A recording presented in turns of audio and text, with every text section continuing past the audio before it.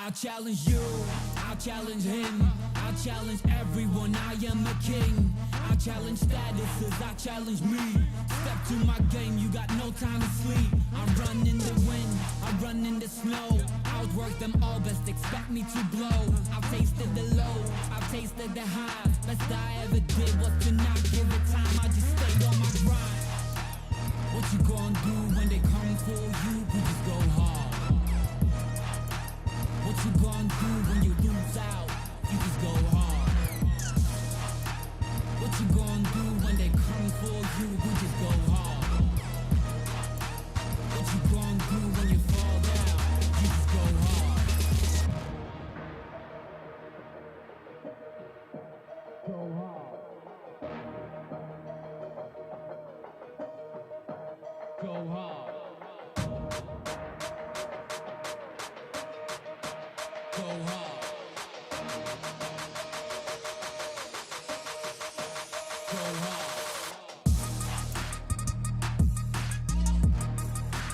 Go hard. Go hard. Go hard. Go hard.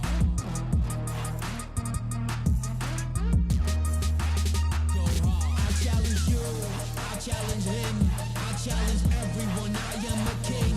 I challenge statuses, I challenge me. Step to my game, you got no time to sleep. I run in the wind, I run in the snow. Outwork them all, best expect me to blow. I've tasted the low, I've tasted the high. Best I ever did was to not give it time, I just stayed on my grind.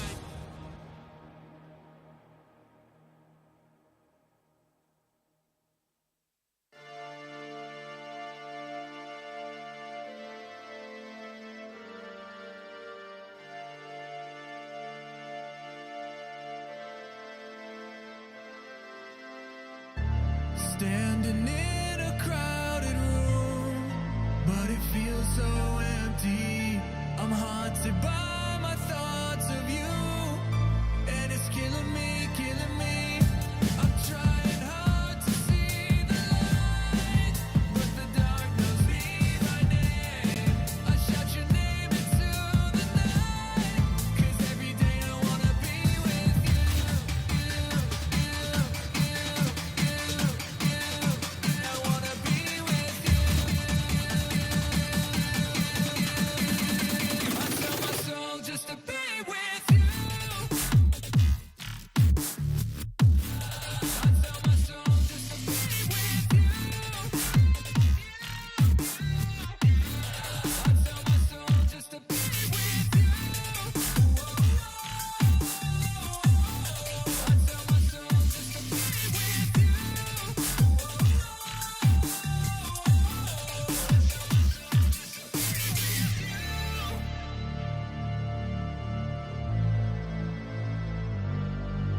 with you.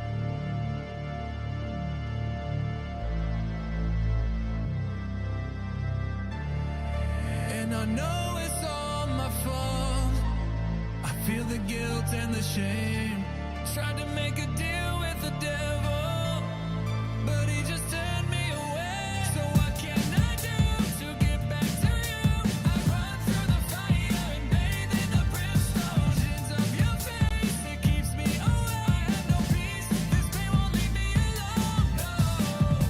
I'm trying hard to see the light, but the dark knows me by name. I shout your name into the night, 'cause every day I wanna be with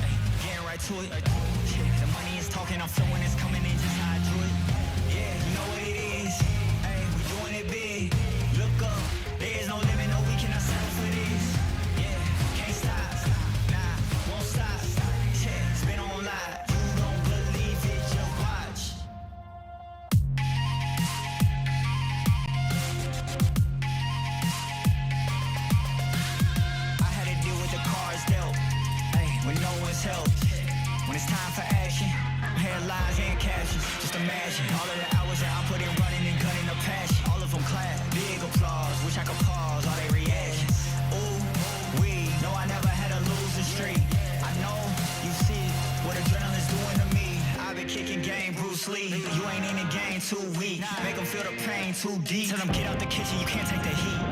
Ay, what I'm doing, ay, getting right to it. The money is talking, I'm flowing, it's coming in just how I do it. Yeah, can't stop, nah, won't stop. Yeah, it's been on live. You don't believe it, just watch.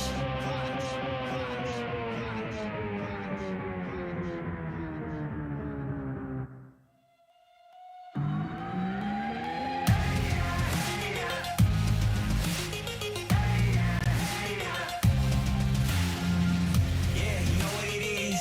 Hey, we doing it big. Look up, there's no limit, no, we cannot settle for this. Yeah, can't stop, nah, won't stop. Yeah, it's been on live. You don't believe it, just watch.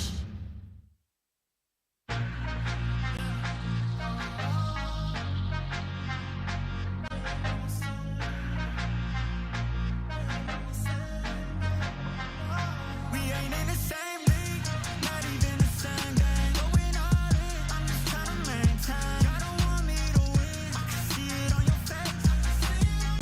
I can see it on your face. Think it gon' be me, good luck, that's a long shot. Got the ball, full field ahead, I ain't gon' stop. If I ever fall, I'ma still end up on top. Right now, I'm feeling like everything that you're not. If I was you, I would probably feel the same way. Winning in my blood, something that I can't change. If I was you, I would probably feel the same way. We ain't in the same league, not even the same game. Going all in, I'm just trying to maintain. Y'all don't want me to win. I can see it on your face. I can see it on your face. We ain't in the same league, not even the same game. Going all in, I'm just trying to maintain. Y'all don't want me to win. I can see it on your face. I can see it on your face. Gotta be in first place, second shift's the first to lose. Working in the gym, taking shots, I'm trying to perfect my moves. Early bird gets the worm, I don't got time to snooze. I'm not in the frat, but every year I still pay my dues. Do it for mama dues. Wanna get a house with a pool and an amazing view, so she could watch her son do what he wanna do. Cause lately I've been ballin' like an alley-oop. We ain't in the same league, not even the same game. Going all in, I'm just trying to maintain. Y'all don't want me to win. I can see it on your face. I can see it on your face. We ain't in the same league, not even the same game. Going all in, I'm just trying to maintain. Y'all don't want me to win. I can see it on your face.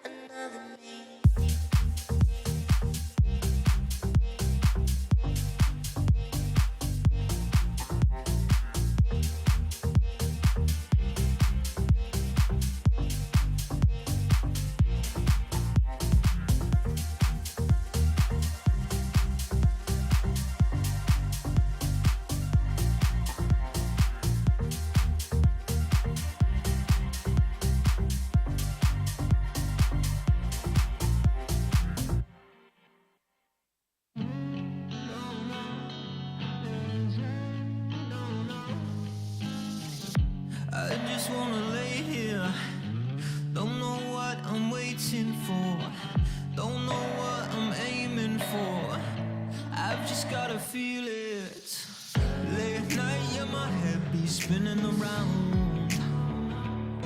Yeah, I was once lost, but baby, you got me feeling found. It's time to show me how it's done. This is the glow up. Come on, it's time to have some fun. Yeah, that's right. We're gonna break it down. We giving big love. We're gonna show 'em how it's done. That's right. We're gonna show 'em. I've got to keep fighting. Strike hard, I'm like lightning. It's my life, I rewrite it. Yeah, I'm gonna show ya. Late night, yeah, my head be spinning around.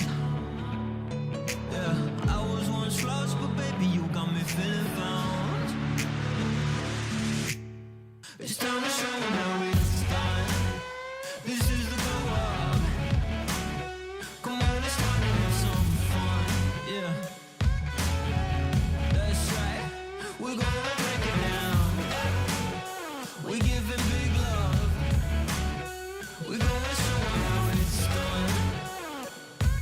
That's right. We're gonna show 'em. I know we're gonna make it. We just played a waiting game. I know that we were born for this. I know that we are stronger. We just gotta believe in something. You just gotta believe in us. I know that we were born for this. I've got to keep fighting. It's time to show 'em how it's done. Yeah, this is the glow up. Strike hard, I'm like lightning. It's time to have some fun. Yeah, it's my life. That's right. And I've got to keep fighting. We're giving big love. We're gonna show 'em how it's done. That's right. Come on, this is our time, and we're gonna show 'em.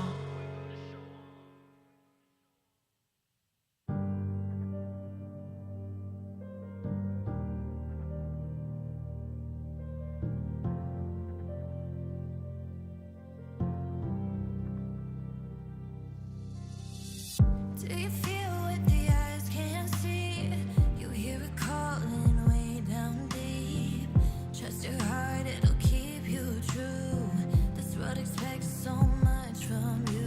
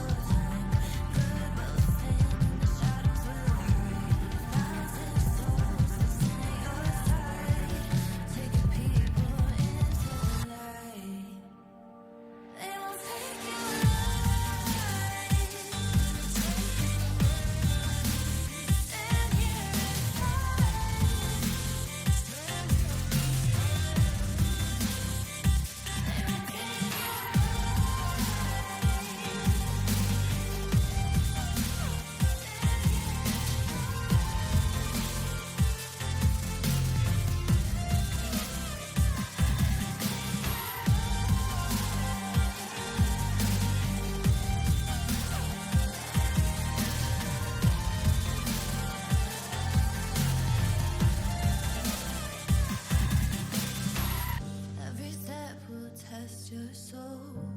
You will walk out pure and whole, stronger than the day before. Tomorrow you'll fight for more.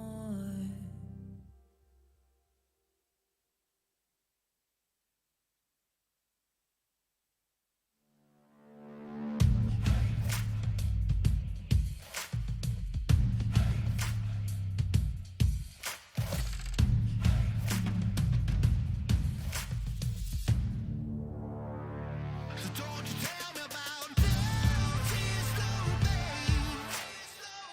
Nothing I'll gain, 'cause I know what it feels like to touch the bottom, when the top is just a moment away. Leave another second wasted. You make it count so you control the role you made. I know tears, no pain, no more excuses.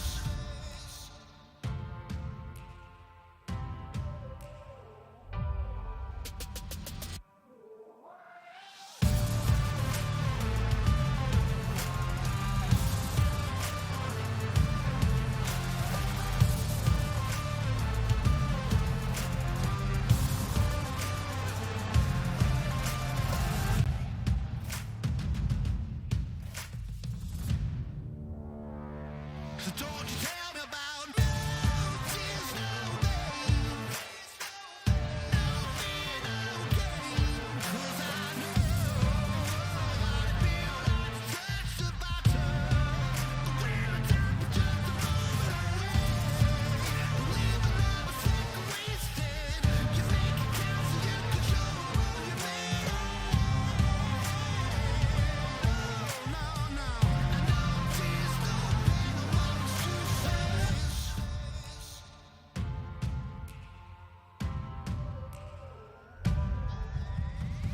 So don't you tell me about love, tears, no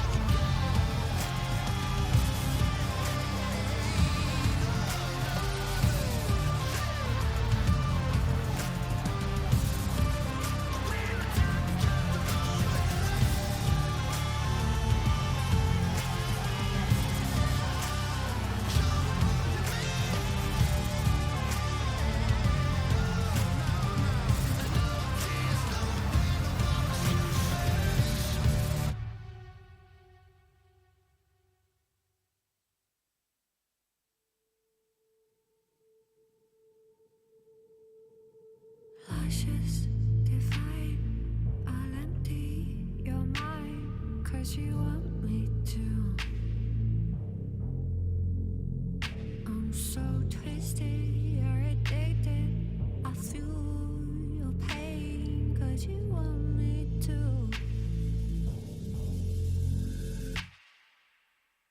I'm so good for you. I'm so bad for you. I'm so good for you. I'm so bad for you. I'm so good for you. I'm so bad for you. 'Cause I can't give you everything you want. Make you feel I'm so good for you. Love being bad for you.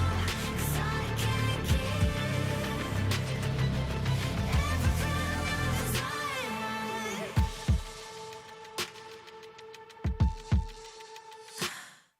So close the doors, let me in, let me taste the darkness in you. No one serves me like you. You ask me to slay you, to burn you, to haunt you, so you feel. So do you feel me now? I'm so good for you. I'm so bad for you. I'm so good for you. I'm so bad for you. I'm so good for you. I'm so bad for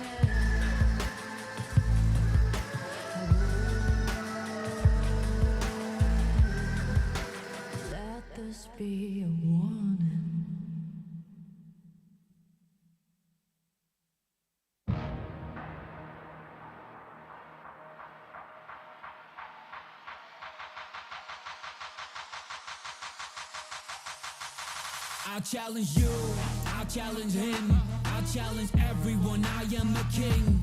I'll challenge statuses, I'll challenge me. Step to my game, you got no time to sleep. I run in the wind, I run in the snow. Outwork them all, best expect me to blow. I've tasted the low, I've tasted the high. Best I ever did was to not give it time, I just stayed on my grind. What you gonna do when they come for you? We just go hard.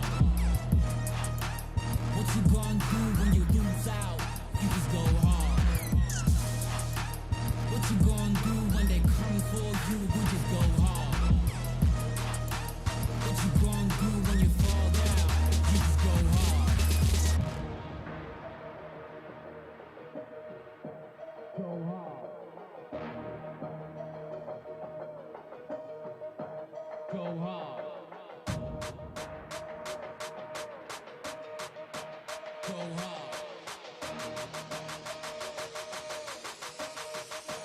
Go hard. Go hard. Go hard. Go hard. Go hard.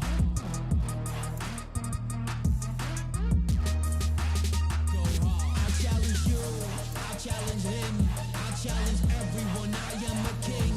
I'll challenge statuses, I'll challenge me. Step to my game, you got no time to sleep. I run in the wind, I run in the snow. Outwork them all, best expect me to blow. I've tasted the lows, I've tasted the highs. Best I ever did was to not give it time, I just stayed on my grind.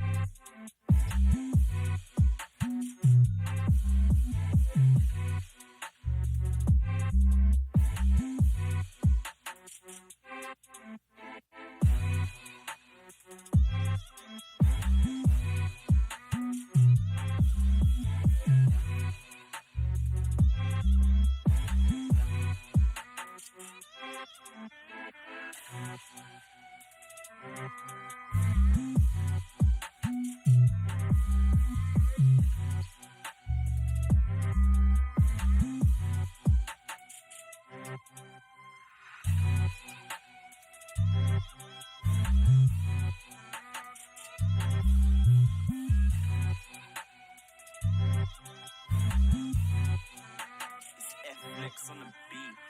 Flex on the beat.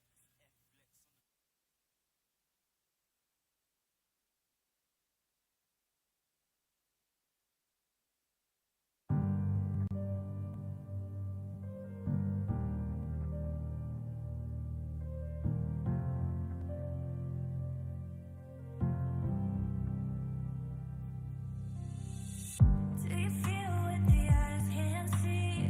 You hear it calling way down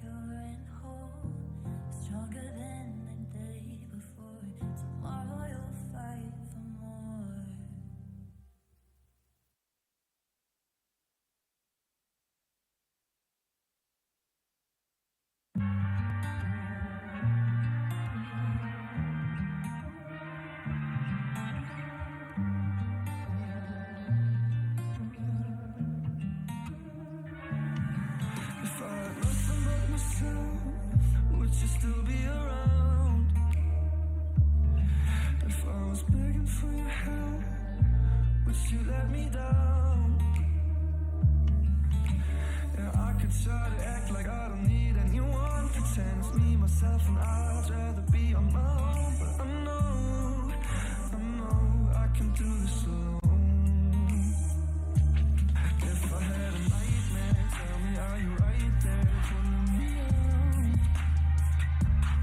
If I was too high, yeah, tell me, are you right there pulling me down, me down?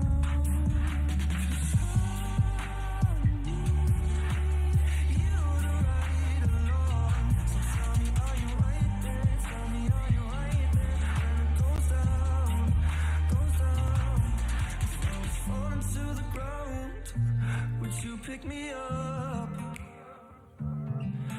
If my world was crashing down, would you make it stop? I'd do it for you, but would you do the same? When everyone's gone, are you gonna stay? When demons come through, would you push them away? Would you push them away? Are you gonna stay? If I had a nightmare, tell me, are you right there pulling me out? If I was too high, yeah, tell me, are you right there pulling me down, me down? 'Cause I need you to ride along. So tell me, are you right there? Tell me, are you right there? When it goes down, goes down. 'Cause I need you to ride along. So tell me, are you right there? Tell me, are you right there? When it goes down, goes down, goes down.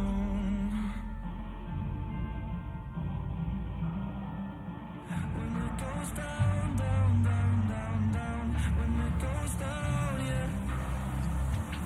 If I was too high, yeah, tell me, are you right there pulling me down, me down?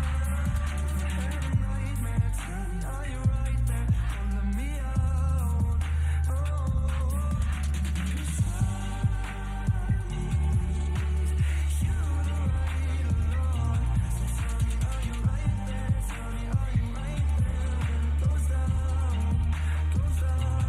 If I had a nightmare,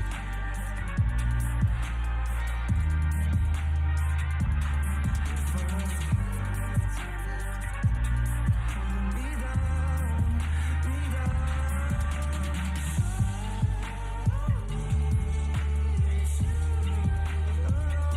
So tell me, are you right there? Tell me, are you right there? When it goes down, goes down, goes down.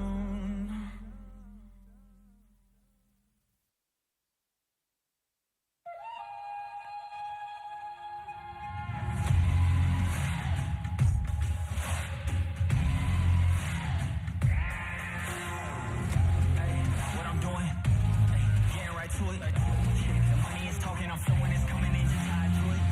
Yeah, you know what it is. Hey, we doing it big.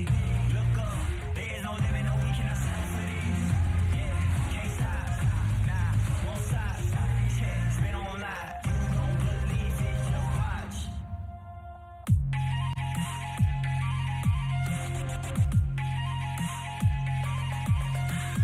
I had to deal with the cards dealt, hey, when no one's help. When it's time for action, I'm here live and catching. Just imagine all of the hours that I put in running and gunning the passion. All of them clap, big applause. Wish I could pause all their reactions. Ooh, we know I never had a losing streak. I know you see what adrenaline's doing to me. I've been kicking game, Bruce Lee. You ain't in the game too weak. Make them feel the pain too deep. Tell them get out the kitchen, you can't take the heat. What I'm doing, getting right to it. The money is talking, I'm flowing, it's coming in, just high to it. Yeah, can't stop, nah, won't stop. Yeah, spin on live, you don't believe it, just watch.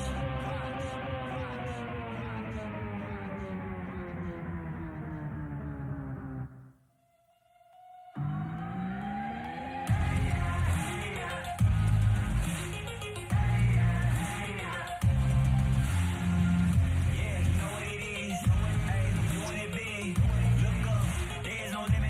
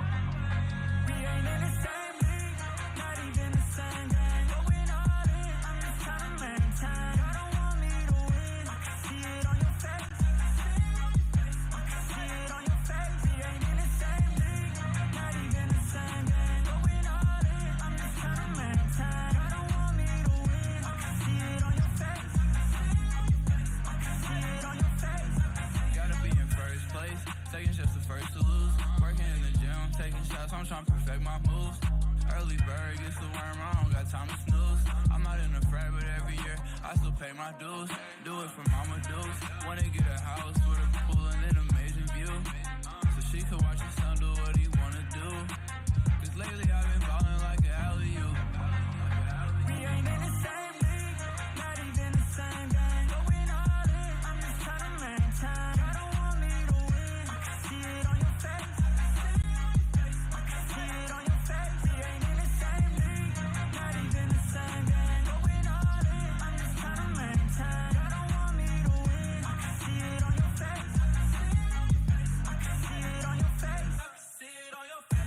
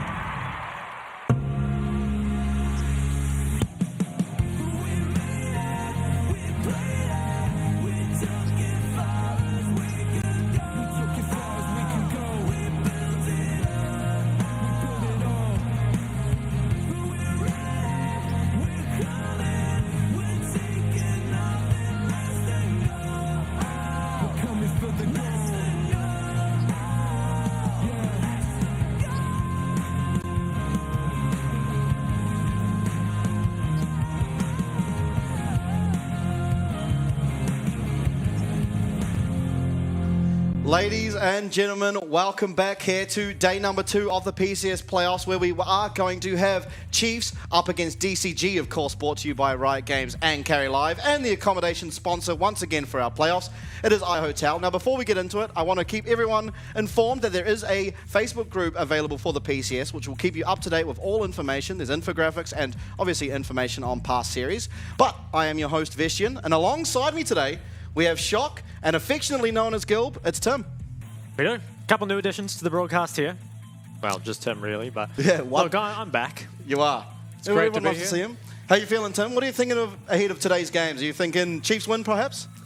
I'm favouring DCG today. Ben. DCG? Yeah? Well, how about you, Ari? What do you think the sort of win cons here for Yeah. DCG are going to be? I think it is a DCG favoured match for sure. And I think that when you're talking about DCG, it's always going to be around Mission in the early game, right? It feels like they're built around Mission. He's a guy that is really good at laning. He's a great mid laner, I think his champion pool, especially it really fits his style, right? Like clearly he's optimized everything, I think would be the right word, around that style. And I think that's going to be a key for Chiefs to shut down, because I think if you let DCG kind of play towards their style, they're going to be really hard to take down. Yeah, definitely. I think a key thing, actually a little known stat often that people miss on DCG is actually Chris Carter, who you have to feel like has had a bit of a slower season, I'd have to say, is actually highest in 80 carries of damage percentage.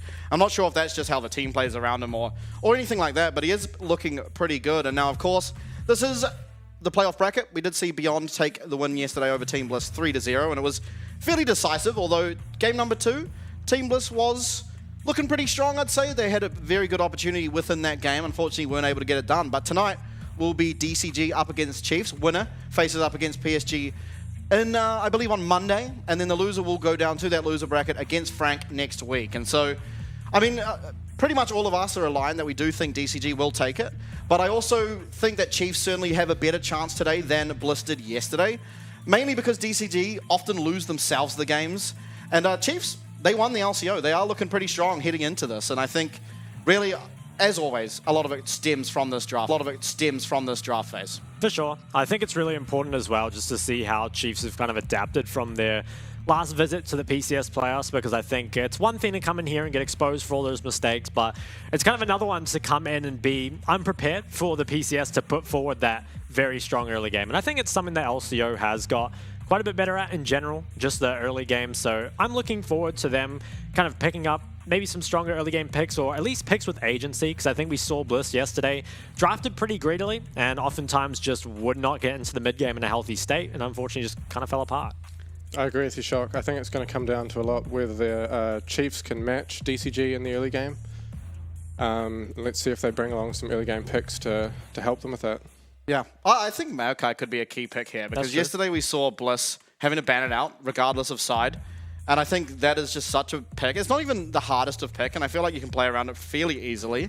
And then you have to say the Chiefs, I think when you look at the Chiefs lineup, especially in the LCO, they did play a higher variety of those sort of meta picks. Obviously, Bliss tended to actually play, even during the regular split, some more skirmish-heavy junglers. Why not? Kind of favoring that style. But I think when you have Kevy here, who is on your screen at the moment, I'm pretty sure he'll be comfortable picking the likes of the Sejuani, the likes of the Maokai. And then if not, maybe even some of those carry picks. I mean, we saw 3 Kazakhs in our series yesterday, which was ultimately quite surprising. We didn't see a single tank jungler. Oh, the Poppy, I guess, but the Poppy kind of mega smurfed early game and became more of a carry in her own right. But I think here you do expect to see some more meta jungle coming out. I don't think we're going to see the Rengar Kazakhs match up again.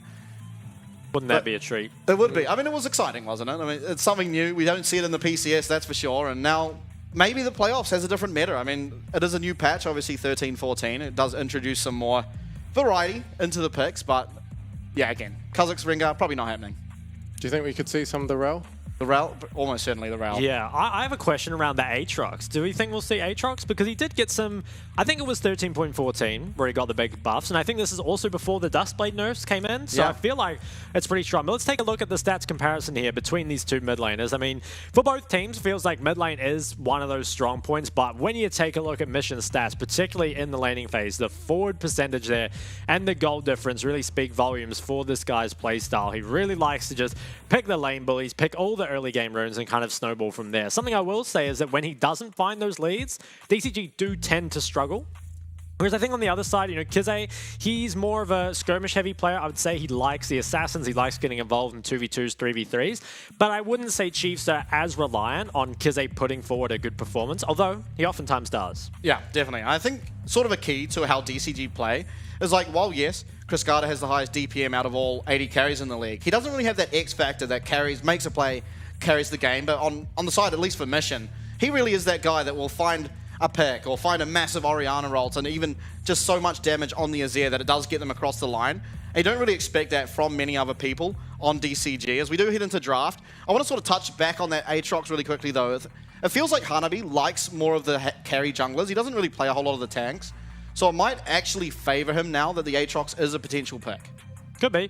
They've banned away Azir here against Mission. It feels pretty normal. You know, I think Mission probably the best Azir here in the PCS, and a champ that's very strong in the patch does make sense. DCG as well, they're going to take away the Viego as well as the Nico, so limiting a lot of that mid-jungle pressure. The Jace is a good ban as well. I think have done their scouting because they looked very, very good on the Jace, so I am glad that has been targeted.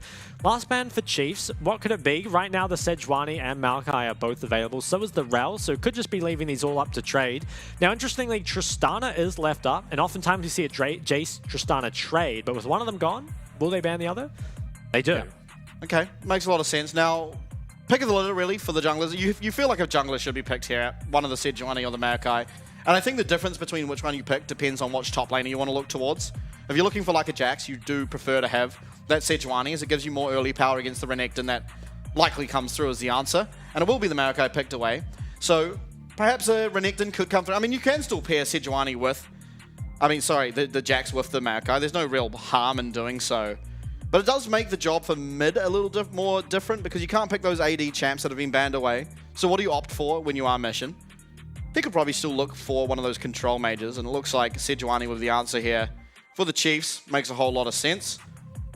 Yeah, does just feel like these are the meta junglers that we were kind of expecting to see. Maokai, notably absent from yesterday's series, was just banned away a lot of the time. And Xayah, often the AD carry that people go towards with the Kai'Sa off the board, but Zeri recently has been rising in priority a lot, so wouldn't be surprised to see that prioritized at least at some point in that series. It is Xayah locked in there for Raze. He's kind of a Xayah enthusiast, been a lot of his career off the back of that champion. And now what are DCG going to answer? Because feels like you probably will pick up your AD carry here, but also maybe taking away the likes of the Renekton from that Sejuani could be the play.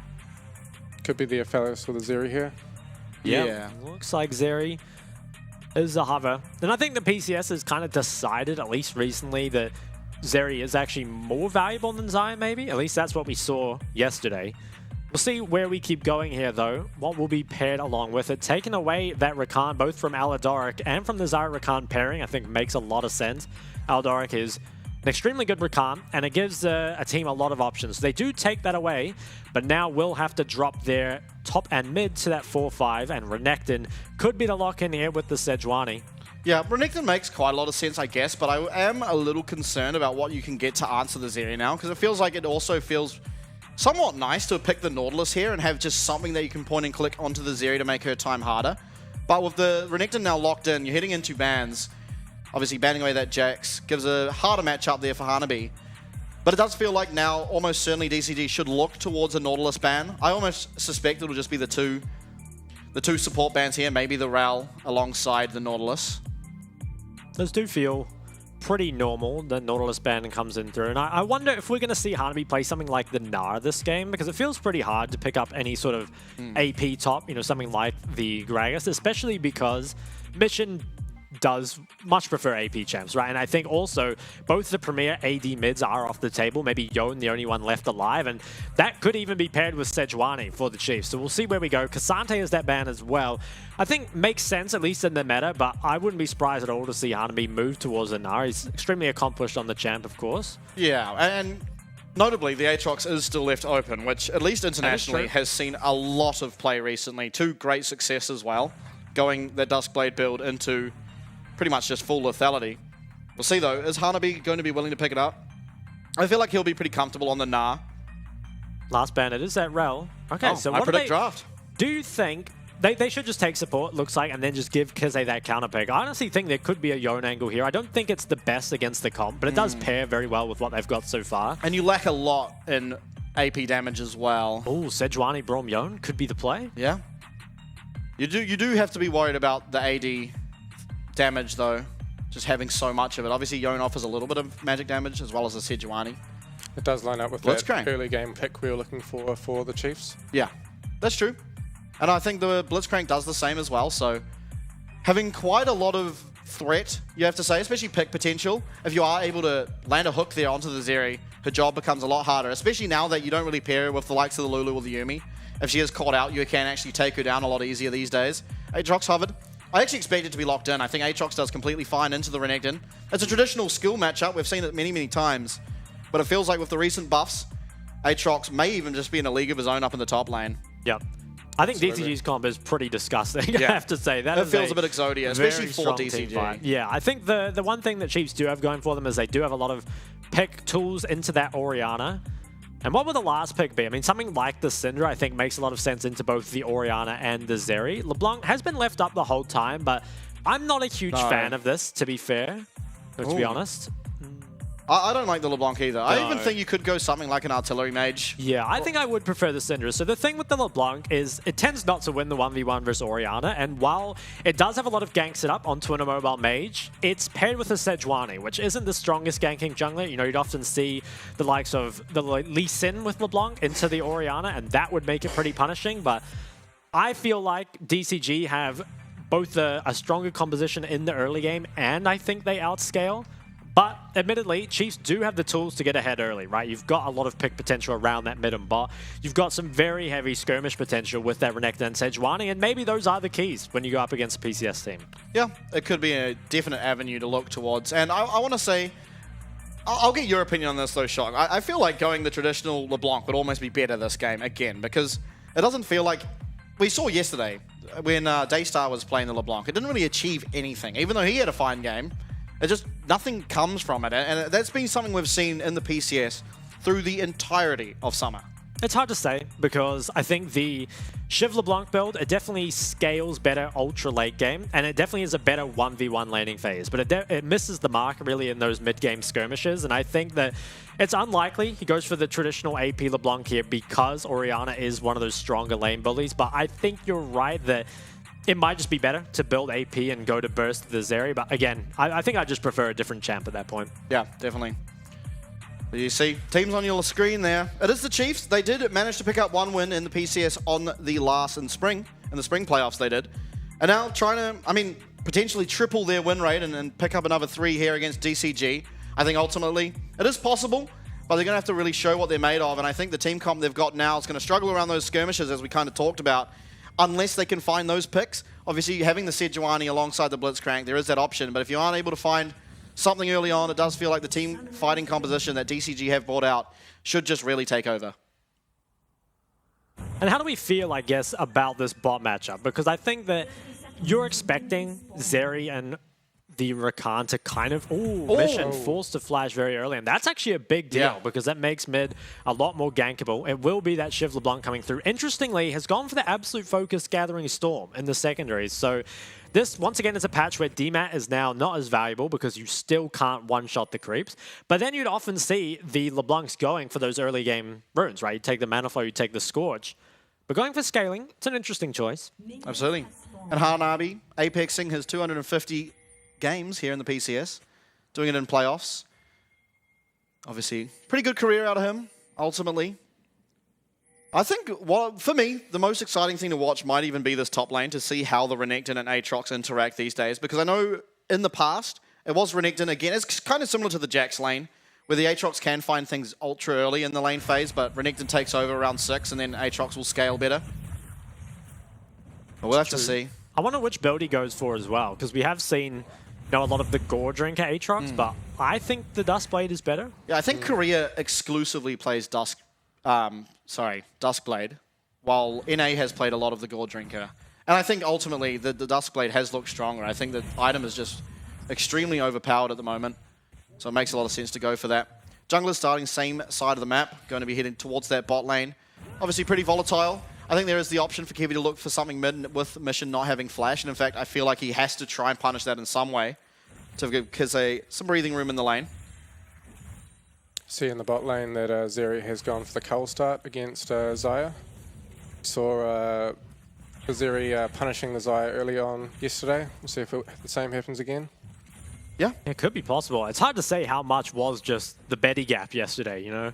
Betty on the Zeri was pretty filthy, you have to say, but it looks like they are getting pride on their bot lane. Sort of to be expected, I think. Blitzcrank not too threatening, at least early on.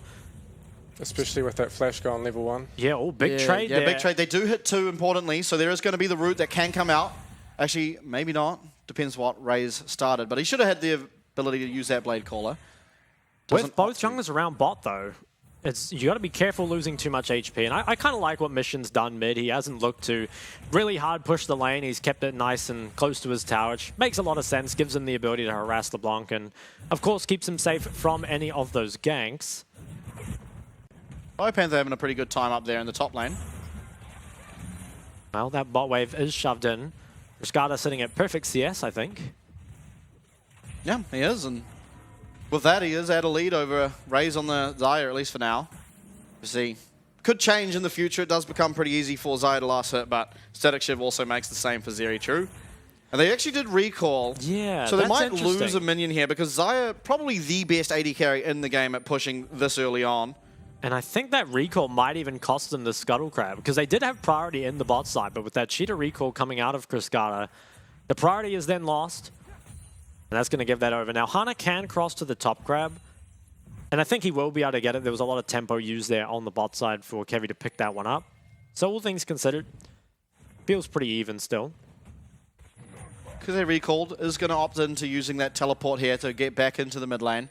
Going to be matched by Mission. Oh, look at that. He's got the Corrupting Pot, the Doran's Ring, and the Dark Seal. Yeah. He is playing for the laning phase. Do you think we're going to see the Shadow Flame? Well, I don't think so. Not this game. I think that there's a lot of kind of off AP damage from pretty much everyone else on your team that's not Aatrox. So I wouldn't think so. See, though. Double pinks around mid, and Mission still does not have flash, and he knows. I mean, he's being very careful on this wave. This is their window. He just has to wait for Orca to come, who is sprinting mid. Question is, will he get here in time? Looks like he will, unless Mission dies in the next 5 seconds. I think he'll be fine. And maybe this is a potential for a counter gank. And Orca has not made it here yet. Chain will land as well as that hook, and Kevy arrives, but there's not going to be anything found off it. Mission staying pretty high in health as well. I like Chiefs' proactivity, trying to find something, but unfortunately does not result in anything for them. No, and I think that will most likely be the window just over. Mission will have his flash up soon enough, but admittedly, did take a little bit of damage there. That's going to make his lane just a tad more difficult. He has itemized very heavily for the early game, though, so probably will win out in the trades, and Orca does get that last auto. Oh, actually going to get stunned up by the permafrost. Kize in the area, but it's a little bit too risky with Hana nearby to continue chasing on. I like it though. Chiefs certainly putting up a fight here in the early stages of the game. Alaric will just come mid, probably gobble up this cannon, help Kize go for a bit of an easier reset. So you'd have to say, at least some signs of life for sure in the early game. You really do feel like if you can beat DCG early, that would be really, really good. And that mid wave does get frozen, pretty annoying. First you support mains. Yeah, this is actually pretty annoying, especially because now that Mission has his flash, he is going to be able to play a bit more aggressively against the LeBlanc. LeBlanc obviously hitting 6 means should be ultimately safe, but you can just continuously poke away at her health bar and make her lane a little bit more miserable. The bot side though, CS has ultimately somewhat evened out. Bot side roaming up here, looking mid perhaps. There is a ward in that river bush that'll allow Mission to spot anything if Blitzcrank chooses to go up there. They have absolute control over this dragon though, and with a minute 30 until the Herald, if it were to be started up right now, they might be able to have the tempo for trying for both, but Jungler's meeting this top side means not likely to happen. In fact, first fight might even just be either happening over Rift Herald or a trade. Zeri comes forward, uses that ult. It's a 6th level advantage here. Cascada trying to find the damage onto Ray. He's going to force out that flash, and a lot of damage as well. Even continuing on forward with that lethal tempo proccing. It's actually turned around up on the top side though. Hanabi going to have to flash away over that wall. Dominus used though here for the Renekton. So it's a pretty big trade. Kize and Kiwi also looking for Hana now as Mission finally arrives to this team fight through that mid lane. Scuttlecrab secured for Team Chiefs, and they're actually going over. They're looking now for Hanabi. This could be first blood. It is Biopanther picking that one up for himself, and he might not be done as he's looking to Hana, who will use that Twisted Advance onto the blue buff. Stacking up this Permafrost once again. Stun comes through. Biopanther will have his stun available for him soon, but not before Hana flashes over the wall. Great start for Chiefs. It's 500 gold in their pocket, and Biopanther at a lead. You have to say, extremely greedy there for DCG. They got the Dominus out, and I think with that, that probably would have meant they just secure the first Herald. But they decided, try and go for a bit more. They don't wait out the Dominus, and unfortunately, feels like you played right in the Chiefs' hands there, and they pick up first blood. Yeah, some great proactivity from the Chiefs there. Great to see them using that Sejuani and Renekton to get that early kill on the Aatrox. It is nice, I think, especially because a lot of the time in the PCS, we don't see the Sedge Renekton used very well.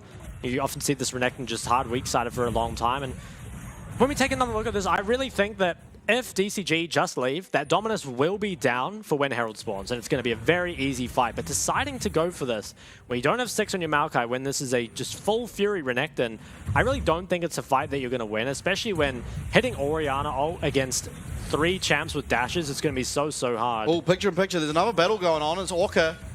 Oh, wow, Does get stunned up. Oh, yeah, Herald's going off. Dominus not available, importantly, here for Biopanther. He does teleport in, though, but it might be a little bit too late. This should be the Herald secured for DCG. Ooh. In fact, it will be. And a 4-man Shockwave, but the flash follow. Chiefs get Shockwave, but still keep going. And now it's Cascada. He pops it ult, and he's looking for whatever he can find. Raze might just be dead. He is going to be, and Cascada continuing on forward, looking for Kiwi. And it's a disaster fight there. DCG finding 2 off the massive Shockwave there from Mission. I think that's what we call a 3,000 elo Shockwave, Ben. Yeah. That was pretty crazy. They are going to grab some plates here in the mid lane. Getting the team fight victory and getting the Herald and plates on top of it feels like a pretty big gold swing, especially when you were kind of expecting to be a bit weaker on the top side after that early fight. But I guess just so much had been invested already by Chiefs that they're able to fight it. And I think perhaps most importantly out of all of that, Cascada is getting very ahead now. He's got a kill to his name, and he had already gotten Raze Flash in the 2v2 before. Some big trades in mids now. CS lead is in Kize's favor. Feels like a lot of that probably from just the insane amount of pressure that Chiefs have put towards mid. And admittedly, they will grab a dragon for themselves here, which is decent. I mean, it's going to allow them a bit more time to scale if they need it, which could be good for the LeBlanc, but we'll get to see it again. And it feels like this Nature's Grasp sets it up so well. Yeah. And just so much damage comes through. And I really like that Mission went for it, even if there wasn't a guarantee of follow-up, just for the poke. But then you see all the members coming through. And I think these are just perfect fights, really, for Zeri. When so much has been used already, just get to chew through them at the end, really. Coming back to live, though. What's that? Shiv for Cascada. Oh, yeah. Well, that's a big deal. Doesn't even have that cull fully fully evolved yet, or fully cashed in, I suppose. And it is, I mean, that means things are a lot harder now for Chiefs. Obviously, losing that, I think, off of maybe a little bit of miscommunication. BioPanther not being there, and honestly not close at all to being there, means that ultimately the person who picked up that first blood and has found so much power in this early game wasn't going to be there. So you've actually lost so much, and then no flash on Raze means he's just going to be confirmed, especially after what was a massive Nature's Grasp and Shockwave from Mission. Okay, I have a potentially worrying trend. How are you feeling about Mission going towards the Ludens rather than the Leandries? Feels like there's a lot of health on the side of Chiefs. Yeah. I mean, if he is able to find the LeBlanc, which feels almost impossible, or the Xayah, which again feels almost impossible, then he can find value from it. But it does feel like for the majority of skirmishes, he's probably just thrown out his ball and harassing the Sejuani and Renekton. So I feel quite negatively would be my answer there to you. I agree with you there, Ben. I would really like to see the Leandries there. That Ludens really only has value against the Xayah, and with some good reactions, we'd probably like to see her dodging that Shockwave anyway. You would think so. I think there is potential, you know, even if you can just hit a QW poke on Xayah, it does deal quite a lot of damage, of course, especially if you do go for that Ludens, so we'll see if it pays off, I suppose. It definitely does fit Mission, though, just getting the more Magic Pen early makes a lot of sense. As much damage yeah, pretty by much the 14-minute mark as humanly possible. And, I mean, you're seeing the damage it does there to Kisei. Obviously, it's not fully upgraded, but with more AP that you get through the build items, certainly landing some poke, that means a lot. When this could be problematic for Chiefs bot lane, they want to try to defend this tower. Featherstorm available, won't actually have to use it, dodges out of that Grand Entrance, and Aladoric's now here. Orca will be caught up, and Dre's trying to find as much damage as possible. Going to have to use that Featherstorm to get out of Zeri's damage, but it should be Aladoric going down here as Kivi and Kisei slowly make their way down. Orca pretty low, but it is going to be a 3v4 ultimately if they want to commit to it, which feels a bit bad to try and attempt, but it is ultimately there. DCG picking themselves up another kill. It's another kill onto Cascada's Zeri. I do. And it feels like it's just off the back, really, of the mid-jungle priority they had there. Hana walked across mid, which forced Kisei to give up just a bit of that prio, and that's what allowed DCG to go for that 4-man on bot. And it's Cascada who really reaps the rewards. Grabs himself a second kill. A lot of plates on that bot tower, and I hope we see player gold because he feels just, oh, speaking, asking ye shall receive. Look at that.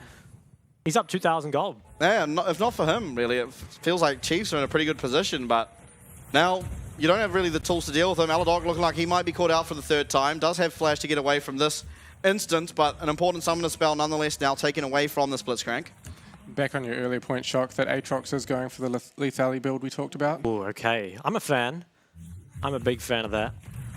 Yeah. It'll be interesting to see how it, how it goes, really. Well, I think it just means it's so easy to get a reset because you do so much damage if you're able to land any of those empowered Qs. Especially when your team's ahead, I think, as well. Even though Hanabi's not ahead, it feels like the rest of DCG definitely in a good spot right now. And how bad, I think, do you feel as a Blitzcrank here when you're just on the Moby boots and you know you're going to be on pretty much these items for a lot of the rest of the game? It's just really hard to get gold at this point, especially when you are falling behind. Chiefs, they're going to need some team fight wins. Luden's completed. Yeah, it's a big pickup. I wonder, do you think he's respectful enough to go for the Mercs? Or does he just go Sorks? The Mission Classic. He probably goes Mercs, I think. No, I think it's too. That's my mission. No, it's too hard to not go Mercs against Sejuani, Renekton, and LeBlanc. He doesn't play by the rules. That's true.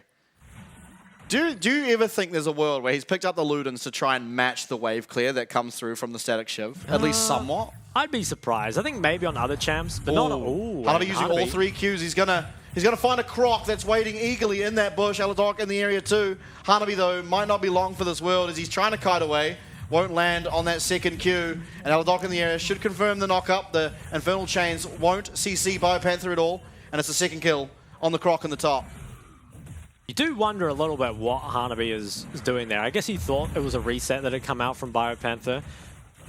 And with that, they are going to be able to look towards that Herald. Kisei, he needs to try to defend this tower. This feels a bit scary. Grand Entrance comes through as well as the quickness. Kisei now trying to run. Flash will be answered. And it should be a kill. Oh my goodness, he almost turns it around. But it is the kill there, found for Mission. It cost Kisei his flash and a lot more in tempo. Should be the tower going down. On the backside though, Chiefs picking up that Herald off both the tempo used bot as well as that solo kill found up top there by Panther. Well, they got the tower, and I think the gold lead, it does now extend a bit further into DCG's favor, but there is a little bit kind of waiting in Kevy's inventory with that Herald picked up, of course. And Mission, he's not even going to get tier 2 boots, as now he's getting a rod. What do we think it is? Will it be a Shadow Flame, or does he just go straight Death Cap? I think, well, I guess so, but with I think the we'll see the Ludens, Shadow Flame here. I think it'll be the Shadow Flame too. I think the Ludens suggest he's just trying to get this done early. We'll see though. I think a crucial thing now for Chiefs to look towards is trying to have a fight around this Renekton. Although a fight breaks out and is somewhat around the Renekton, it's going to be ultimately a lot of CC found. And Chris Carter flashing in is going to have to use that cleanse. The Permafrost not landing on him. And BioPanther, where is he? We need this Croc to be in the area. Here he comes. He finds a shutdown. That's another kill found for BioPanther. Shutdown onto Chris Carter. And this Renekton's quickly getting out of hand. We see finally a fight with the Renekton. They get 2 kills there. 4 none in return. Very important pickup there for the Chiefs. They managed to, I think, get Chris Carter's shutdown. And importantly, Chris Carter did not have the Navori that fight. He picked it up just now. And 4-0 on BioPanther's Renekton. I think it was a fight that DCG, perhaps they could have won if they executed better. I think the Orianna ult did not pick up anyone, or at least no one of value. And of course, Zeri overextending. But still, you're very happy with that. Let's take a look. Let's see what happened. Because I feel like, you know, initial Nature's Grass coming through. Everything's looking fine at this point. Oriole, yeah, hits no one. And then Chris Carter, did he flash onto the blast cone? Yeah. I'm not too sure. Gaming. He ends in way too deep. And you can see here, the fight now is so split. No ults left. DCG kind of just have to run away. You see the Renekton TP down the bottom as BioPanther comes up to cut off the escape from DCG there. Yeah, picking up Orca at the start, ending up finding Chris Carter as well. And I think importantly, that fight, there was no World Eater available for Hanabi on this Aatrox, so it was just pretty pathetic, really, all things considered. You really need that Aatrox ult to be able to do anything, especially at this stage of the game. But after that fight, we have a big Crocodile in the top lane now. He's 4-0, and I think that using the Renekton kind of as a bridge to allow the LeBlanc and Xayah to scale up feels pretty good, because the rest of DCG, honestly, is doing really well for themselves. It's the Sorks, by the way. Oh, it is the Sorks. I knew he wouldn't let me down. He's a sorcerer. This guy really does just build as based as possible. Yeah, he wants to win his 1v1. I think importantly, though, the build that is being put out here by Mission might actually make their late game slightly weaker. As we see a fight break out, Nature's Grasp used early. It's going to be the Dominance in response. Teleport coming through here for Kize up on that top side, but Alador goes down nice and early. Kivy trying to get away. He has that Radiant Virtue, healing him up very, very slightly. Hanabi, though, on the chase, will commit that World Eater. Is he going to be able to find Kivy with the Q? It feels like he will. He's going to commit the Flash as well. Reset found there for Hanabi on this Aatrox. And a big fight there. 2 found for the side of DCG. You do wonder a little bit what Chiefs are doing there. I think they were just trying to get a pick in the river, but as Tim said before, you've got this really strong Renekton after that previous fight, so having any fights without the Renekton in it just always feels like a mistake. I'm a little surprised that Sejuani isn't just moving towards that bot side, trying to extend the lead of the Renekton even further. Instead, they opt into a fight without that strong member, and they do kind of fall apart as a result. And I think ultimately the fight was for nothing too. There was no objective on the map to be taken, but they opted into it and didn't go so well. We also saw again the Chiefs clumping into that shockwave. Oh, that's the second time they've done that. They're just trying to get close to the homies. Yeah, it will be the Shadow Flame. He's got the alternator there, so it won't be the Rabadons. It will be eventually, though. It has to be. Mission's a man of the people. And 30 seconds on this next dragon here. Have to see, are we going to fight it? I feel like both teams are pretty willing to fight this. You've got the Renekton nearby, and he is 4-0. At the same time, though, it is a 2-item Zeri compared to only 1.5 for Xayah. So I think this could be a very big make or break fight. And it starts off already. It starts off really early. Orca getting quite low. There's a lot of ults used. Nature's Grasp will not find anyone at least important at the start. Quickness, Grand Entrance will land here onto Kevi, who will be going down. It's Chris Carter who picks up that one. And now it's a 4v5. I don't think Chiefs are going to want to contest this, and it should be second dragon now afforded to DCG. Yep, picked up there. Yeah, just another fight where the Chiefs didn't have their Renekton quite there at the start of the fight, and they found themselves running away. The fight really over before it even started. Unfortunate, really. We'll have to see. I don't know if we'll get a replay, but I'm not sure how Kevy ended up We'll get so a far pause. in. And yeah, the Pause Championship Series. I will say, been a whole lot less pauses in the summer it's split been than a it has while been. since the last one. But I think, taking a look at the game state, how do you guys feel? Because it feels like, really, you cannot fight if you're Chiefs if you don't have Renekton pretty much starting it by finding a pick or a flank somewhere. And at the moment, the only times we've seen him with a flank, they've won the team fight. And other than that, it's been a whole lot of nothing, really. I think they really have to try and force something in the next few minutes. Find a big fight with your Renekton before this game kind of goes out of control. I think I have to agree. I really visualize the only way Chiefs win a fight at this point of flash Renekton W on Zeri, right? Which always and happens at some stage. I'm pretty sure. So it's going to make it a lot harder because I do think that the Orianna Zeri is, well, as the game goes on, it becomes harder and harder to deal with, especially because the only strong member you have right now is Renekton. You know, if you've got a very strong Xayah here, you've got a very fed LeBlanc, then maybe you can deal with these carries. But it feels like, and something we saw yesterday, if Cryscata gets that lifesteal, which he's now building towards, he's got the Vamp Scepter, before LeBlanc gets relevant items, the LeBlanc ends up just being a complete non-factor, which is a very real risk at this point. Feels like it is just Biopanther against the world. Yeah. I think importantly as well, you can see it on your screens, Cryscata is 2 levels up on Raze. So the power that you're going to get from that Zeri when compared to Raze, both in levels and items, is really important. And ultimately it does feel like Biopanther's going to have to find some incredible flank, which admittedly, we often do see Renektons do, at least once in a game. And it can only just take one and enough goal coming through, but we see a fight coming up. Nature's Grasp will be used. Dominus is the answer. Biopanther's trying to live. He's actually healing up quite a lot, but with Cryscata now joining the fray, he's going to pick himself up that kill. It's another shutdown going on to Cryscata's Zeri. He's 4-1-1 now. And that's the opposite of what you'd want to happen. It is, especially because that shutdown, you know, like you said, going over to Cryscata feels really bad. And I think problem is the rest of the Chiefs lineup, they aren't strong enough to force anything on the other side of the map. You see that top tier 1 doesn't even drop. There was no Baron looked at just because the damage isn't there yet. And so by being caught on the bot side, there's no punishment that can be traded on the other side.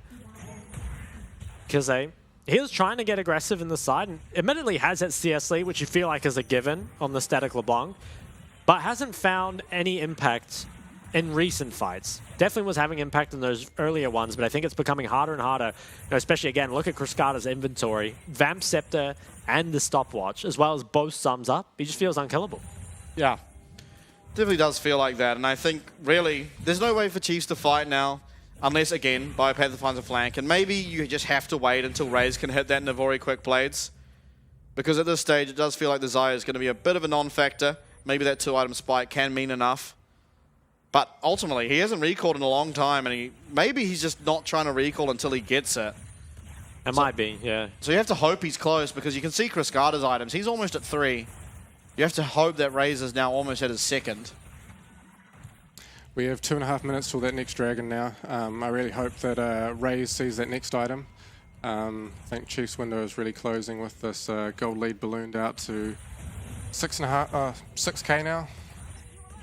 Never math in public, as they say. That's it is the right. Navori now picked up for Raze. So 2 minutes away from that drag. At least has it in time. You do wonder, though, if Cryscata picks up the BT before then. I think he has the Vamp and the BF sword. He did, so yeah. That's going to be really scary for the Chiefs. It will be, especially for Kizé, right? Because who else can you really look for? You can poke the Orianna, but with the shield is going to be able to at least weather some of that. And DCG, they're trying to push their vision pretty deep into the top side. They know that they could just be happy giving over a drag and start up the Baron. They certainly have the DPS for it. And Raze has his Navori. Now, it almost... I mean, it's so hard now to play against Cryscata. Like, maybe Alador can land a miracle hook, but with it going down there and not connecting onto Orca, have to wait for the next cooldown of that ability to come back up. And a lot of control over this top side jungle as well as the Baron means that at any given time, you have to be worried as the side of Chiefs that DCG have started it. And at 20 from that next drag, I will be interested to see if DCG try and trade this, just go for the Baron and give over the drag. I feel like they honestly don't need to, though. They just win the team fights too hard at the moment. Especially because I think when you're behind, it's so hard for Blitzcrank to find any sort of pick, you know, unless you can get some sort of flash. But without any vision control, it just makes it a lot harder. And you have to feel, if it goes just to a straight-up 5v5, the likes of the Orianna Rakan going to be finding it so much easier to execute on their team fight compared to something like the LeBlanc and Blitzcrank, where they need to make picks, they need to find poke. Some curious itemization coming out of the Aatrox here. He's gone for the second item, Sterix. Ooh. It's something we don't see very often. Not a lot of HP behind that item. Yeah, it's a little strange. I mean, I guess maybe he's just trying to last as long as he can. Yeah, I was thinking that too. Maybe it's just an adaptation for kind of the state he's found himself in. Has to be able to live long enough to get one of those resets. Now, it is the BT picked up for Cruscata, only 20 seconds away from the next drag. A full item advantage on the 80 carry. And Chiefs, they're moving towards the top side. So I think they're going to give this drag and try trade some gold. And gold is what they desperately need. Cruscata 3,000 ahead of his opponent there. And also, perhaps somewhat surprisingly, Mission is up almost a K over Kize, which you really don't expect, I think, from the LeBlanc. Now, it is just the kills and assists that are kind of enabling that. Picks up some gold there on the top tower, much needed. Needs to get towards that third item, and even then, you feel like it might not be in time. Yeah, it feels a little too late, especially with that Bloodthirst already coming through. Hanabi now getting to work on this Chemtech Soul. It'll be the third dragon found by them. Only 5 minutes until it will be the fight over that soul. And Chiefs, what can they find in 5 minutes to enable them to win a fight? It feels like not a whole lot. No. Maybe third items higher, but... At this point, they need to pick. They need to really pick off Cruscata or Mission and try and force something around the Baron afterwards. Yeah. Kize, he's looking for it. Ooh. Yeah, Mission has itemized extremely greedily. So, I mean, with this chain connecting, maybe there's a chance Kiwi should be able to land that Glacial Prison. Not in time. Mission flashes out of that, but it is an important cooldown that has gone down nonetheless. Teleport's coming through, and Cruscata slowly wailing away on the side. He's going to go through, pop that ult. It's already harder going down, though, and Cruscata's looking for Kiwi. Not the target he wants. It's Biopanther slowly trying to walk up and find something. Kiwi, Arctic Assault over the wall will mean the Zeri ult is now down. It's a 4v5 in favor now of Chiefs. As Teleport coming through from Mission. Does have Shockwave, does not have the flash. Ball goes over. He's looking for Kize on the side there, and it still is a 4v5, but crucial ultimates are down here. No Dominus. I don't know if Chiefs can do this, yeah, though. I'm not sure very either. Desperate. They're getting very, very low, and Cruscata and Mission still full health. Hook lands there. It'll land onto Mission, and Biopanther's going crazy. He's found one. He's now looking for Cruscata, who's dipping and diving away, but Biopanther, he has the damage. It's a 700 gold shutdown found by him, and now Orca is trying to run with his life. He's going to force out that flash, and somehow Chiefs, with the hook of Aladoric, find the team fight win. They get some much-needed kills, some gold in their pockets. A 7-1 Renekton here completes the Spirit Visage. And importantly, while they didn't manage to get that Baron, they got shutdowns and they got sums as well. There's no flash on Mission and nothing on Cruscata either. So we'll take a look at how this started. And I feel like this very split fight does somewhat favor Chiefs, where they can just kind of look for picks and find poke without just having a straight-up 5v5 battle line. I think the Rakanot being used just on Kize felt pretty bad. And you can see here, Cruscata, without those tanks in front of him, has a bit harder of a time DPSing. And ultimately, that's kind of what led this fight to falling apart to begin with. I hope we get to see the later part of the fight, because I think Hanabi really misexecuted at this point. I feel like if you're DCG, all you need to do, play around your Zeri and your Orianna, and you're going to win the front and back, right? The Chiefs are so hard committed, but for some reason, Hanabi just ends up splitting away. I guess he's trying to find a flank. He does cancel Kize's recall, but you'll see the Aatrox not being in front of them means it's just so hard. And Hanabi spends the whole fight walking behind the Baron pit. I have to feel like it's really misexecuted from him, and that allows Biopanther to just clean house. Absolutely. 7-1 on the Croc. The unfortunate thing is no one else has any kills. We come back to live. It's the Baron started up by DCG. Full health bars everywhere around the map, and then maybe they're just trying to force out Kize's teleport, but at least for the time being, Chiefs maintaining steel hands. They're going to use the teleport now, and is there going to be a disengagement? It looks like they're actually engaging onto Biopanther. Biopanther's quite strong. He is staying alive. He's healing up. Featherstorm comes through. Orca getting absolutely annihilated, but it's Raze who might just go down first. A lot of CC onto Hanabi, though, as Biopanther is 1v4. He's found one. He's finding so much on the Croc. The 7-1 Croc is trying to get it done. Orca should not be long for this world, as we see Kize as well as Kiwi on the flank. There's 3 members being herded all together, and we're seeing the healing coming out of Biopanther. He's staying alive despite all of these things towards him. There's another kill. It's going to go over to Kiwi. And now it's just a clean house here, a clean ace for the Chiefs. And now they turn their attention towards this Baron and should be able to pick it up. They are somehow doing it. Fights that you'd have to feel Chiefs have no business winning, really, but just an insane performance from Biopanther. 8,200 damage there on the Renekton.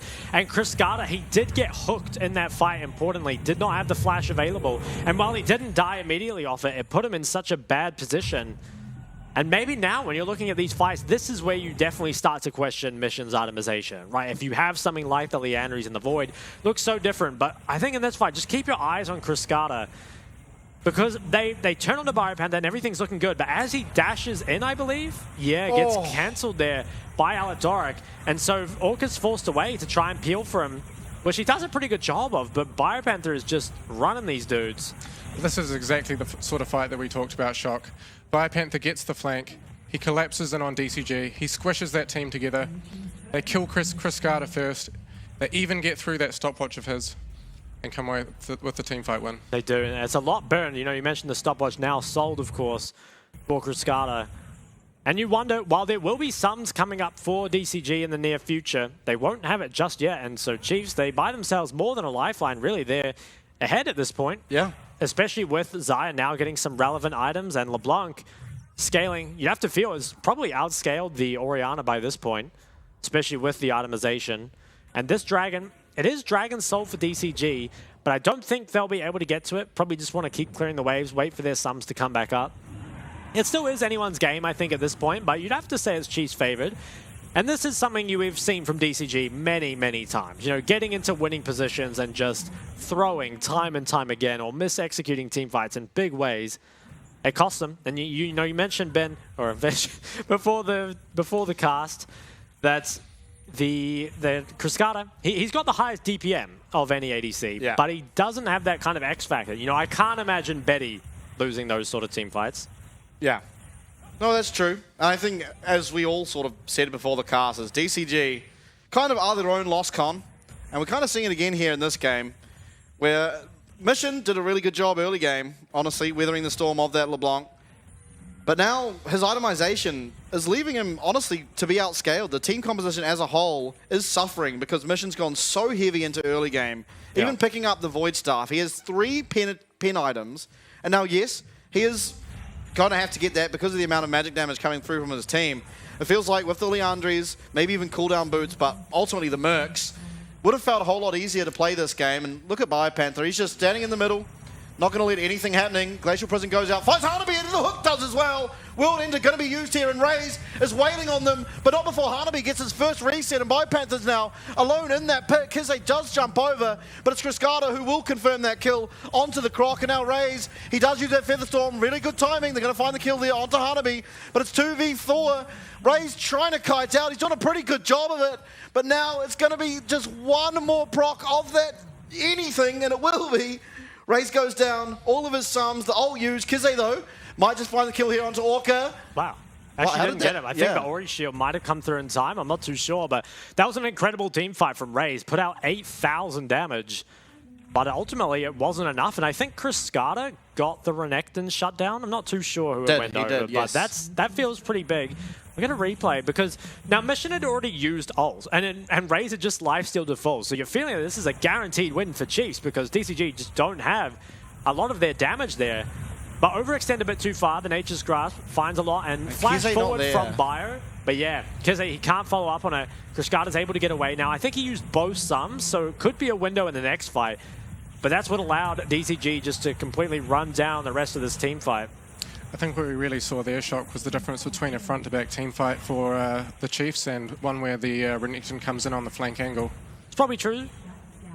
And that's a big shutdown, actually, that went to Mission as well. You grabbed 950 gold there, and you can't really ask for much more from Raze in that fight. I think he really did his best. But Mission, he's working towards the Rabadons, and a lot of items now picked up for Cascada. I feel like he was... How much gold did he get off that fight? Not sure, but... I guess he was sitting on some. Yeah. Regardless, on the back of that that Baron power play, the Chiefs are now up almost 2,000 gold. They've knocked down a bunch of towers from DCG. They've really pulled themselves back into the game with that one. They've got a rapid fire on the Xayah too, as well as a stopwatch. That Xayah's going to be really hard to kill in that next fight. And next fight could be a big one. You know, just a minute away on the Baron, and then 2 minutes on that 4th drag win condition for DCG, one that I'm sure they will want to fight. And Hanabi, he's got himself the Cyrildas now, which adds a lot of power to him, but he's been pretty invisible this game, you'd have to say. Hasn't really added too much, and it's been Biopanther just running over the top lane. I think eyes for me on Cascada in that next fight. Ooh. Flash, oh. Close. Very, That's big, very close. I feel like the more tools you have to kill Cascada in this next fight while he doesn't have sums, the better. And that's just one more missing. You know, you don't have the Blitz Flash or the Renekton Flash. Feels like the two big ones. Still, though, if you can find a way onto him, would go a long way. Orca picks up the chains. I wonder who those are going on. Maybe just the Xayah at this point? Yeah. I'd imagine it'd be the Xayah, right? But, I mean, maybe it's even on the Renekton to try and CC him up a little bit longer, but that feels a little bit weird. Probably on the Xayah. It isn't the easiest, honestly, to land CC on the Xayah, because you can stay at a further away range, especially now that the rapid fire cannon has come through. And if you try and get onto her too close, you can just use that Feather Storm and avoid all CC altogether. But we'll see. Is it going to find any real usage? Looks like Frozen Heart's trying to be built here by Aladoric on the Blitzcrank. Is that a Morale Nomicon coming out of the Maokai? The Maokai, yeah, looks like it. It's honestly probably a good choice at this point. There's no real other healing reduction to speak of, and it's not that easy to get it. Baron is now live, and this is the point where a single death would just mean the objective going over, and I also think a teamfight victory would pretty much just pick up the game for either team here, especially for the Chiefs, who have that top inhib already available to them. Yeah. And this has started up. This is going to be split, though, for Chiefs, which is maybe what they want. Yeah, Kize is recalling. He's got a flank teleport there, and he's looking for it as Biopanther's engaged on again. He's going to pop that Dominus just in time, and he's finding a lot of healing coming out here from those empowered Qs. They do pick up the Baron in the meantime, and that Sterix shield is massive. It's going to be Mission who goes down first. It's this big, big team fight here for Chiefs, and Raze finally joins it. Cascada, though, pops that ultimate, and now it's the battle of the 80 carries, perhaps. Hanabi, though, oh my god, heals back to full, but the hook lands there onto Orca. It's Hanabi and Cascada versus the world. Only Kize going down, and with that, it feels like Chiefs have picked up the victory, should be able to disengage, have the Baron as well, and maybe look towards this dragon. Yeah, I think they can get the dragon. Not sure how Kize died. I think he just got taken out by Cascada. Maybe it's not over. Does get out. I really want to see a replay of that, though, because it felt like Biopanther was being hit for so long there, but Cascada just wasn't there or something? He didn't have the DPS. Are they just looking to end? They might try. There's 10 seconds on mission, into the Shiv, though. It's probably just going to be in her back to the dragon, I feel. Yeah. I think that's the smart decision. Oh! I wonder if Renekton can just do the dragon. That's what it looks like here. Cascada might chase, though. He's got a GA. He's got both sums. TP coming in as well. Yeah, that's going to be Hanabi. As Mission, actually. Mission looking for it. Aladoric very, very low. Biopanther is coming up here. Does have Dominus as well as Flash, and it's the Lux ult coming out of that Zeri, who will secure at least one kill onto Aladoric, who does back. Ooh, but this is going to be the dragon almost certainly. Yeah, that's a big deal, right? They overextend a bit for that mid inhib, and they die on the way out. And the mid inhib ultimately is not that important. They thought they could get both. This is the soul for DCG. That's a nice pickup for sure. And gold lead, while it does heavily favor Chiefs at this point, gold's not super relevant, especially with the soul coming in as well. Mission gets closer towards that death cap, and so much just happened that I'm not sure what we're going to get a replay of, but for me, I really hope it is that initial Baron, because Biopanther lived for so long, and I think, you know, of course you look at Mission's build, but Cascada, I'm not sure where he was all that time. Maybe we won't even get a replay of it, though. There's just so much going on. Chiefs definitely putting their best foot forward, though. One thing I want to comment on in this game is that quite often we see, well, almost exclusively, it's the Abyssal Mask that's picked up by these top laners for the MR. But I think on the Renekton, when you have the Gourd Drinker, when you have that empowered Q, it feels pretty nice having the extra damage, the extra healing coming through from the Spirit Visage. And we also saw how big his shield was from that Sterix. Again, empowered from that Spirit Visage, which it feels like pretty smart itemization considering what Biopanther's job is in these team fights, which is mainly just delay for damage to come through. Although he did put up like 8k damage himself in that fight, so it's not entirely true, but I like the itemization coming through from Biopanther here. And Kize getting quite heavily chunked there. They're looking towards their second inhib. Biopanther buffing up the mid wave. It's going to be pretty hard for DCG to deal with. Nature's Grass comes out, but it only connects onto Kevi for now. Raze on the top side, but he's not any threat, and Kize continuously jumping forward, looking for Shiv procs, looking for Night Harvester procs. Actually gets caught again by one of these extremely powerful Zeri Ws, and off that, likely to have to recall. They did get the top inhib, though, which I think is a pretty big win, because it's going to mean that contesting that Elder is a little bit more difficult for DCG, although the inhib will be spawning basically as the inhib spawns, so probably won't be a big deal. Now the Death Cap picked up for Mission, so that's a lot of extra AP, a lot of damage that comes forward. Because they're going for the Shadow Flame is a little strange, but I suppose it is no MR. You normally see just a death cap built at this point, but I wonder if he just felt like the game was going to end before that point. Oh, there is no boots now on Chris Carter, picking up that Mercurial Scimitar, so That's not only the cleanse, but also the QSS now to try and burn through. Raze ultimately is also full build though. I almost expect that you just keep your boots if you're Raze here. There's so much that you need to dodge out of, especially the likes of the Rakan, the Orianna, and the Aatrox. It might just feel better to have that extra movement speed coming through. Aladoric though feels like he's got his own pathway here. Shouldn't be known where this guy is. He might look for a hook onto Hana. He'll be spotted out by the sapling. Does not land with that rocket grab, unfortunately. But now, attention now going towards this bot lane inhib tower. A lot of damage coming through from Kize. Aladoric flashing away. Does land the hook here onto Orca, who will instantly pop the ult, but not before going down. Raze picking that one up for himself. It's a 4v5. Only one inhibitor remaining. And while it is the soul available here for DCG, down a whole member, Chiefs might just have what it takes to pick up the win here. We see Biopanther pushing this mid wave. Does have the teleport to join if need be. Nature's Grass comes in. Going to mean that this first wave at least is cleared. They only have 30 seconds to wait until the Rakan is back up. Just advance comes through, but it's baited. Kevi with the great Arctic Assault will bring Hana into his team. And it's 3 members of DCG. They're getting herded like sheep as Biopanther comes in from behind. And the hook from Aladoric. This guy's got aim assist and he picks up another one for the team. It should be the team fight win here for Chiefs. They're doubling their wins in the PCS as they take game 1 against DCG. Wow, and what a way to win that game too. It felt like there was a point where Chiefs were almost completely out of the game, but they turned it around, and so much of that was off the back of Biopanther, who put in just a legendary performance in the top lane at 10, 2, and 7 on the Renekton. And you've got to feel really good about that. You know, a lot of confidence there for Chiefs, especially, again, in the manner they won it, because I think they were honestly very far behind, and especially when you talk about the compositions. But for me, question marks really, I think, for performance from both Mission and Hanabi, because those are kind of the members that you often look towards as being the strong solo lanes of DCG, and they didn't find much. No, definitely not. And I think ultimately, Mission built entirely to be punishing in the early game and those skirmishes.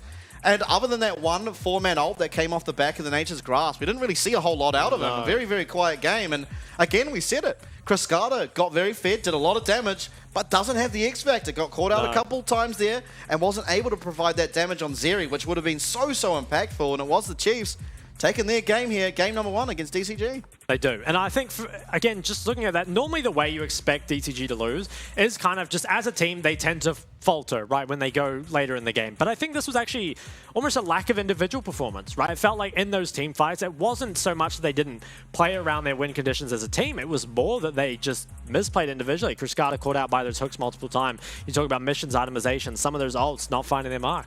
Yeah, absolutely. And I want to get your thoughts on the Blitzcrank. What do you think? I mean, early game, quite quiet, but what do you think around those team fights? Really came in clutch, especially around some of those fights in the Baron. That fight where he hooked the Zeri in particular was a real moment which changed the game. Yeah, I think ultimately the first Baron was where we saw it completely switch. I think up until there, you felt pretty good about DCG being able to take this one, but it was some crucial flanks found from Biopanther, as well as really nice hooks ultimately out of Aladoric. They were able to turn the game on its head. They found a clean ace into the Baron, and from that, they really never relinquished their lead. There was a bit of a slip up around the Soul, but ultimately, I guess, luckily for the Chiefs, it was the Kim Tank Soul, which does feel like the weakest Soul there is available. Maybe the Air, but honestly, I think the Kim Tank Soul is pretty underwhelming, and so kind of lucky with the Dragon that they rolled Soul into, but certainly played well enough to get that win, and huge respect there, I think. Should be MVP to Biopanther, in my opinion. Absolutely. I think the mid-game in particular. I mean, he was 7-0, the only kills on his team. And while, yes, there were a couple team fights that he might have had to have been in a bit earlier, it was really him that was clutching up, even in those late-game team fights. I think that one where Raze went crazy was still out-damaged by Renekton, who dove into the base. That's insane. And how many times did we see, again, in the PCS where Sejuani Renekton is picked, it's not played around, and then by 2 items, it's just completely useless, right? And you never see it again. But this game, I mean, the Renekton felt like the hardest scaling pick in the game almost, because he was just somehow out-DPSing everyone else in those fights. So really credit to Biopanther. I think he just... amazing performance. Amazing performance. And not just that early and mid-game. He found those flanks. He killed the Zeri multiple times. Really, what a carry. from Biopanther. It was crazy. Yeah, you don't really expect it from the Renekton most of the No, time. no. Like, yeah, sure, maybe level 6 until level 13, 14, you're like, yeah, sweet, the Renekton's going to take over the game. And then after that, falls off a bit. But I mean, we saw like a 8,000 damage team fight, something like 22 minutes into Yeah. the game, which is when most of the times when we see that amount of damage in a fight, it's like 40 minutes in, we have 6 item AD carries, and both of them have just done 8k damage in the fight. But here, seeing it that early on the Renekton, it really was a carrying force in this game. And I think something perhaps that DCG have to look towards and be scared about going into the next one, because it did seem like Chiefs were better than almost any other PCS team at utilizing the Sejuani Renekton combo. I think so, and maybe that could be somewhere that DCG look in the draft phase in the next game. They will have side selection again because they did lose this game, so that could be something. But I wouldn't even say it was a draft gap by any means, right? You could take those power picks away, but I don't know. Are you really worried about them that much? It feels like, how much stock do you put, I guess, towards taking it away and just saying, okay, we're not going to deal with this, or more towards maybe Hanabi's picking the top lane, because the Aatrox was pretty useless for a long time. I mean, he did deal a lot of damage in some of those later game team fights, but I don't know. It felt like it just wasn't the same as the normal Hanabi we see. As we'll take a look at a couple of the replays. Well, and I think this was kind of the beginning of what was a very big turnaround for the Chiefs, because they got this super split fight, and there was a lot of cooldowns already wasted from the side of DCG, and it meant it was really hard to just put forward a unified front line. It was really nice, I think, by Chiefs as well, just to kind of kite this one out. TP comes in from Mission, and I think this was the one where they just Hanabi goes for a stroll around the Baron. I get what he was going for, right? He doesn't want the LeBlanc to be able to come back, but I really think that, look how low the members are in the pit. It's really difficult for Chiefs to play this out. I think if you just have a front line in front of Cascada at this point, there'll be no problem at all. But Mission hooked, and then Cascada immediately engaged on, and Hanabi is he's running rings around the Baron pit, which it just doesn't feel like there's any point to it. And even here, I don't think he found a way in.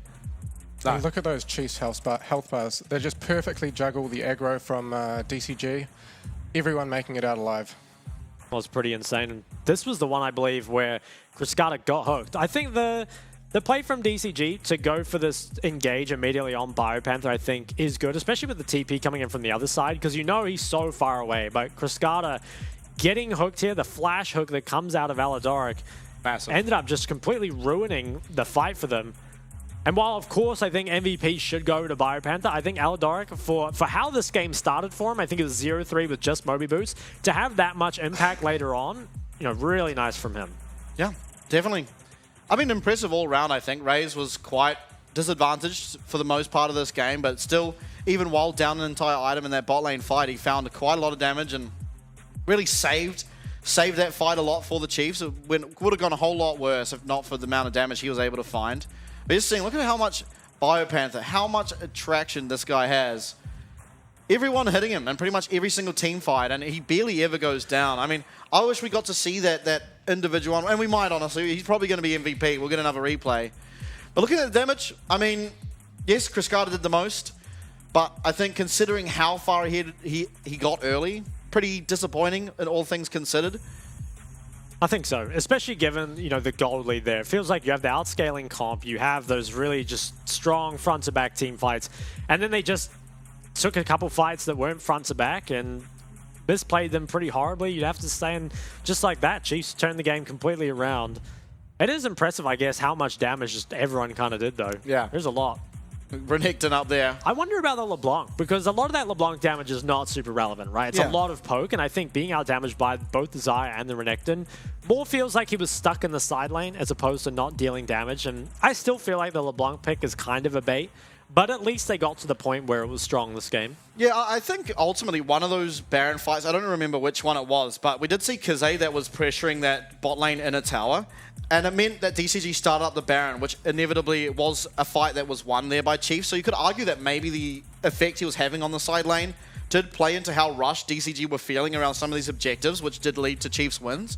And I almost feel like maybe that is probably something relevant to mention, because we didn't really see either Aatrox or Mission answering the LeBlanc at any stage of this game. It was more just, we got to go start an objective to try and get her off that side lane. Feels like him. I wonder if we see the Sedge Renekton go through again, do we think the Aatrox answer will come through, or do you think Hanabi will just kind of go back to his Gnar? Because I think the Aatrox, on paper, it's very solid, but I wonder if just Hanabi is better on the Gnar. Hold that thought, though, as MVP, of course, goes over to BioPanther. He had a monstrous game. One of the best, I think, individual Renekton performances I've seen in a while, especially to be able to play into, honestly, a pretty hard comp, I think, for Renekton, and to still come out with that much impact. Top gap. It was ultimately top gap in this game, and so much of their success did come off the back of this man being able to pretty much entirely 1v9 a lot of these fights. I believe this is the fight where he tanks up like everything. Just look at how much. That's a Rakan ult. I don't know where Cascada is. Nature's Grasp used on him. Twisted Advance used on him. And look at that shield. There's just no Cascada the whole time. And the only other damage is coming from your Orianna, who's just gone for the full burst, right? For the full, I guess, taking out the squishy targets, not built at all to deal with BioPanther.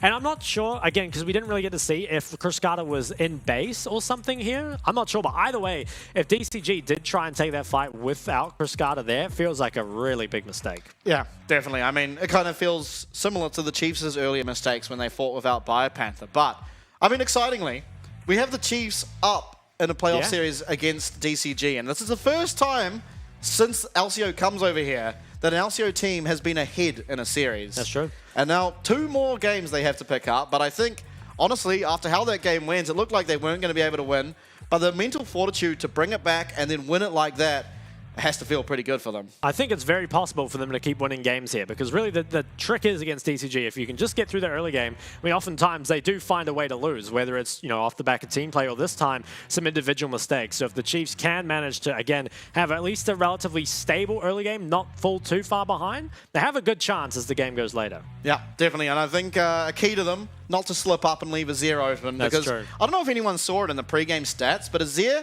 has been played once by Mission this split. It was a win, and it's been banned 15 times against him.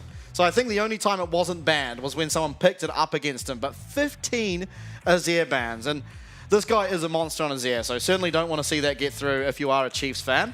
But if you're a fan of good gameplay, I think it's something exciting to watch. Yeah, sure. But, I mean, we'll go to Tim really quickly. I want your opinion on the next draft. What do you think is the key for the Chiefs? Do you think they really want to get that sort of the same combo they had there with the Sejuani Renekton, or do you think they can do it through something else? Absolutely. I want to see more of the same out of the Chiefs. Really try and go through that top jungle combo. Let's see what they've got for us. Yeah, absolutely. But it is now going to go to a break. We have 5 minutes until we will be back for game number 2 here between Chiefs and DCG, so we'll see you then.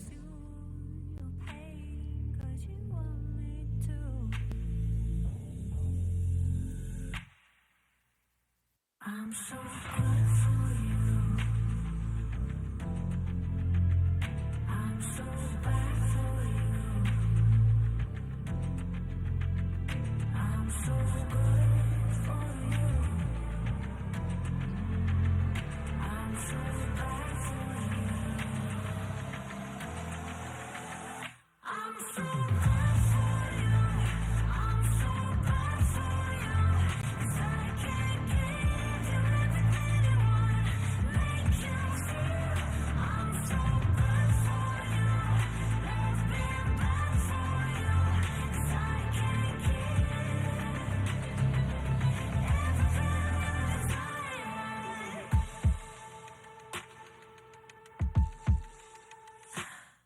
so close the doors, let me in, let me taste the darkness in you. No one serves me like you. You ask me to slay you, to burn you, to haunt you, so you feel. So do you feel me now? I'm so good for you. I'm so bad for you. I'm so good for you. I'm so bad for you. I'm so good for you. I'm so bad for you. 'Cause I can't give you everything you want. Make you feel I'm so good for you.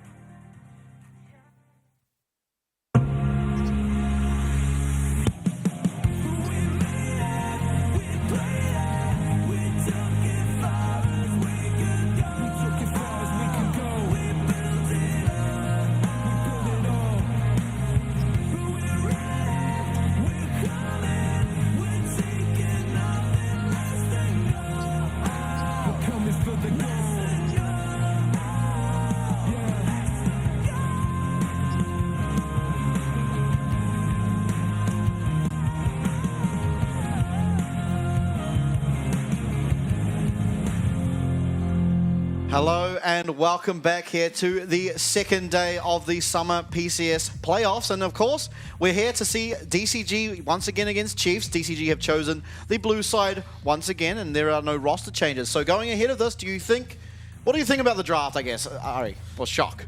I feel like I don't think draft was really a problem, but I do think that they might want to take away the Renekton because I think that it ended up being a hard champ for Hanami to pick into. Didn't really feel like he had any more options, and I think partially that was because, you know, you oftentimes see Hanami pick up things like the Kennen and the Gragas, and it's just going to be more difficult when that Maokai is prioritized, right? It's more AP, and Mission pretty much only wants to play APs, especially if those kind of stronger picks in the AD department are taken away, the likes of the Tristana and the Jace, of course. So I think it'll mainly come down to play. And I wonder, this is going to sound crazy, I wonder if DCG just go for an even stronger early game setup just because, look, DCG, past 25 minutes, they're just not as good. It's just as simple as that. So I think getting the game over nice and quick could be the way to go. Yeah, I think that's some valid points. It does feel hard to get the Renekton, especially if the Maokai's open, because you almost always want the Maokai over the Sejuani. But then after that, it feels like red side just get their pick of the litter on the top lane, and if Renekton's not banned, then they pretty much always are going to get the Renekton. Maybe it's something they could just ban the Sejuani. I don't even remember the first 3 bans from the side of DCG, but if you take away the Sejuani, then it feels a little bit harder to pick the Renekton. Although honestly, Renekton doesn't rely on the Sejuani as much as Jax. Renekton's gone. It is gone. I think after last game, you probably had to. It doesn't feel like you want to be given Biopan for that one again. They banned away the LeBlanc as well, which I wonder how much of that is because LeBlanc was a problem and how much of that is because it's a hard champ to abuse in the lane, right? I think that Mission, it kind of plays more to his strengths if LeBlanc is off the board, and DCG, they've banned LeBlanc pretty much all split long, have committed to not playing it, and now commit to not playing against it either. What will be this last ban from the Chiefs? I can't remember what it was in the previous game. It is the Poppy. I believe last game... The Nico? No, I think... Well, I don't remember. But Poppy's taken away. Hana has played quite a lot of Poppy. It also... it was a Tristana last time. It was time. Tristana. That's right. Well, both AD mids are left open in this one, so Yeah. it feels like probably Jace is going to get locked in here first. I think. Yeah, I wonder, do you prioritize the Jace or the Maokai higher, do you think? Well, looks there's like it's gonna be Sejuani. the There's Jace. Sejuani still open, so you Yeah. still do get that AP jungler pairing. It does feel like Jace is just the stronger champion for the most part. I think you go the Jace and you trade away the jungler in the next pick. I like that. Now, does this just get immediately answered by the Tristana is the question. I think that is something that we've seen a lot in the PCS. Admittedly, in the LCO, you don't see this matchup nearly as much, oftentimes banned, just both these champs. But this is a matchup that I think Mission, at least, will be very comfortable on. They've played it pretty much all split long. And I will say that Mission doesn't find the same sort of impact in these lanes as he does on some of the mage versus mage matchups. And the Maokai would be an obvious lock-in, but perhaps they want the Sedge instead, would give them that kind of top 2v2 power, and maybe means something like a Jax or a Cassante can be locked in later on and just give them the ability to skirmish really heavily. Will it be locked in? Looks like it will. I like the Sejuani here. More of the same from last game. Pair it up with a melee in the top lane on Biopanther. Go with that duo dive combo like we saw. Yeah. And I think ultimately you have a similar idea when it comes to the Tristana in the mid lane as you do the LeBlanc. Ultimately, it does get out of the lane phase pretty even here against the Jace and then look to punish the side lane and does it a whole lot better than the Jace can. So much the same in terms of playstyle from these two champs. Obviously a whole lot different when it comes to execution around team fights, but it does mean that the Chiefs will have more damage in those team fights and sort of sustained damage at least, as Jax looks like it might be the lock-in. It makes a whole lot of sense. As a champion that if Biopanther gets a hit on again can cause a lot of disruption, can carry for himself up there, pairs extremely well into the Sejuani. And do we expect to see a couple of 80 carry bans here from DCG? Maybe get rid of the Xayah I'm and not the Zeri? sure. Just because Sorry, the Kai'Sa. The Kai'Sa's Kai's banned. already banned, but I wonder if Oh, yes, sorry. if they've done their research. Raze plays a lot of Tristana. Even when it wasn't meta, he's quite a big enjoyer of the champ, so I'm not sure how valuable the ADC bans would be over the supports. I mean, we'll see what they do. I think that Chiefs banning away the Gragas is a really good choice. I wouldn't be surprised at all to see Hanami pick up something like a Kennen even into the Jack, so we'll see where we end up going, but you're right, it is an 80 carry ban that comes through. The Varus taken away. Interesting. I mean, it has that strong lane, of course, but I think Varus oftentimes just doesn't find the value it needs to in the PCS. And they might be thinking of the Varus simply to take away an option for an AP bot Could be. laner as well. But I think ultimately here, honestly what I'm looking towards is I'm surprised that Rumble wasn't banned. Hanabi, I mean the PCS just in general, the top laners like to play the Rumble and they like to play it into Jax. Rumble But Maokai. Yeah, and it also offers AP in that top side, which you are going to be lacking in terms of the mid laner at least. Although, ultimately, we have seen a lot of solo AP, full AP Maokai, so that could be the option if you do opt into the likes of the Aatrox again, or something more AD heavy. I think Kennen's a little bit harder to pick, simply because there is that Buster Shot available for the Tristana. And honestly, Jax, after getting Merc Treads, it's pretty hard to punish him as the Kennen. It is Raze, though, locking in this Zeri. Yeah. Going to see a mirror matchup, perhaps, for the bot lane. He got that Ziggs banned away from him, so DCG definitely have done some research. I believe it was the Jace Ziggs combo that they played in the finals against Bliss that looked so strong, and Rel, the Hover now, would give them a very strong team tonight. I think with this, Rumble or Kennen would go insane. Yeah. Let's see what he prioritizes here. Feels like they are the good choices into the Jax as well. I think Rumble's probably the better. Oh, not the Aatrox again. Oh, yes, the Aatrox again. I'd love This- to see the Rumble here. Does great into Jax, and as you said, combos really well with the Rel and the Maokai. It does struggle a little when it comes to the Zeri. It's not very easy to use that equalizer to effect against Zeri, but ultimately it looks like the Aatrox will be locked in, and so looking for a better performance out of him in the top side. Admittedly, not as much early pressure can come through from the Jax as the Renekton can put out, but still, there is a strong pairing with the Jax having that Sejuani available, and now Aladoric looking for his pick. You do think that you could probably just lock in something like the Nautilus. I mean, even possibly... Alistair, maybe? Yeah, Alistair, Nautilus. Even the Blitzcrank again doesn't feel too bad. Got choices. Looks like it will be... Oh, the Sejuani Braum? Yeah, Braum. okay, so they've got a lot of really strong front line. They've got a lot of skirmish potential. The Brom's going to pair really well with that double 80 carry that we've got in the bottom mid lane. Yeah. I'm still really surprised that Hanabi went for the Aatrox. I feel like that was just the slam dunk Rumble. And Hanabi's such a good Rumble player. And I mean, obviously, I don't really know how his Aatrox is. It should be a champ he's comfortable on, given how many times it's been meta in the top lane. But last game definitely left a lot to be desired. Yeah, it's hard to entirely fault Hanabi for last game though, because a lot of the success Biopanther found was in those skirmishes. There was ultimately that one time where he thought that Biopanther had backed and died topside, but I'm not sure. We'll have to see, and it does have a little bit of an easier time against the Jackson it will against the Renekton. But still, Biopanther seems like he's incredibly on form. He's here to prove a statement that LCO are not going to go down without a fight, and ultimately they already proved that by picking up at least one game, which is a promising sign for the Chiefs. Yeah, I think going into this game as well, I like that they have a very simple to play comp. I think in game one, there was maybe a bit of finesse required, right? You need some blitzcrank hooks to land, you need some poke from LeBlanc, but this game, really all you need is just a straight up front to back 5v5, and it can't get much easier than that. On the other side, I think that DCG, they do kind of need a little bit of poke to land from their Jace, and finding angles with the Maokai can be hard up against such a beefy frontline, so this is a game that I think might even be more favored to the Chiefs after game one. Yeah, I mean, it'll be interesting to see. I think the Chiefs have pretty solid champion pairings. When you look at it, the Sejuani and the Braum pair really nicely. The Braum with 280Ks pairs nicely, and obviously the Jack Sejuani does. So all around, there is synergy coming through from this entire team comp that the Chiefs have put out. It is really going to be, again, on mission. If he can land some poke onto those key members prior to a team fight, if he can contain Kaze in the side lane, and ultimately if Hanabi and Biopanther stay relatively even, you have to feel like Aatrox will provide a lot more in those team fights, just with the pure damage he puts out, as well as that drain tanking that comes through from the sustain Aatrox gets access to.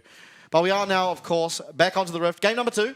Chiefs up 1-0, maybe against a lot of people's expectations, putting in some great work there, and we see 3 lethal tempos here for the side of Chiefs. That ruins balance for sure. Well, the lethal tempo Tristana is something that we've seen kind of gone towards a bit more recently. We're seeing a lot more fleet with the Shiv previously, but now a lot of Tristanas are just going towards the Kraken Navori, so not even going for the Shiv. I'm interested to see how this mid lane matchup goes, because a lot of the time in the PCS, it is the Tristana that has that pressure early, but that is with the Shiv, or with the Fleet Footwork, excuse me, and that allows a lot more aggression, right? You can play more aggressively with the movement speed. The sustain, it's not amazing, but it's better than nothing. So we'll see how those trades end up going. Yeah. And the junglers are starting again on the same side of the map, although opposite to last game. They're starting on the bot side, headed towards top. I think that makes a lot of sense for the Sejuani to be able to look up there, try and find something onto that Aatrox. And again for Hana to try and protect that lane. Wonder, Hana, do you think there's any chance he goes for a 3-camp bot? It feels pretty unlikely. Feel like it's pretty hard to gank Azeri with cleanse as well as a Braum with heal alongside it. Mid pro is going the way of Kise at the moment, and bot lane, there's some big waves where we see some trades. Bone plating is procced. Biopanther though. Oh, massive trade top. Yeah, he's getting to work. It could have been a Rumble. All I'm going to say. Could have been. Rumble not that great at level 1, but yeah, I think it was a pretty good Rumble game, but ultimately it won't be. And I think, interestingly, Hana's opted for Phase Rush, so it almost says that he might just go Demonic into the Radiant Virtue again, similar to last game. Biopanther, not sure that he spots how that Hana's doing this or not. He does, so he knows that that jungler is in the area. Good information gathered. And it is honestly Kevy who has a camp lead, at least for this stage of the game. Full clearing bot, now he's onto his top side. Hana on the other side, actually opting to not take his Krugs. So tempo afforded to Chiefs here for the time being. It'll be interesting to see. Oh, Chris takes a tower shot. Yeah, he takes a little bit, but doesn't feel like much will come of it in the bot side. Top scuttle could maybe be contested. I wonder what Hana is planning here. I think that Hana might just rotate down to his Krugs and take that bottom crab. Yeah, it's possible. He does have the Prio on the bot side, and it feels like having Prio top and mid right now doesn't feel that realistic. Ping's onto top side though. Kevin might go for the lane gank on this bounce back. Well, and if like Maokai is going to path away, Hanabi's in a lot of trouble here. Was Kevy spotted? You have to feel like he Maokai's wasn't. coming. Oh, this could be a 2v2. And the 2v2, you have to say, favors Chiefs pretty heavily. Although this minion wave almost adds another champion to it, so Biopanther should try and thin it at least slightly. Hana in the area. Oh, okay. He is there to counter gank. And it will just be likely both of these top and junglers heading away from each other. But it is this priority on the top side available for DCG that might just lead to the top crab being taken. They might even secure both crabs for DCG here, with DCG's bot lane having Prio down there also. Yeah, Looks very possible. Kevy might just try force the Prio mid though. I think he wants to be able to contest for this. It isn't the easiest though. And both junglers, they have to know this mid Prio matters. Fight's Bot happening lane, bot. Pretty yeah, big trade there. Ray's getting quite low. Heal's still available on Aladoric to help this Zeri, of course. It was the Ignite used as well from Orca, but the fight coming out. Kevy flash, Arctic Assault will land. And Mission getting very, very low. Does have teleport available, but it is a huge trade found there. And good look as Orca's going to be in the area. They might just find out Kevy. This Hex Flash being channeled. They are going to find each other in that top side, or bottom side jungle, sorry. And it should now be the double crab secured for Hana. So pretty big pick up there for this jungler. See how much it matters as we head sort of onto the second clear. I think the double crab is more of a mental advantage than anything. There's nothing that junglers get more upset about than not getting one of those crabs. Reset does come in for Mission. He goes for the tear and the longsword. We've seen it many times that the Jaces do just rush out that Dirk, but more often now, getting some scaling on the tier nice and early seems to be the way to go. And of course, that TP is matched there by Kize. Dragon, it could be looked at. There is mid and bot priority for the side of DCG. Maybe instead, could they look for a bot dive? There is no cleanse on Raze, but this feels a bit difficult. Spotted out. There is going to be heal available. That is the main summoner that can sort of thwart off this dive as Cascada takes another tower shot for his troubles. And this wave slow pushing now towards DCG. Actually, no, it won't be. They're just going to shove it back into tower. They might try again. Hana's looking again. Kevy's But Kevy's in the area. There is no flash on Sejuani. Flash available here for Raze on the Zeri. As Aladoric will land that Winter's Bite, but nothing to come from it. It's just a tower. Tower plate going down. Cascada picking himself up that one. I think all things considered, things not going too badly here.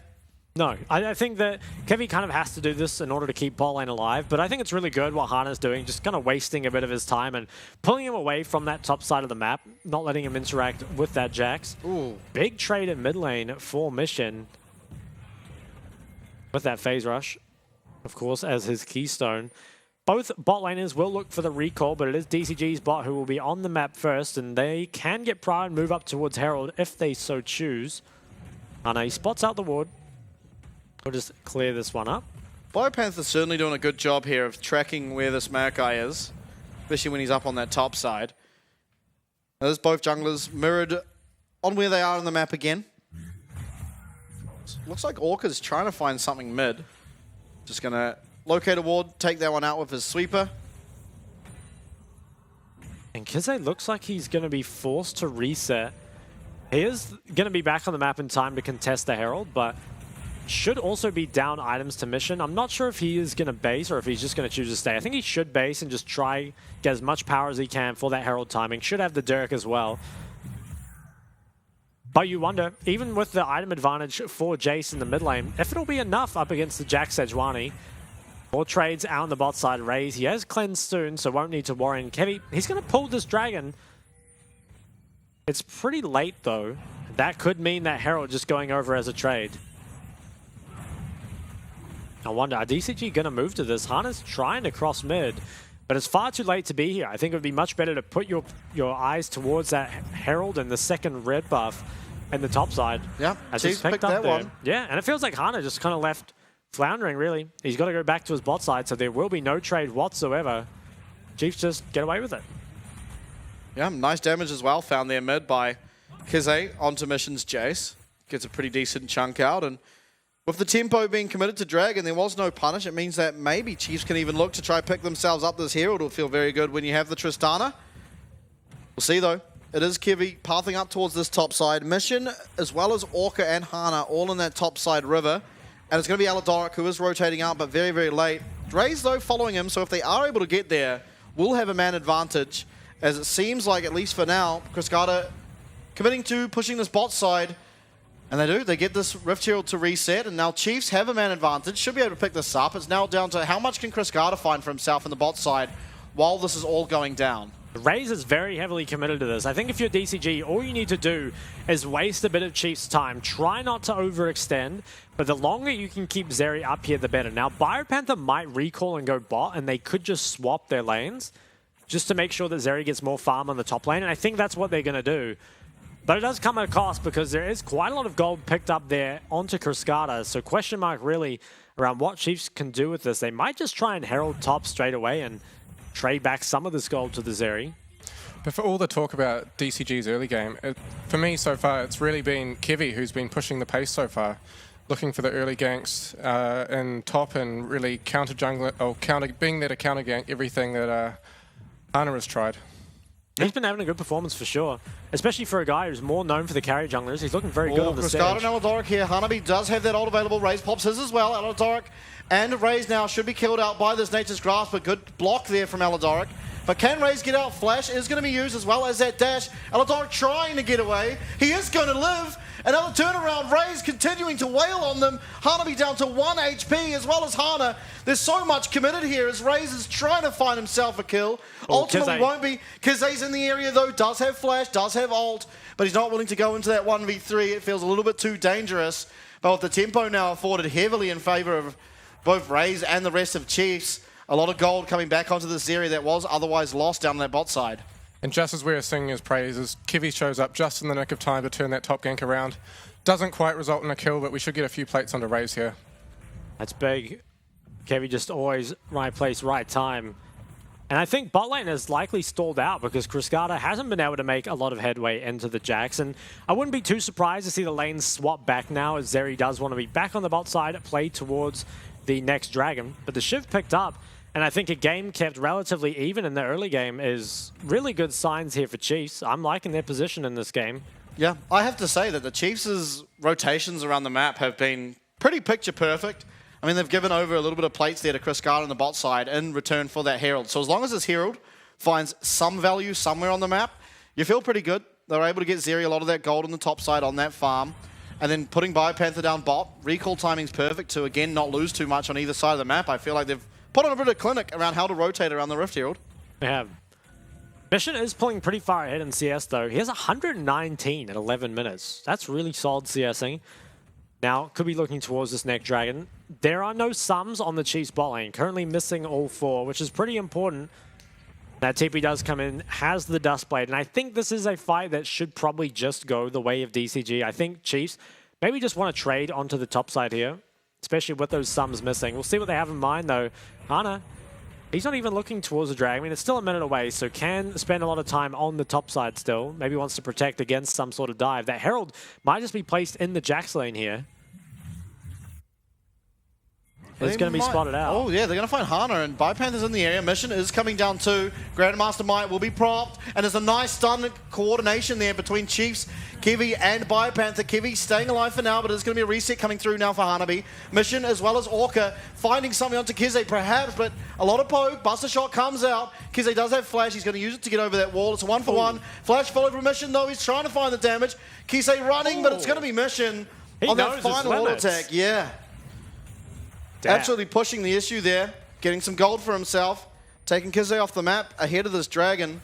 It is Raze, though, finding some CS in the bot side. Cascada, though, might be looking for a flank here, and Raze, you have to be careful. He can go through the wall, right? Or, ooh, maybe not. Oh, He's they're going going to trade, the yeah. fight. They are taking the fight. He does go through the wall. The speed is going to help him to ensure his safety, but that's a big cooldown down. Should be the dragon now, pretty comfortably given over to Chiefs.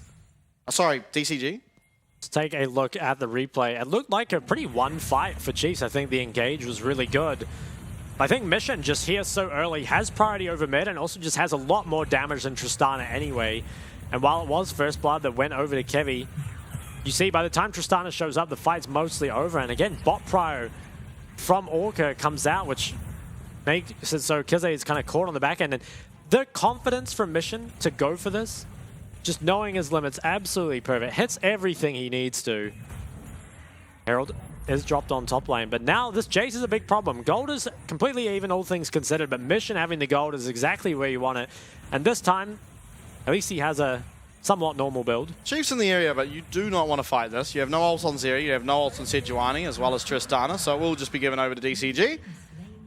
Now Dragons at 1 apiece means that there is no real Dragon win con likely to come through. But if the game goes for as long as last one, certainly we can see it. Could be. Jace really is going to pull pretty far ahead. And I think the Aatrox as well is in a much better spot than he was previously. While Jax has picked up quite a lot in that top lane. It hasn't been often isolated 1v1. Been more off the plates and fights that have been picked up around there. And turret plates actually do favor the side of Chiefs. But it's all about where that gold has gone. A lot of it just the Xayah versus the Jax at this point. If I'm the Chiefs, I don't think I'd be complaining about that, though. No, after BioPanther's game 1 performance, you've certainly know he's going to be there to put up the numbers when you need to. I mean, 8k damage, team fights as Renekton. Can't say no to that. The X-May will be in one basket, but it's a good basket to have him in. That's right. Okay. Second Herald spawning in 20 more seconds. If DCG can pick this one up, it would probably allow them to break mid, which is pretty important. When Zeri goes mid with that Shiv, is going to be really hard to take down. Definitely. So, looks like they are swapping. Mission is going bot and doesn't have the TP quite yet, but it is going to be up soon enough. And BioPanther also should be able to reset and probably grab his item here. I think this is a fight that both teams probably do want. There's a lot of skirmishing potential from the Chiefs. At the same time, DCG, they want to use this strong Jace. I think especially when Chiefs see Mission in the bot side, they're going to want to ping on towards this Herald, but they might be too late. Yeah, I think it's just too little too late. Oh, although Kiwi's now in the pit. I believe that was picked up there by Hana on the Maokai. Teleport committing here. BioPanther will be there. Mission will not. As DCG trying to run away. Nice Glacial Fissure. It's going to force out the flash, but ultimately won't catch anyone with the CC. And it is just the Riv's Herald there. Given over to DCG, another objective in favor of that squad. As now Mission being looked at. He doesn't have the flash because of before, and Flash Winter's bite will confirm he's getting stunned up. It's going to be Raze who picks up that one. It's a shutdown onto your Zeri. Zeris can go pretty mental. We'll see if Raze can pull that gold to good use. And just there we see the synergy with that Brom and the double 80 carry. He gets the Winter's Bite onto the Jace, and it's almost instantly procced by the 280 carries. You do wonder a little bit what Mission was doing, because he was in the bot lane and he had TP. But ultimately, if you decide not to TP to that fight, you should just take the bot tower. But instead, he walks up to mid, maybe to try to defend it, and was just caught out there without the flash. I think that could have been an even bigger win for DCG if Mission had just kept going bot. But being pulled towards that fight is a big mistake, and now will be forced to TP onto bot lane. And Mission, he queues forward, even drops some autos, just does not respect the engage that can come out. The flash from Aladoric, and a much-needed shutdown there for Raze is going to propel him very far ahead. See what he can pick up when he does recall. Do you feel like should be making quick work towards his second item? We see a change of build in the top lane on the Aatrox. Oh, he's got the gold drinker. Oh, I hate that. Wonder how much of it is just a reflex from game 1. But it didn't really feel like the item had anything to do with it. Herald is dropped mid, and can this be broken? Looks like after a couple more autos it will. Brom is holding it up for now. Bot tower did just fall too, and Kevy, he's maybe looking for something. Can Hana get this? Okay, they're going in. Twisted Advance under the tower. There is no ult for Raze just yet, but if they can stall out for long enough, it might just be. But first, Aladoric does get caught up by that Nature's Grasp, is taken down. It's a kill afforded there to Cryscada. Tristana just used TP as well, which could be pretty big for the side lane, because this Tristana needs to be keeping up with the Jace. Is down almost 40 CS, and Mission 197 at 17 minutes. Those are Chovy levels. He's got his second item already, and it hasn't even finished stacking. So he's doing very well for himself, and of course we'll have that TP up before the Tristana. Now, interestingly, the Jace is deploying topside, even though Dragon's up in 50. So I think they just want to play to break this tower. Maybe they're not so concerned about the drag just yet. And with no TP on the Trist, this could be a dive. Yeah, okay. The Counter-Strike comes out, but it's disengaged from as BioPanther trying to clear out this minion wave. It should just be the Jax going down, though it is. Mission picking himself up a third kill. And a third tower not long after it. Very nice proactive play there from DCG, and Mission in particular. I mean, going topside, then going for a dive there that Chiefs probably wouldn't expect. And after having pushed out top, they can probably just reset and come back towards the bot tower. So not often that you can make that play without having TP up, but I think they've managed it. And Mission's going to be able to base and pick up even more gold. Kiwi going forward here is going to get Magnet Stormed onto him, is rooted up by that Blade Caller, likely to go down very, very shortly. Raze getting extremely low. Kiwi flashed after by Cryscada does go down. Raze on the top side though also going down. And now it's Aladoric trying to run for his life, but you don't have anywhere to go, my friend. You are going to go down. As a double kill for Hana here on this Maokai, as attention should be drawn towards this Dragon. Ultimately, it was 4 kills there found for the side of DCG, not long after finding that kill on top onto BioPanther as well. It was, and Mission somehow finding that single dingle onto Kize. in the side lane was pretty big. I'm not too sure. I guess we'll see. So I'm sure Kize thought the mission had recalled here, but was caught out, does not have the flash. And even with, not getting the dash cancelled by the E, the Jace is absurdly far ahead. He's up, 50 CS, 4 kills. He is just unstoppable. And this is a mission I wanted to see in Game 1, and I hope we keep seeing it all series long, because he is such a good player when he's got that confidence going for him. Now working towards that Serilders, and this should be picked up here, the second drag. So things once again in DCG's favor, but they were in Game 1 as well, and they managed to throw that one. Yeah. So it's not over yet. They are less ahead this game than they were last game. That is true. It is important to note that it is Mission this time that's really far ahead. But again, we said if DCG win, it's usually off the back of this guy. Another note, we have seen more of the Chiefs, the same from the Chiefs so far. That last fight, the Jacks had just been picked off, and they decided to take the 4v4 anyway. Biopanther. As we go into a fight in the bot lane. He was just slapping him around. That was an insane amount of auto attacks that came in such short succession. Gonna force that Aatrox now to recall, maybe. It looks like he's doing some Krugs, but looks like Biopanther's having a pretty good time for himself in the isolated 1v1. See if he can find an advantage there and bring it to the team fight. Chiefs certainly do need something like that at this stage. Okay. So no objectives up for a while, and I think we're unlikely to see any big fights, although, that being said, Kize is being looked at on the top side, and I think with Kize chunk so low, it might just be DCG now playing towards that top tier 2. It's very hard to break mid because of the Shiv, and admittedly, it's pretty hard to get mid pro either, just because of the Shiv as well. So, Hana, he wants to find something here. Hana's looking, does not have Nature's Grasp, but is going forward. Magnastorm used here, it's going to land onto Kevi. Glacial Prism to try and lock Criscado out of finding his way into the fight, and will do so, but it is a big ult used. Braum no longer having access to that, especially with Baron perhaps on the cards. Have a lot of control over that top side jungle. You're right, they could look towards the Baron. Right now it feels like top tier 2 still remains the target. But this is so important. I mean, Mission being this far ahead and able to just freely enter the jungle, take away the camps. I believe he just took away the Krugs as well. Just accelerates him further and further ahead. And he is going to be just monstrously strong, and such an important dynamic. We talked about it last game, is your poke champions getting their items before lifesteal can come through. And I think there's no doubt that Serilders should be picked up for Mission before that BT, but hold that thought as Baron is started up and Chiefs. It's on a ward. Yeah, they do know about it. Kevi's definitely in the area, so if there isn't a fight, could be an attempted steal come through here for the Sejuani. Does dodge out of that sapling from hitting her. We do have a TP from Biopanther now coming through. Coming through from the bottom. This Baron's getting very, very low here, and he's not going to be able to find his way into the pit, and Ray's also getting chunked extremely low before any fight can perhaps happen. And it's just a clean Baron. No real contest at all coming through from Chiefs. Seemed very indecisive from the Chiefs there. They Jax TP'd very late. They didn't commit him to the bot tower. They didn't pull him up for the Baron. And they essentially handed over free of cost. They did. It was a decisive call from DCG that starts it off, and you might not have even noticed in the fight. Aladoric, he is potentially caught out here. Has the flash, he uses the heal, and that will get him out. But in that fight, it was Raze over the wall. Oh my god, that's a lot of damage. I was just saying, Mission, he dealt so much damage to Raze in that team fight. Just a QE over the wall, almost one-shot him.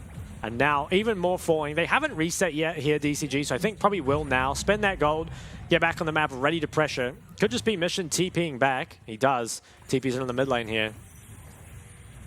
They've got a lot of power behind them. Aladoric stepping up, puts up that wall, and now Kevi trying to run forward. Criscado does have Featherstorm, and you don't really want to commit too much onto Hana as this tank. At the top side, though, Jax committing that ultimate, and you're seeing the poke come through from Mission. Huge chunks, even onto the tankier members. Kisei, though, rocket jumping forward onto Hanabi. Not going to really find the damage for that, as now Hanabi trying to turn it on its head. Does use that World Ender. And now Aladoric here connects with the Winter's Bite. But there is no AD carry to follow up from it. Kisei too far away without that jump. Means nothing will be found. Orca coming over here, as it looks like this inhibitor will be taken out here by DCG. Base under heavy siege. There are 4 members of DCG that are pushing the Chiefs back to their fountain, as it looks like bot lane inhib next to fall. And only 23 minutes in and already 2 inhibs down. Chiefs, they're trying to look for something off the back end here. Biopanther, he's trying to find it. Biopanther has no ult, so he's going to be absolutely eliminated. He gets off the counter-strike before he goes, but ultimately it's too little too late. Does get taken out, and you're seeing Raze's health bar just constantly being chunked out. He can't really do anything. It's a 4v5, and DCG are walking up. There's no ult on the Aatrox. There is ult on the Maokai, which could arguably be the most important one. Not a whole lot of mana to come through afterwards. There comes the Nature's Graph. There is a block here coming through Kiwi. They're going to start working on this Sejuani, but so far, staying alive. The Radiant Virtue healing him up little by little. Of these Baron minions coming in, there's super minions with the Baron, and it's going to be this Magnastorm coming through first, and Raze is trying to find any damage he can. It's 1 kill, but it's 2 found for Cascada. As Hanabi World Ender again, he's trying to find the kill onto Raze. Will not do so, but will do the second game here. It's 1-1 in the series, DCG finding their win. Just out of nowhere, they find the win, right? The game was, while it was certainly DCG favored, it was not out of control by any means, but a decisive call. They pick up the Baron and then they pick up the Nexus not too long after. And that is the DCG that we're more, we're more familiar with, right? And I think it was a game that ended before 25 minutes, so very DCG-centric. And I think that the Mission's performance was really, really good. I think if game 1 was top gap, this game was definitely mid gap. And I have to say, I think Kize didn't look super comfortable in the Tristana-Jace matchup. A lot of the time in the PCS, it is the Tristana who finds the lead early. And then once Jace completes the Mythic, it starts to go the other way. But Mission was already up, I think, 10, 15 CS, nice and early, even without the Dirk on first base, right? He went for the tier. He was going, contrary to game 1, he was going full scaling this game. He got away with it. He won his lane, and he just won the rest of the game after. Yeah, and I think big takeaway, I think, you sort of touched on it in that sort of message you sent, but I think you don't really want the AD mid matchup. I think it's in the PCS, again, as you touched on, the Tristana often does win the early game. And honestly, the only time we really see the Tristana win the game against the Jace is when it's like Minji, who is a premier Tristana player really in the PCS, picking up that Tristana. Because oftentimes, there isn't enough pressure coming out early from the Tristana that the Jace just gets to that first item and fully scales into the beast that we saw a mission there. If he landed an accelerated shock blast there onto Raze, it was about 3/4 of his health, if not slightly more.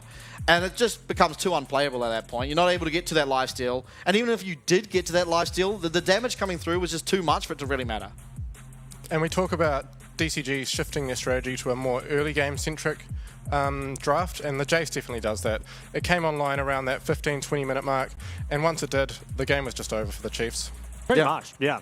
I mean, I think the real nice thing about the Jace is it doesn't even scale bad these days. In fact, it scales very well, especially before that lifesteal comes in. But it really feels like on those 1, 2, 3 item spikes, you're just pretty much the strongest champion on the map until the BT is picked up. And I do think that we'll probably see something similar from DCG in the next game where they just try and pick a lot of aggression early and play towards it. Question mark for me, I guess, would be around what the Chiefs' response will be, because they will have side selection. Yeah. What do you guys think? Do you think they will pick the blue side away, or do you think they're just going to keep going with the red? Because it has been DCG picking so far. Yeah, I think they'll probably take the blue side. I don't see a real reason not to. I mean, you expect now that the Renekton's going to be banned against you probably. It then means DCG will have to likely ban the Kai'Sa as well. And that gives so much more freedom to your draft phase. It means that the likes of the Nico can come through. We've seen Kize play the Nico before, and the DCG have been banning it in this draft phase already. So you've already got 3 potential bans there. And I mean, maybe you could leave the Renekton open.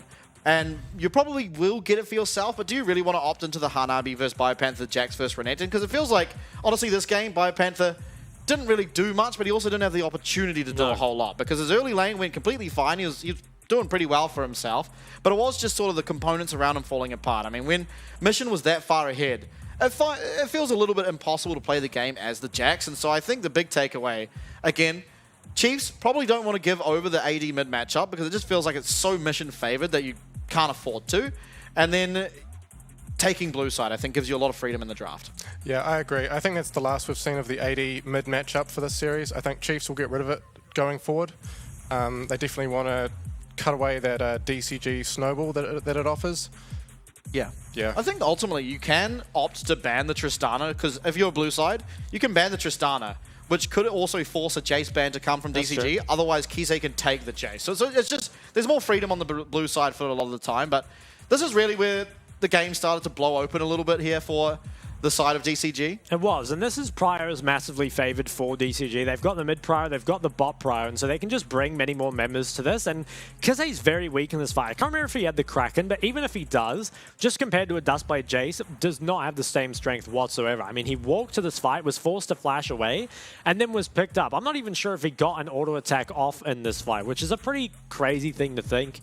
Especially given that he has a lethal tempo. And look at the gold graph. I mean, it was so close for so long, and then just boom, it's out of control.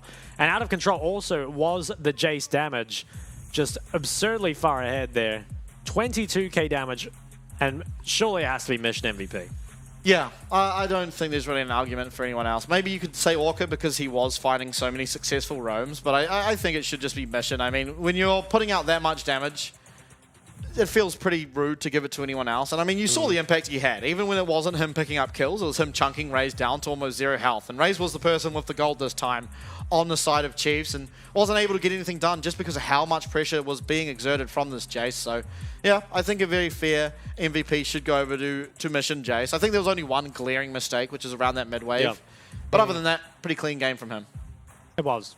I hope we do see more of that kind of side of Mission, because he definitely has been, I think, in the past, very consistent, but I'd say this split, relatively inconsistent, right? He's had some very high highs, but he's also had a lot of games where he didn't quite find it, and there he is, the man himself, 37% of his team's damage and up, 4.4k gold over his opponent in only a, what, 24-minute game? Yeah, that is an obscene amount of gold to be up in a 24-minute game. I mean, a lot of it admittedly stemmed from that Baron pickup. I mean, he was obviously ahead before that, maybe like 1.5, 2k gold, but from there, it was, yeah, it was really the Mission show. I mean, you're seeing him here just solo killing out Kize, constantly getting those last auto attack kills, and that's exactly what you need to do. If you know your limits as a champion, then that's pretty much what gets put up, and a Mission really don't think you want to give this guy Jace again. No, I think in game number 3, we're likely to see DCG trying to go for something similar, but I really think this is Chiefs' chance to show their blue side now if they do want to pick it. I think, like you mentioned before, blue side tends to have a lot more flexibility in terms of the early draft and those bans that sort of have to come out of the red side. The one concern might be, you've kind of seen what happens to Kize when maybe he's in a matchup that he's not as familiar with, or it's a matchup that, yeah, maybe they just don't play as much in the LCO, and I think that could be a worry, because on that blue side, it's very possible that Mission can come in with a red side last pick, and he would be very happy to have the counter pick against Kize. Yeah, and I mean, you've seen already his Orianna, and while it was a bit of a weird game from him, and he often does go early game, but I think ultimately it wasn't the game for it. He loves his control mages. He pretty much always picks the control mages, and I think one thing that's interesting to touch on is because they're likely to be red side, there's a higher likelihood that a Azir might get through. Like maybe Azir gets left open, because you don't think DCG is going to ban it. I think Mission should feel pretty comfortable laning into it. And you cannot afford to give Mission Azir. I think it's just something that really Chiefs are going to have to ban on both sides, unless they're willing to first pick it as blue. For sure. It's one of those champ player combinations like Betty's Kai'Sa that you feel like if it goes through, it's just pretty much a done deal. So I'm sure, I think it will get banned away. I don't know. I feel like a lot of teams have still banned on the blue side, and I think it's easier to target ban on the blue side. So the fact they're already banning it on red, I think suggests that they will ban it again here. Yeah, I think so too. But I mean, what do you ban afterwards? Because again, you don't want to give over the double AD, the lane matchup, because you can see it's not as comfortable. Unless Kize maybe feels more comfortable on the Jace side of it. Could be, yeah. But it does feel like if you can't play the Tristana side of it so well, then you're probably not as good at playing the Jace side of it either, because it almost feels like you aren't playing it in the same way as these other players are. But I mean, we'll have to see as we come into a break now. It's going to be another 6 or so minutes, and we will be back for you for game number 3. We'll see if DCG can keep pulling ahead or if Chiefs have an answer for what we saw last game.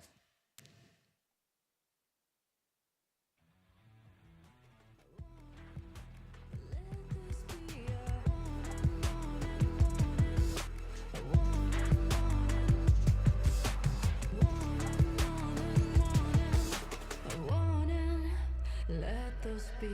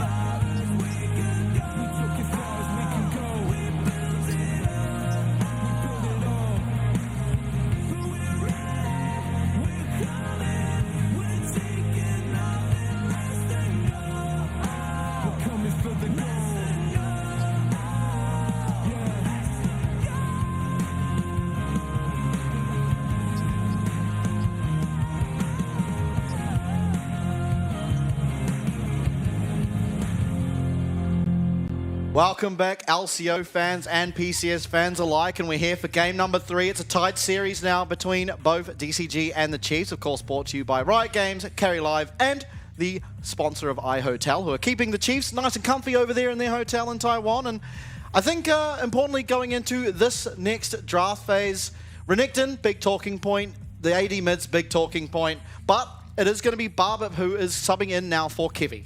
Yep, he is subbing in. I believe they have also chosen the blue side, the Chiefs, so should see some very different things here, not just from, of course, the different jungler, but in the draft phase itself. And I want to talk about Barbip for a bit because I think that Chiefs, admittedly, Kevy and Barbip have very similar champion pools, but the playstyle is, I think, a little different. Kevy tends to play, I don't know if you'd call it selfishly, but more like for himself and for his objectives, whereas Barbip, he very much plays for the lanes. And I think that if you are wanting to play something like, I don't know, a LeBlanc, again, with some gang setup, it's probably better with Barbip. But again, I don't think there's the biggest differences between the junglers, so we'll have to see whether or not we'll see maybe a Barbip pocket pick Nidalee or something come out. Feels unlikely, but I mean, with how the Renekton looked game 1, maybe first pick it and lock in a Renekton 2-3. Yeah, I would be surprised if you locked in the Nidalee that it isn't just immediately answered by Renekton, but we'll see. We are now into the draft phase, which could be exciting. The immediate Tristana ban, I like this. It means, they're just taking out both of them. Interesting. Will that be then a triple ban? They ban Azir, or are they going to let that one through? They could take it away.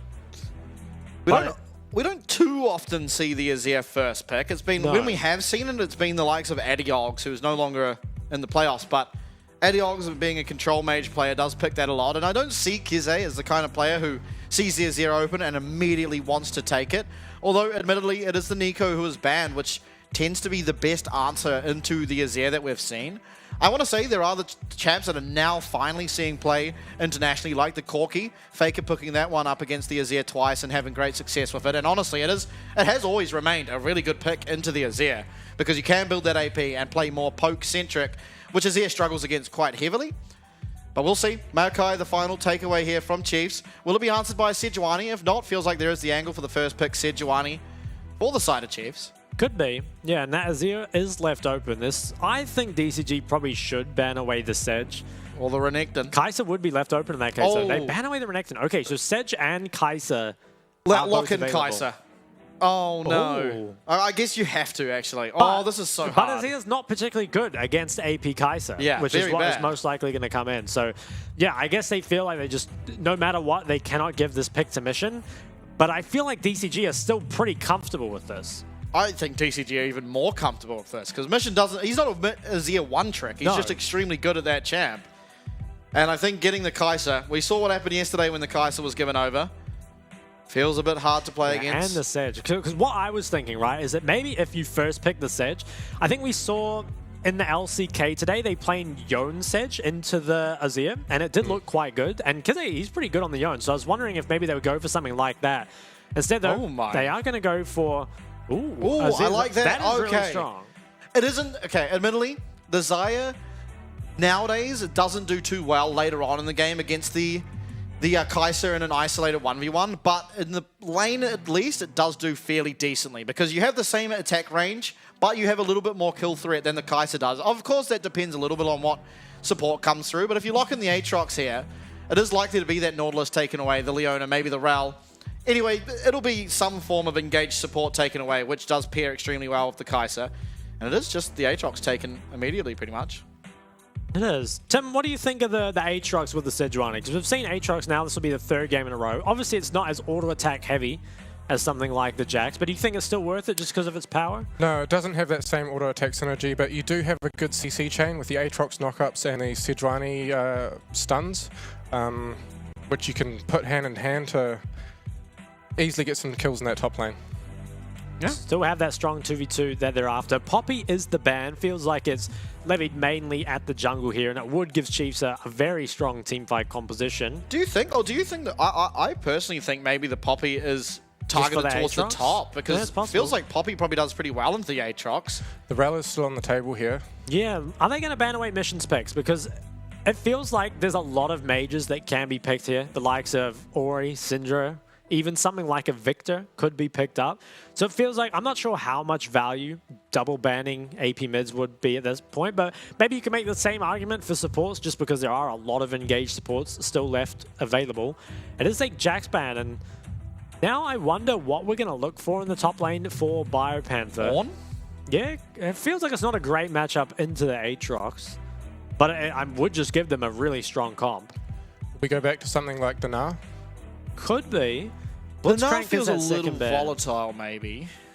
Yeah, Blitzcrank taken away.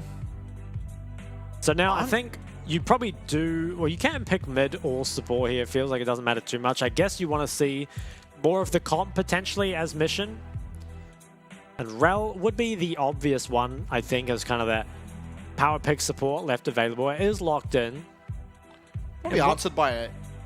I mean, you have to pick your top here. Trundle? No, that's a jungler. And I have to say that this is one pick that we haven't really seen in the PCS, but it does answer so well into those Maokai Sejuanis as the Trundle. I actually would like to see him go back to it. It also gives good setup. If Mission is greedy and goes for a control mage, it means he is quite gankable. Ultimately, though, Wukong eventually locked in. This should be the takeaway for Babbitt. And finally, we have to look towards this top lane pick. Chiefs, they've already got themselves a very formidable team fight composition. And maybe just putting a top lane tank in there would round it out. Cassante seems like the likely pick at this point. Yeah, I like the Cassante. Is locked in. Wow, Does really well in lane. They've got a really, really good comp. And last pick, would it be the Talia? We saw this in the LCK today as well, the Talia answer to the Azir. It would be interesting because I think Talia, while it's fine in the 1v1, you are a bit worried at level 6 just being in a mobile mage and getting ganked, but such is life as any immobile mage up against Azir. I think, admittedly, Talia with her stones does make it a little bit harder for Kisse to find that angle to look for the Streamer Shuffle, just because it will immediately end up in a stun and you can't combo it immediately. So there is that angle, but I think all things considered, I like the comp from both teams, but I think it's very scary that you've given over the Kai'Sa.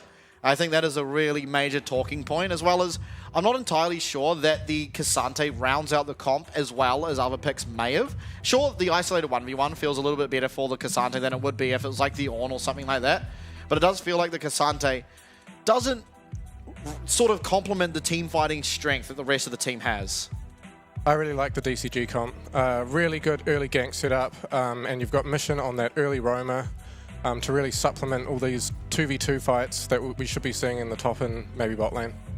It is interesting. I'm not even sure whose comp I favor. I feel like both teams just have a lot of what they want and some very formidable win conditions to play around. So this is one I think could just come down to execution, like they all do, I guess. But I guess one place to look could just be Babbitt on the Wukong. We haven't seen a lot of Wukong recently. It's kind of fallen to the wayside just because it feels like when you do play against those tankier junglers, the likes of the Sedge and the Maokai, that it just becomes a lot harder to get stuff done. And I think that Wukong is a champ that, if played well, if played from ahead, can have a lot of impact, but can just as easily fall behind and end up being virtually useless. Yeah, definitely. I think key member to look out for, that man on your screen there, Mission. Especially now that he's on the Talia, as you touched on, Tim. He's really good champion for being able to impact the map, and probably even better than Azir, especially in those early skirmishes. You could probably just put out some more damage, as well as it's a little bit safer because of those pebbles are, further range away than the likes of the Azir soldiers. So we'll see if he can have that impact. If he has a similar amount of impact as last game, at least, it does feel like DCG probably have this one in the bag because monster performance in the last game. But it was Chiefs who picked up game number 1, and as I said earlier, it's a 1-1 scoreline. Both teams now looking to get their second win, put themselves onto match point. Formidable drafts coming out from both sides. I think all things considered, it's pretty hard to sort of judge a winner.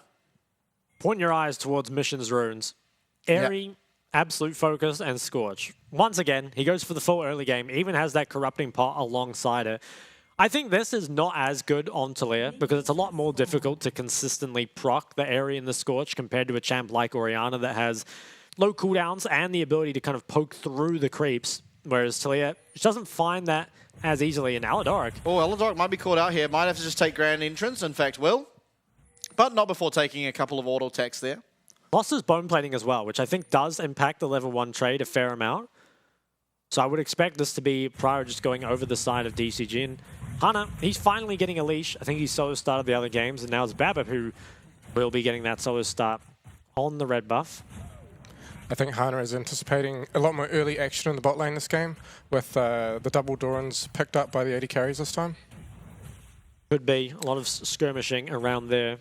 Mission, he's the one getting the priority early, which makes a lot of sense. Azir doesn't really come online until you get more points in the W, and particularly until you can start threatening the gank with that ulti. DCG's bot lane, they're looking to get aggressive. Aren't quite going to find the angle. Well, great entrance. Ooh. Will be sort of tethered there. Yeah. And Orca finding a nice trade for himself. Aladoric getting reasonably low, sitting at half health, and level 2 now. Yeah, Void Seeker connects, and Aladoric getting very, very low down in this bot side. As you take your eyes to mid, it's also similar there. Mission having a good time in terms of trades against Kizé on this Azir. Not sure what happened in the mid lane trade. I wonder if Mission's just spamming out his E in order to proc all his runes. Does miss that one though. See, Hana is venturing across to the bottom blue side jungle. Is he just going to go for a dive? He's going to spot that all these camps are gone, and it's pretty unlikely that Wukong will stay on this side of the map. At the same time, ganking Azira Khan with all their sums feels pretty difficult. Maybe he's going to try it though. Positioning on the map kind of suggests it. A lot comes down to how big that bot wave is. Don't think it's big enough. Is just going to return to his own jungle. So spend a lot of time looking for Wukong in that bot side. With the solo start, and I don't believe they placed any wards level 1. Was hard to get confirmation, but now has it. Cascada is getting looked at. He gets knocked up. Ignite used on him, and he does not have cleanse. He does have heal, and it has been used as Race has also used his cleanse on the other side. It's low health bars here on both AD carries. Supports having their way in this lane.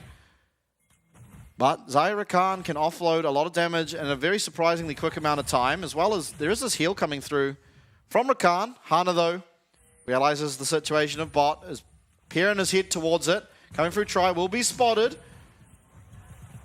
Can this dive work? I don't think it can. The wave isn't big enough. I like what Chiefs are doing, holding it off as well. Yeah. I think it was a smart decision there.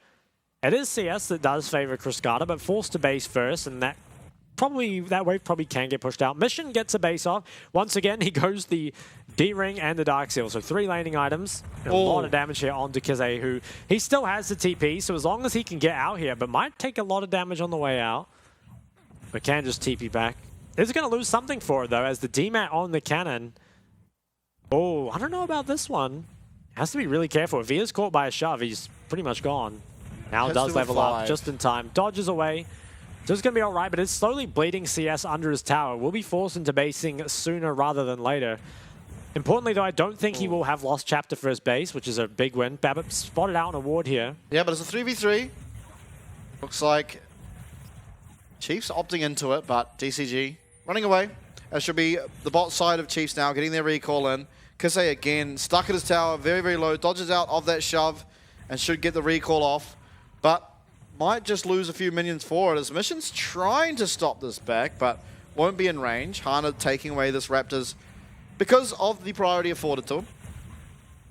A big gold advantage in mid lane already. Should manifest in more items here for Mission. And Kizé, importantly, I think having to TP a lane and not picking up the lost chapter is a pretty big win. Might even face check Mission. Ooh, cancels his base. Cancels the base, and Barbip's here as well as Aladoric. Mission, though, is going to get the nice stun onto Babip. Aladoric will not connect with that grand entrance. It does force out Mission's flash. And Mission now very, very low. That's kind of the opposite of what we saw before, and now he's in trouble. Biopanther, though, goes all out here onto Hanabi, who is going to have to flash and use that ult just to escape. Good job by Biopanther. And I want to say, we do see the Bramble Vest first here for the Cassante, but unlike the Renekton, Aatrox actually has to auto-attack you to get healing. So I think it works a whole lot better. With that mid chunk as well, Chiefs will pick up this first dragon. This is really, really good because mid lane was not looking too good. But Mission overstaying his base just a little bit, cost him dearly. And a first dragon is the ultimate consequence. Now looking back towards the bot lane, and the CS is pretty favored to Cascada.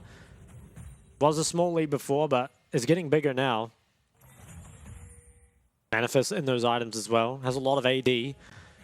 A lot of people around mid here, and this is a level 6 Azir against a flashless Talia. Oh, he does use the flash. He gets the Emperor's Divide, and now Aladoric as well as Babip are in the area. It looks like Hana trying to cover him and keep him alive, and will turn up just in time.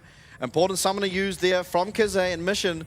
Somehow, almost illegal that he escaped, but he certainly did. It just feels like there wasn't any follow-up for some reason. Now, Raze, he could be punished on bot Raze being looked side. at, does have to cleanse, does have to flash. Orca takes a tower shot, so he's getting pretty low, but another big cooldown usage from the Chiefs.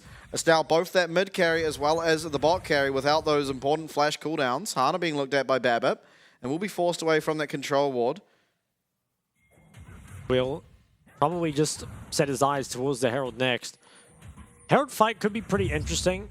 Hanabi will have his ult up by that point, but wow, look at this wave. Has to be collected, and that's going to give Orca a lot of time to path up towards this Herald if he wants to. A plate will get denied.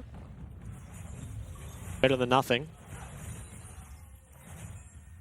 I want to see if Hana is going to reset here or not. Feels like he might, especially given his health, but can of course sustain back up.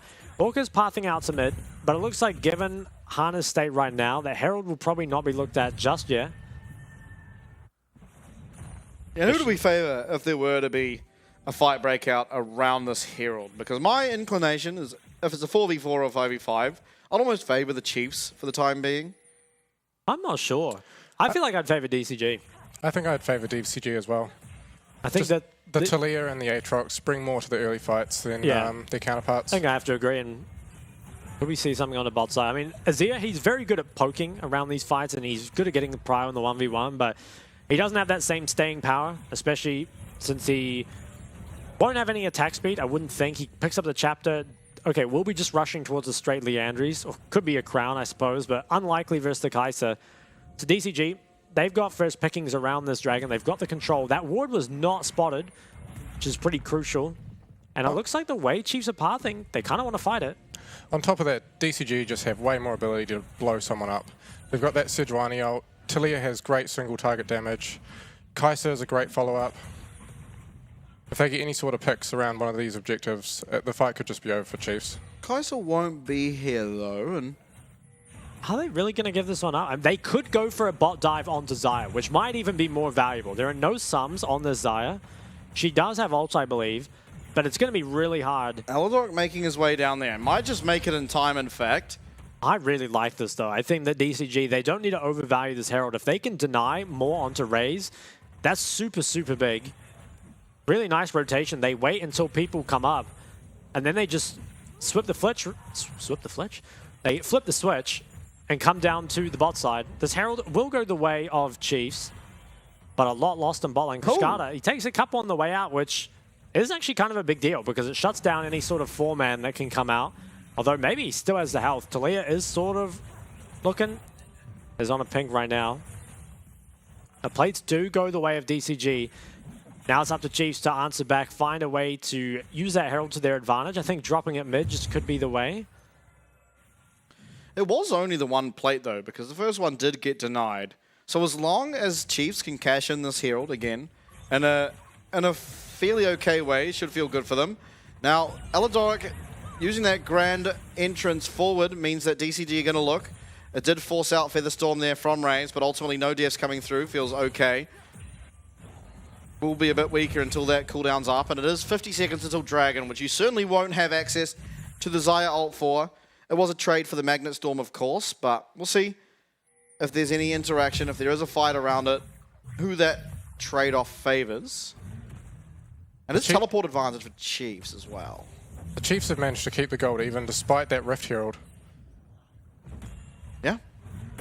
Wonder, where do you guys think the Herald is going? Because I think that dropping it mid and just trying to break that later on could be the way. I agree. I think that makes the most sense. Mission. Get rid of half the tower, come back, finish it later, maybe with the second Herald. I think gold onto Azir as well. Yeah. I think into the Shiv Kai'Sa as well. You kind of need to get damage on it. Otherwise, it just ends up getting stuck there. Now, this should still be a fairly DCG-favored fight, I think, because he still isn't towards those items that he needs. One item Azir will definitely be a lot stronger. Yeah, Babip's so close to Divine Sunder as well, but won't ultimately have it as stunned up. He's getting looked at. Wow. It's going to be immediately blown up. That's first blood there Mission picking up the credit for that one. Some important gold onto your Talia, and with that jungler dead, it should be Dragon now, the first of the game for DCG. And that was exactly what we alluded to earlier. The Sejuani ult hits the Wukong, heaps of follow-up, single target, and they followed up with the Dragon. It's pretty crazy as well. That was first blood in a 3v4. They didn't really have to invest much into it either. I don't think it was any flashes. It was just the ult, I believe. Yeah, and Ignite from Rel. That was really just it. They got first Dragon off it as well. Could also look at this bot lane here. Yeah, no Raze. Feather Storm available. Phase being looked at. Killer Instinct as well as Magnet Storm, but he does flash away from him, so he's keeping himself nice and alive. Pressure, though, towards this bot side as Mission headed down in this direction. Babip is also... that should be all she wrote. It is, again, important summoners taken away from Raze on this Xayah. We've seen it time and time again. DCG look down here, get some cooldown off of Raze, but ultimately haven't been able to punish it fully yet. We'll have to see if he has Kraken on recall, though. It seems like he mustn't have backed in quite a long time as you take a look at item disparity in that bot lane. Herald is dropped mid. This goal will go over to Kize. Much needed at this point. Needs to get that first item, and he should be very, very close. Mission also, once again, going towards the Ludens. Maybe a little questionable, given that there is that Cassante there that Liandry's would be really nice against. But admittedly, the rest don't have a lot of HP. And he is already on that bot side, so we'll be there nice and early. We'll see if Kize ends up TPing down there. Top lane has been relatively quiet, but both of them scaling up. And Hanabi, he's going back towards the Duskblade this game. Confidence is back. A TP was invested onto the bot side there by Kize. Feels like he's pretty hard to die. Now, did he not buy anything? I don't think he did. Kize? No. So I'm not sure if he didn't have enough for the Liandry's, because obviously there's no room in his inventory. I think he just TP'd from mid to bottom. Oh, okay. That's weird. Yeah. He's going to have a hard time getting off the map here and might become the target. I think this was a pretty big mistake from Kize. Now, there is no TP up. It is hard to dive in his ear, admittedly, but there are more members coming down. Oh, nice dodge of the shove there means that he is going to keep himself pretty safe, although Aladoric on the rotation. Yeah, on the rotation. Gets caught off. It is Hana who picks that one up. Actually, it's not Hana. It's Kriskata that picked that one up, but the ult used by Hana secures it. And with that, red buff going down. A minute and a half until this Herald, and I think an important thing to look out for is if any of these item spikes can be hit. Take a look at the replay. Aladoric was just on the way down to try relieve some of this pressure off his mid laner, but that CC just takes him out. Damage comes through from Kriskata, and I think now, because he recalls and gets the Liandry, but it comes at the cost of losing that first tower, which is picked up by Mission. Should have himself a lot of gold. Very important for these upcoming next fights. A Herald and Dragon spawning not too far away. Probably can go for a reset. Okay, now. It is obviously that Liandry's coming through. Divine Sunder as well. We'll see if Cassante can get to what looks to be a Jack show. Doesn't feel like he'll have the time to do so. Obviously only 46 seconds until the Rift Herald spawns. But ultimately all things pretty even in the item front ahead of this next Herald. And I'm not sure that Chiefs will want to contest it. If they can land a little bit of harassment with Azir, then maybe there's an angle to do so. But it does feel like Mission's pretty scary at this point. I think so. I think your play here is to just try hit 2 items on Azir and Xayah ahead of the next Dragon, maybe. I don't think there'll be 2 items on Azir, but it does feel like those are kind of the spikes that you want to hit. At the same time, that does mean that the Kai'Sa poke will be hitting by that point. I think fights should favor DCG for now, though. Duskblade completed up there in the top lane. And now working on this top tower. No one's here. Because he's going to start walking up towards it. We'll be able to clear that way. But DCG, they're in river first. I'm not sure if Chiefs want that fight. Panther has walked all the way up. Now, there is TP for Hanabi. He can TP in with a flank. Panther goes unstoppable. Looking actually onto Hana. Lots of damage already put out by Mission. Babip so low. He's going to have to flash away from that Void Seeker. That Magic Pen doing huge damage early on here. It is, and not the start you wanted to this fight, especially because Hanabi is knocking on that tier 2 bot tower. Yeah. That was a 5v4. You should have been the ones getting control, but just the amount of zone control really out of Mission and maybe a bit of poke from Kriskata means that DCG are just winning on both sides of the map. And while you can be at least okay with that as Chiefs, you do got the great scaling with both an Azir and a Xayah. It's not how you want this mid game to play out, ideally. It's how it might be looked at next. Bio, he's forced to match bot, still has TP, but a lot of members around this mid tower now. And this will be mid tower going down. Raze does have the ability to keep himself alive, of course, with Featherstorm and both Sums available. Can't ultimately stop that Herald from coming in. Does manage to pick themselves up. Another tower here do DCG is won't get a second charge off. But the Dragon spawning now, and Orca has just recalled. Mission as well, recalling as we see up on that top side. So Chiefs have priority here around this Dragon. But are DCG going to be willing to give it? Mission teleporting into that mid lane, and Orca is almost in the area. Hana as well, positioning pretty aggressively. Voidseeker will not connect. And Aladoric's actually hiding away in the wings here. Hanabi as well. Hanabi. Okay, quickness comes in. It is the grand entrance, but it only lands onto Orca. Ultimately, Kize picks up that Dragon for himself. Hanabi having to flash away, getting quite low, but the killer instinct comes through. A 3-man wall. Mission uses that wall as the Emperor's Divide itself and manages to confirm some more kills here for the side of DCG. Only Babip and Kize remain, but what a wall that was. That was an immaculate team fight, I have to say. I mean, finding those angles as well as Hanabi managing to get in, deal the damage and get out was really, really nice. Team fight execution out of DCG just on a different level there, and a rare level of coordination, honestly, shown from DCG. Get a look at that Hanabi. He's got that great flank over this wall. And the engage from Aladoric, it doesn't find either carry, and he's forced to retreat into the pit here. Low health bars. Cruscada, I believe he snipes Raze, who tried to flash, but it was too late. And then that wall gets them all stuck there. Was just a, what is that, a 3 for none? And the Dragon picked up? Yep. Oh, Dragon not picked up. Dragon was taken by Kize. Kize. Yeah. By Kize. Shadow Flame will be worked on here by Mission. More Magic Pen. More wins. This time we see the Aatrox going for the full lethality build. Ooh. Heading towards that Edge of Night. Confidence indeed for him. Gold lead. It's been in the favor of DCG all game long, and it's continuing to grow. 5k up again. Feels very similar to that first game. This time, though, more in control. Yep, no 7-0 Renekton to try and get through. Not this time. Biopanther not landing a whole lot of those Natofu strikes. 3-man onto bot side, but Yeah. Aatrox is not very easy to dive. Has his ult as well. So I it think feels, they might even have overstayed as DCG. They're walking down. yeah, this looks pretty dangerous. Biopanther, not the most mobile of champions, especially without that all-out coming through. As Orca's looking, it's going to be that Glacial Prison used. Lands onto Biopanther, but the team fight breaks out. Babip looking for the Cyclone, finds quite a good one, and the Emperor's Divide is immaculate there from Kize. But with that Duskblade coming through, Hanabi is no longer targetable, is just going to continue pushing forward, and it's Kize and Babip who do go down despite their huge AoE teamfight ultimates. And again, DCG just pulling further and further ahead now, ending up about 6k gold ahead, only 20 minutes in.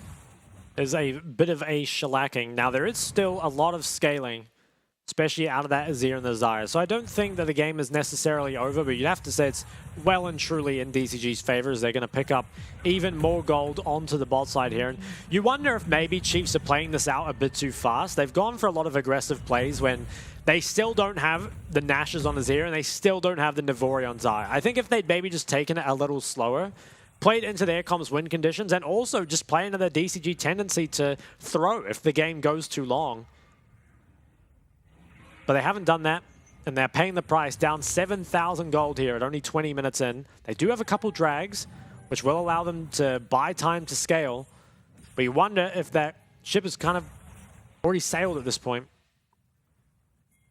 Yeah, definitely does feel like you're kind of running out of time. And now, the Sorks picked up by Cruscada made me hope that it was going to be the actual AP Kai'Sa, but with the dagger, it certainly will now be the Quinsus. And again, I'm not sure why. It feels like you have such a good time poking away at this low-range team that the Chiefs have put out.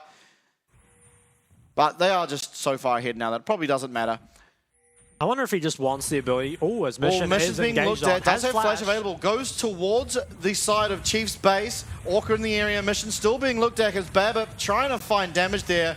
Raze is freely hitting here on the backside as Mission slowly works away at their health bars, as well as Obviously, Chris Carter on the Kaiser Killer Instinct uses Panther trying to look for something. Babbitt picks up that kill credit, but it's Hanabi finding a triple. He's looking for a penta here on this Aatrox. It took 3 games, and maybe it's finally finding its own. Featherstorm does come out. Orca likely to go down. It will be Raze who picks that one up, so it was not all for naught. They managed to find 2 kills there. 1 onto Chris Carter, 1 onto Orca, but it's a 2 for 3 in favor of DCG yet again. Humongous damage from the Aatrox there, killing the Aatrox at the top of the, the Azir at the top of the fight there. DCG going to possibly have a Baron angle here? They could. Kriskada's not alive until he hasn't really built for DPS, so I think they will just be happy to take away some farms, some camps, and of course that tower. But they also have the Dragon in 20 seconds. That is true. We'll get a replay. So Mission, he's engaged on, but with that flash, manages to get out. And I feel like from this point, Chiefs are in a rough spot. They don't have a unified front line, which is what they need for the Azir and the Xayah. An extremely split fight with both carries on the side, and Kizé in no man's land just killed off there at the top. And Mission, he was the engaged target, and he didn't end up falling down at all. I believe it was Kriskada that got taken out here. Stuck in the edge of the blue buff there with nowhere to go. And Hanabi, like you said, it took a while for him to warm up to the Aatrox pick, but it's looking real good now. Yeah, Mission has been quite the escape artist this game. That's probably the 4th or 5th time that he's waltzed his way out of the Wukong and the Rakan in some combination. Yeah, he's done pretty well, and you saw there. Picked up 1,500 assists. What a generous mid laner. True. You sure wouldn't see Shock doing that. What's that supposed to mean? Oh, you know how it is. Okay, 23 minutes in. DCG well and truly ahead in this game. Aatrox going back now. Ooh, Hana. We're looking on Hana. This Baron is is up. This could be important. Do they have the damage to kill here, though? It doesn't feel like they do. No, and I think they could just look at Baron here, DCG. They have a lot of control, and with the way he's shoved, it's really hard. Chiefs, they're going to go for a desperate play here to try and fight this. I think if DCG just kite away... Kizé coming in. Babbitt might look for a steal. I'm not sure if his position is known, at least for now. Gets over the wall, but he's going to get taken out almost immediately. Hanabi and Mission confirming that will happen. And now it's really Kizé trying to find the damage, and admittedly he's finding quite a lot of it, but it's not going to be enough. It's a 4v5 now with your Wukong dead. Hanabi going on in. Killer Instinct comes through to follow. That's both your carries now dead. All you have left is your tank and your support. Baron over to DCG. Pressure around the map given to, and we might just see this base starting to get sieged. Yeah, we're only 24 minutes in, but so far ahead here is DCG. They can start breaking the walls of this base down. Hanmi is level 16, only 24 minutes, and so is Mission. Just so accelerated here. They take one, tier 2, another one not far behind. That bot lane is already gone. Probably can just take away the rest of these camps, which makes it even harder. And once again, if you look at the Chiefs' inventory, no 2 items on Azir or Xayah, and that's your breaking point really for being able to win some fights. But if you're this far behind before you get there, it's never going to matter. Certainly feels that way. Take a look at this replay. It was Babbitt just getting pretty much immediately annihilated. They did go in very early. I don't think they had vision of the Baron. This really is a desperation play, and you do see why they are just so far behind at this point. Feels like they do have to do something, otherwise they do just slowly bleed out. But unfortunately, it does go awry. And now a Medjai's full mission. He's looking good. Sieging on towards these towers. Looks like they want to play towards mid and top. There is no flash on Mission, so that could maybe be an angle. Kriskada as well, and they don't have any defensive items to speak of.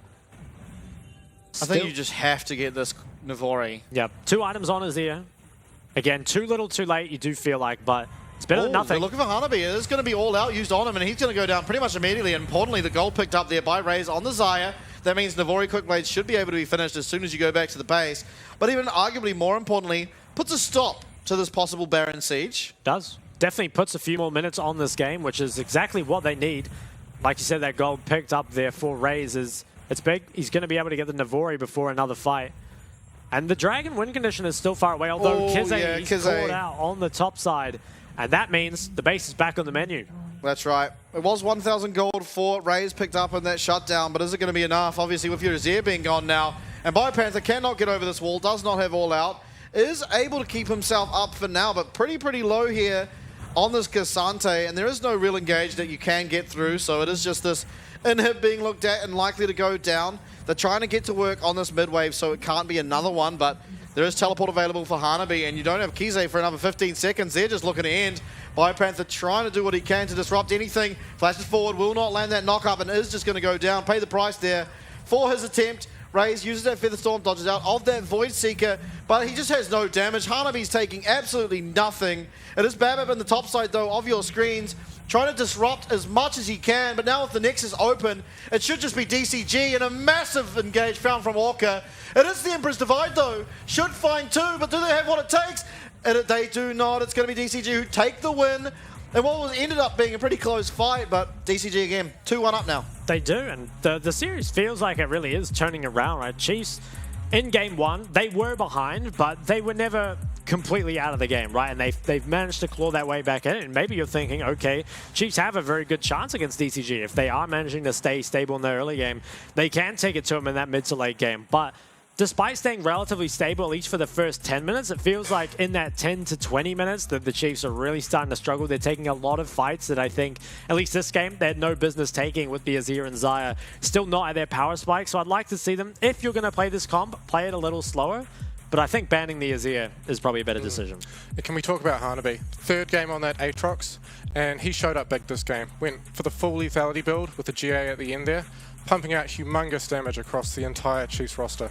Yeah, I think it was definitely the best game from the Aatrox we've seen. I will say, admittedly, it was kind of a quiet start. I didn't really feel like the Aatrox was the big X factor in the game. I think missions to Leia was a big one there. He absorbed so much pressure. I mean, we saw something like, as soon as Azir hit level 6, they looked for a 3-man gank onto him. He had no flash, and he still somehow survived. Yeah. And a lot of that is because of Hana, where Hana was, at what time Hana was there.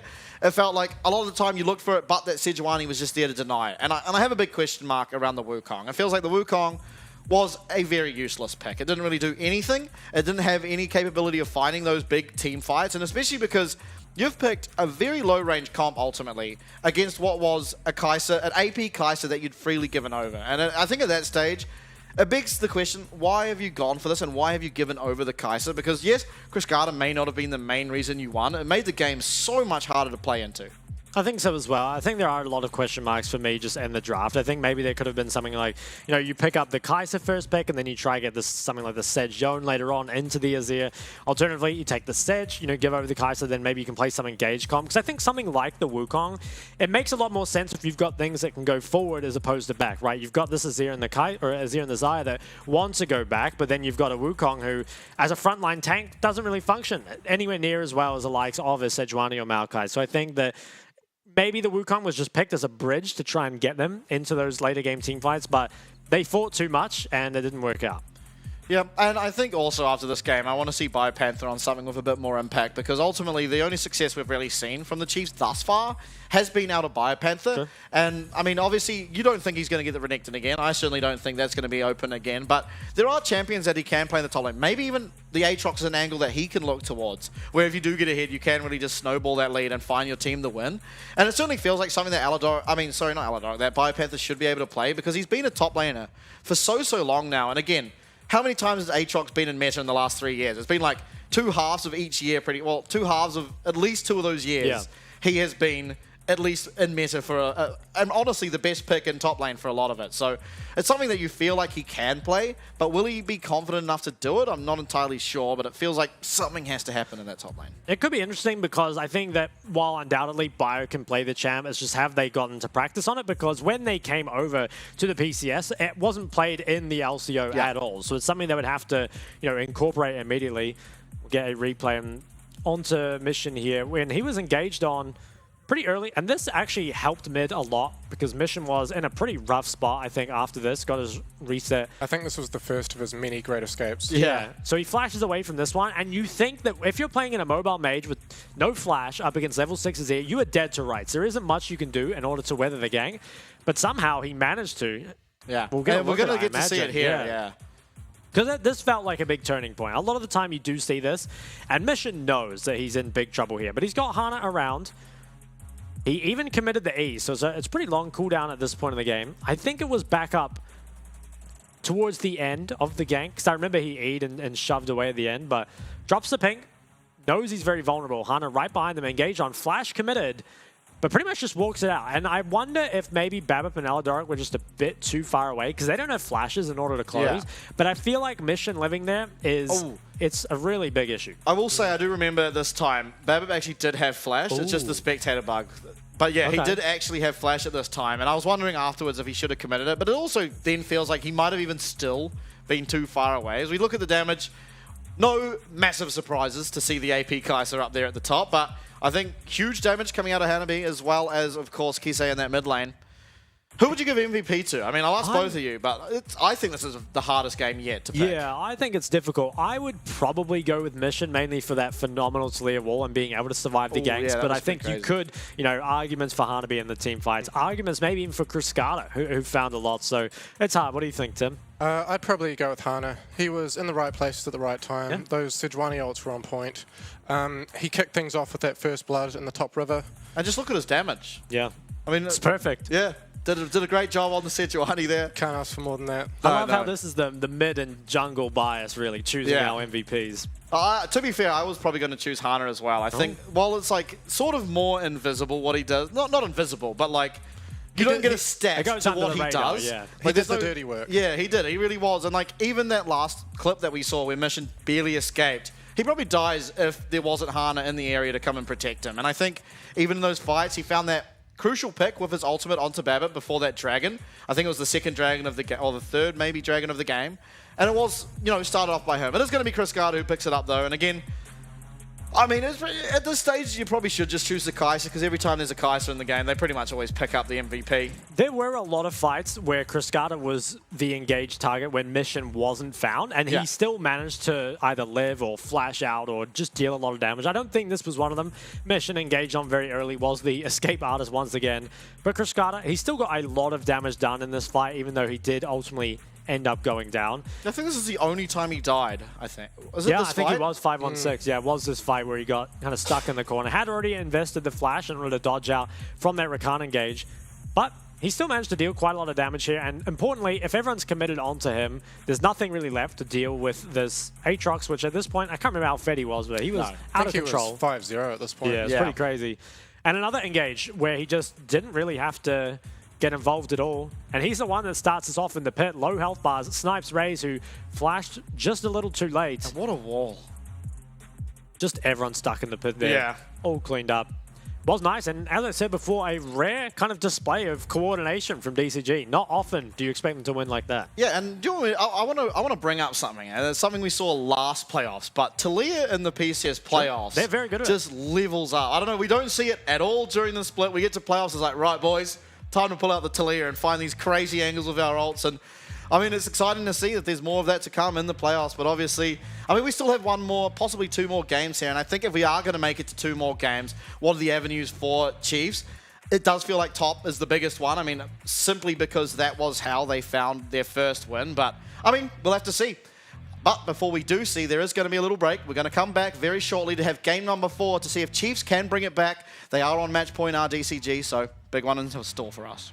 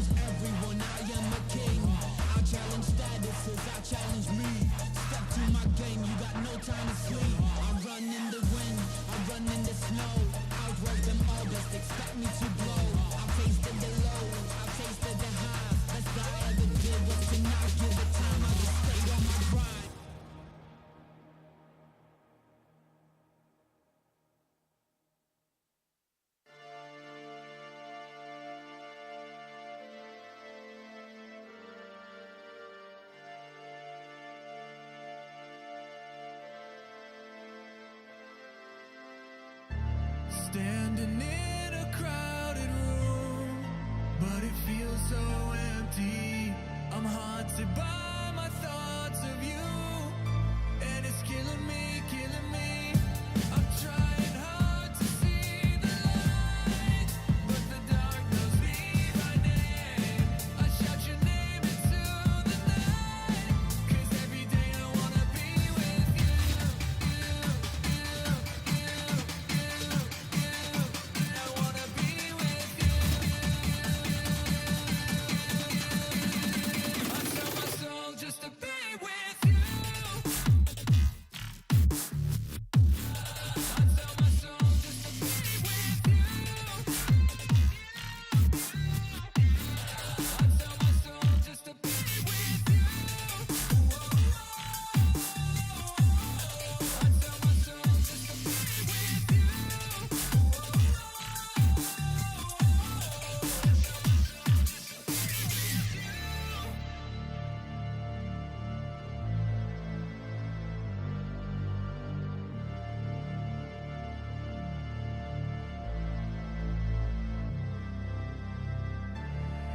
And I know it's all my fault.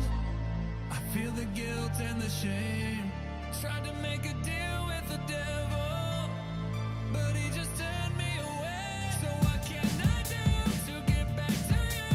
I run through the fire and bathe in the brimstone. Visions of your face, it keeps me away. I have no peace, this pain won't leave me alone. No, I'm trying hard to see the light, but the dark knows me by name. I shout your name into the night, 'cause every day I wanna be with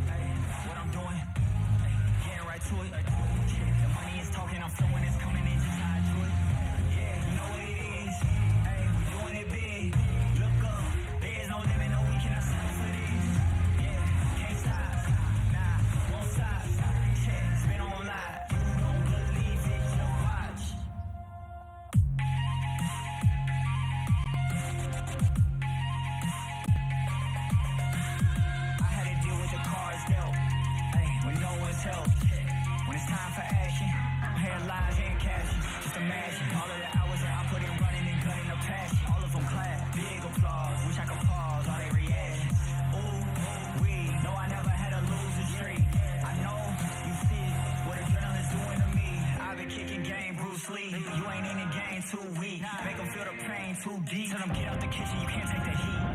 Hey, what I'm doing, getting right to it. The money is talking, I'm flowing, it's coming in just how I do it. Yeah, can't stop, nah, won't stop. Yeah, it's been on live. You don't believe it, just watch.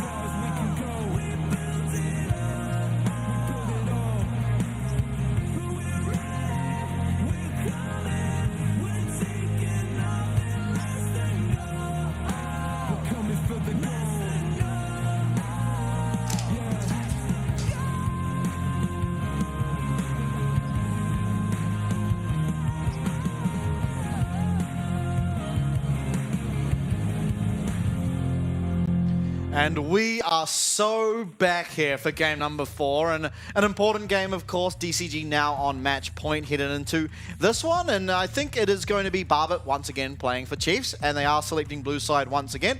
I think, importantly, I don't want to see the Kaiser being left open and not taken as blue one. Yeah, I think that definitely feels like a lost condition. I'm not sure as well what they're going to do with the Azir, because I feel like, he's fine in the Azir. In fact, he did a lot of damage in that game, but I think it's definitely not one of his best champs, so I'd probably like to see them stay away from it. I think banning it instead is probably the better thing to do, because you could see there that Mission, he was very comfortable to play the Taliyah into it, and I mean, clearly they had the answer, right? Yeah, definitely. And I mean, I'll ask you, Tim, what do you think is DCG have to look for to secure this last win, and what do you think Chiefs have to look for to deny it?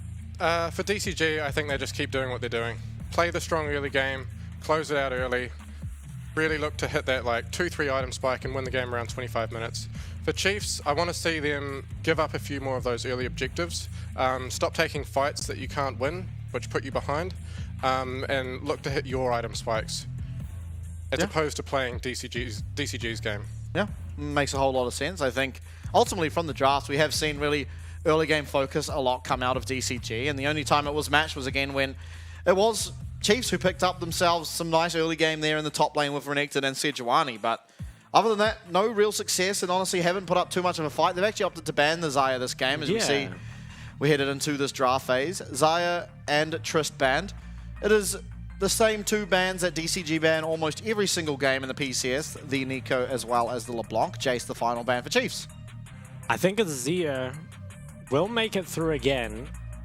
I kind of hope they go for the Kaiser. I think that's why they've banned the Xayah as well.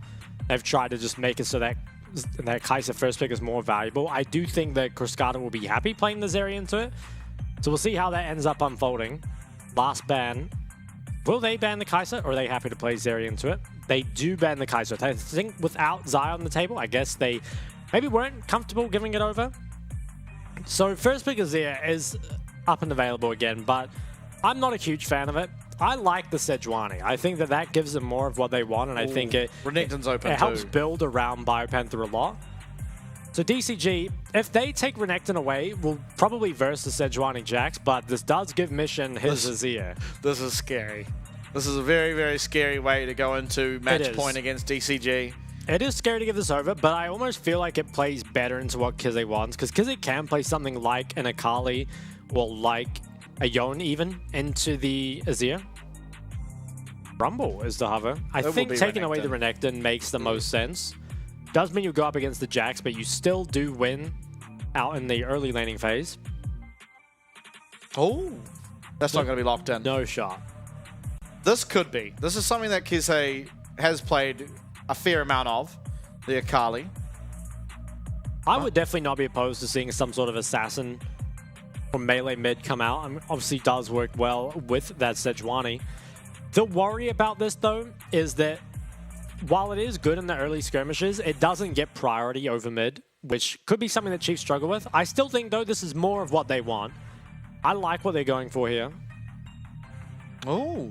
The Jax or the Poppy, perhaps locked in. Now, I wonder how good that is.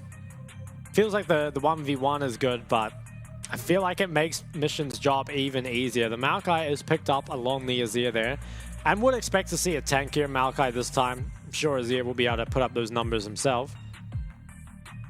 going towards the second phase bans now. And DCG have the option to heavily target one of these bot lane roles and then take another one away. Not sure what they want to limit here. Maybe if you get rid of some of the engaged supports or some of the kind of 3v3 potential that can help enable the Akali, because Akali does need some kills in order to match Azir. But skirmishing is definitely in her favor. Rakan is that first ban, matched over by the Zeri. What I'm hoping for is not a Varus from DCG. I think there's a good chance they look for it, but I'd almost like to see something like an Ashe Milio this game. Oh, yeah. We haven't seen it in a while. Milio, this is a patch that Milio has been quite heavy nerfed on, though. That is true. That is a concern, of course, when you look towards those picks. Honestly, though, you can just go Ashe with an engaged sub. It feels completely fine. It doesn't have the same lane power that the Ashe Milio does, but certainly, I mean, Ashe, not a weak champion at the moment. Israel, the final ban for the side of Chiefs. Kind of a curious one, but it does provide safety when you are, you know, you have this assassin. You don't want this AD carry to feel too safe. Rel could be the lock-in here. It would give them some really strong teamfight AoE, and I think it does make life a bit more difficult for Akali. Isn't the easiest champ to counter, but having more AoE is normally the way to do it. They do lock it in, and that means that they're saving that AD carry just to see their entire comp, which, do we think there's anything unusual that could come out of Cascada? Not that I could think of. They played the likes of Caitlyn Lux previously, but wouldn't pair it with that Rel. Draven. This is an impossible Draven game, but we've locked it in. Wow, I'm very impressed that he's gone in this game. He's going to have a tough time, but I guess they just want the early skirmishing power, which seems to be the key. And Varus could be the answer. It's got that strong lane, but Varus really has not found its mark here in the PCS. Oh. Surely Vayne into Draven does not go so well. But compositionally, it looks good. Oh, smear Rel. Wow, and it's got the Maokai, the Renekton, and the Azir. That's filthy. I can't believe we forgot about this. We've so got we've to only press seen R Is twice. it one or twice? Yeah, so twice in the PCS, the Samira Rel. One of them really didn't find it. Second one was somewhat successful.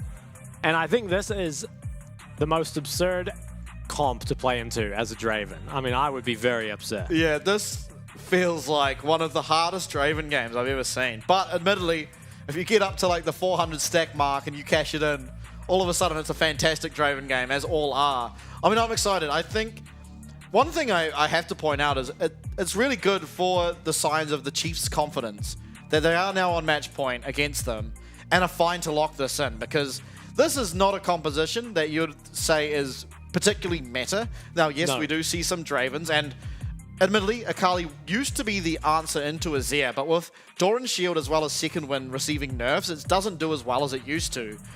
And so, confidence levels must be at an all-time high here for Chiefs, despite being at the 2-1 deficit. So I'm pretty excited. This is an exciting game to look towards. Chiefs are really changing up the draft here, going much more in on the early game. Their team basically is going to go forward and try and kill someone, and while the Draven waits at the back and tries to cash in on something. Pretty much. They've got the team deathmatch comp, and we'll see if they manage to get those kills that they need, because you do think that if this game goes long, they're not likely to be favored, especially up against not just an Azir, but Mission's Azir. So the second time that he's got it all split well, and the first time he did what, 1660? Yep. That was the number, 1660 DPM on the Azir. In a 20-something minute game. It was like ridiculous. 40k damage in 24 minutes or something. It was insane. It was disgusting. Now that was with the Shadow Flame technology, the chapter into Shadow Flame. I'm not sure if he will go that this game, because there are some tankier targets that he has to deal with, namely the Sedge and the Poppy, so probably will be a Leandry's Nash's game, but I never know when it comes to Mission's build, and there he is. He's got a lethal tempo. A man after my own heart. I swear it's going to be the same build again. I don't remember what champ it was into last time, but from memory, I think it was, yeah. I was pretty sure it was into Akali. And he's got the Scorch, he's got the Mana Flow. Oh, I love him. He's putting on some damage early, and I mean, Kizé has a big job ahead of him to try and stay even equal in this lane. Now, admittedly, of course, you don't really want to be playing through the Akali. You want the Akali to come and join you. And while, yes, you may join the fights late, in fact, almost certainly will join the skirmishes late, if you are able to just get that single cash in from a Draven with upwards of 150 or more stacks, you start to feel a lot better about your game. You do. And Mission, he gets that level 1 ward kill. and XP. So we'll be hitting level 2 off the first wave. Probably won't matter too much in this matchup. Was going to be hitting level 2 first anyway. Does have a lot of priority. We have the Sejuani starting up on the top side. Looks like he's going to path down to play for that Draven we were talking about. Does make sense. And we've got Maokai matching in the red side jungle, starting on the Raptors. Bot lane feels like one that could quickly get out of control. There's a kill. There's probably a kill happening very shortly. Especially once those junglers get Samira involved. Draven. Yeah, I think pretty much all series long, we've seen that first 10 minutes be relatively quiet, and then after then, that's kind of when it gets chaotic. But with Samira and Draven in the bot lane, you can't imagine that to be the case. No. Absolutely expecting a bloodbath down here. Now, Shock, tell me, when you played in the LCO, did you ever come up against Razor's Draven? I think so. I don't remember though, but he's really good at the champ. He is. I know it's something that he has been known for. The likes of the Tristana as well. I think it's very similar where he's got probably the most unique champ pool out of the LCO 80 carries, and Draven's certainly in his wheelhouse, which I think is just what makes it even more exciting. Now, admittedly, Cascada, when he has played a lot of these 80 carries, he also sort of akin to the 80 carry, like instead of mission being a hyper focus on early, sometimes Cascada does the same. He really liked his Caitlyn in the former splits, and even on some of his Kai'Sa games this split, he went for, what was it? It was like Duskblade, Essence Reaver, Shadow Flame. It was the most insane out-the-world build, but it certainly packs a punch earlier on in the game. So I'm expecting a pretty explosive bot side. Top side, on the other hand, it should probably just be Hanabi pushing in, Biopanther picking up the minions, and then getting a bunch of armor. I'm a little surprised that Bio has gone for something with perhaps a little less agency in this game going into what is potentially an elimination match, because the only win has come off the back of his huge performance. And so kind of taking a back seat with the Poppy admittedly can carry later on in the game, especially as you get into those team fights, but unlikely to be played around, especially with a Draven in the game. Hana is found here, though, by Babbitt. Very, very low. Forced to flash. Does get he the got it, camp, though. I'm kind of surprised that Babbitt didn't just Alpha Chad flash over and secure that kill, because I'm pretty sure he would have got it almost with the immediate auto attack. Yeah. Instead, Hana coming out big there, smiting away the Gromp also. Babbitt should be able to just go across mid, though, if he wants. It's going to be on the map a lot earlier. And Azir, unlikely to be wanting to get into any of these early fights. Babbitt will just cross.